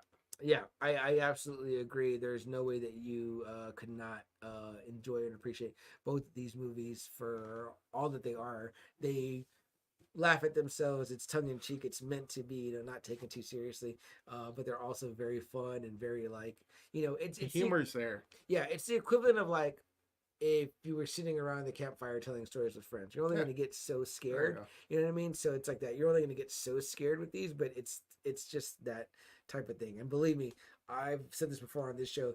Double A's mom would sometimes hold court and tell stories, and I would be like, I'm not gonna sleep for fucking weeks. And that's just letting your own imagination run rampant. So, I mean, but also her masterful storytelling, because I'm like, I don't want to hear some of those stories to this day. Like I'm like, I'm good. The time I heard those when I was like, I don't know what, fucking 8 or 9, it was good then. I'm good now on that. So I don't need to hear it again. But guys, unless you got anything else, something that we like to say at the end of every show, we like to remind you. First of all, I want to thank everyone that came in and hung out and added comments and spoke to the movies. We truly love you and appreciate you. Again, a 3.5 hour one during spooky season. Hey, we're for it, and I'm glad that Creepshow got it because I waited a whole year to do Creepshow. And these guys, we'll talk Creepshow again because there's 3 seasons of the show now that you can watch. I believe on AMC Plus, Shudder. There's one other one. I think Prime. There's another one? I think you do it on Prime too. Yeah, like through Prime you can watch it. Okay. Check out that show. It's fun.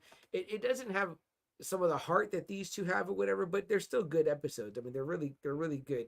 The ones I saw from this season have been really good, and I would love to talk about those with you. But other than that, guys, like we said, something we like to say at the end of every show, we like to remind everybody out there is that if there's something that you want to do, something that you want to accomplish, a hope, a dream, go out and do it. There's no time like the present. Go out there, guys, seize the day, right? Carpe diem. Go out there and make that thing happen for you. I would say this: George Romero and Mr. Stephen King wanted to make an anthology horror set of flicks. They work together, and they did a great job. I know that's like very cool. Like I can imagine what that was like for both of them. What a fucking superstar pairing! Absolutely, yeah.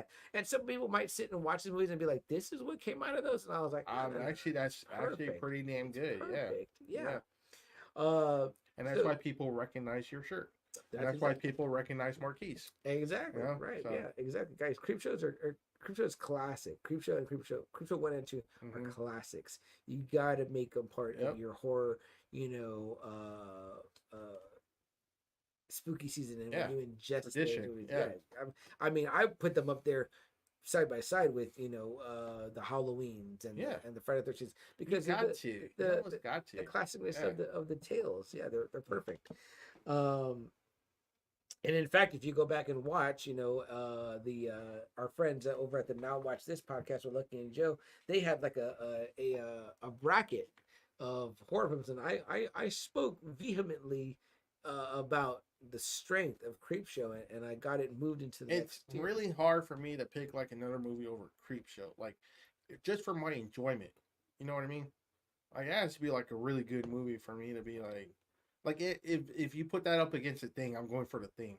Right. You know, but if you put that up against like any other kind of movie, I'm picking Creepshow Right. over Oh, all the other ones. I'll tell you guys this right now. Like, I would watch 1 or 2 of Creepshow probably before I watch any of even the Jason movies. That's what I'm talked saying. about. Yeah, Any of the Michael Myers movies, Yeah. I enjoy it more. I enjoy these more. It Like Halloween really only has like really one good one. right. The Friday the first one. 13th has like maybe 2 out of the 8 or 9 of the movies. You know, Yeah. Friday the 13th, yeah. Right. It's like I told you, they just bleed all into me. They bleed the same. You know, it's Yeah. kind of like, oh, it's the camp, horny teenagers. Jason's gonna get them. You know what I mean? It's like I can't tell you what part 3 to part 4 to part 5 to part 6. I'm like, Same thing with couldn't tell Chainsaw you. Massacre. Same thing with Scream. I mean, like, Yeah, you Texas know, Chainsaw only has that one good one. Yeah, I mean, like, I don't know where you include Saw in these, but I mean, like, I'm like, Saw is like one big story. That's the thing with Saw, Yeah. though. You have to see all of them to understand that story right. because they're all connected. Right. You know what I mean? But still, it's kind of like I couldn't tell you. Oh man, you need to see Saw Part 3. You know what I mean? Yeah. Yeah.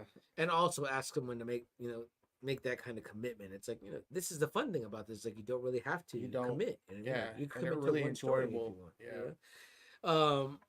The other thing, though, guys, we like to say is that we like to remind you guys that the great Captain Steve Rogers at the end of Endgame, when the Avengers are going back on the time heist, he reminds them that they must do whatever it takes, guys.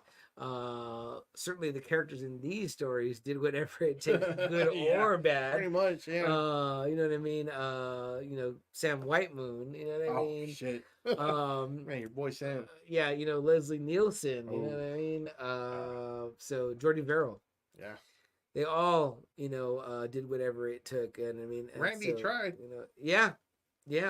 Randy tried to do whatever he took. Randy tried to do whatever it took. He and started boasting too much. Yeah, he started boasting too much. And that just goes to show you right there. So it's like you got to do whatever it takes, Randy, but then you got to not you didn't boast do afterwards. Yeah, you didn't do that. Yeah. Come on, man. So you didn't seize the day by getting the fuck out of no. there. So there you go. Don't gloat. Guys, it's been a lot of fun talking to you about Creepshow 1 and Creepshow 2, some of our favorite spooky season horror movies. We hope that you'll get a chance to check them both out. We really appreciate all your comments, you being here with us through this long episode. We invite you to go check us out on social media at JFN Podcast, wherever you can. And that's it. Yeah, That's all I got, guys. Again, I'm one of your hosts, CM Chuck. I'm Double A. That's Double A, guys. Adam Chan. Join us back next week. We'll have something else for you in the theme, in the thread of spooky season. So keep your head in that game. I mean, one more, because then we're out of here. So come back and check us out next week and talk with us then. We can't wait to do it all over again with you guys and get spooked out and creeped out. All right, guys. Have a good night. Stay safe. We'll see you next week. Time Mafia. Good night. Good night, all of you guys.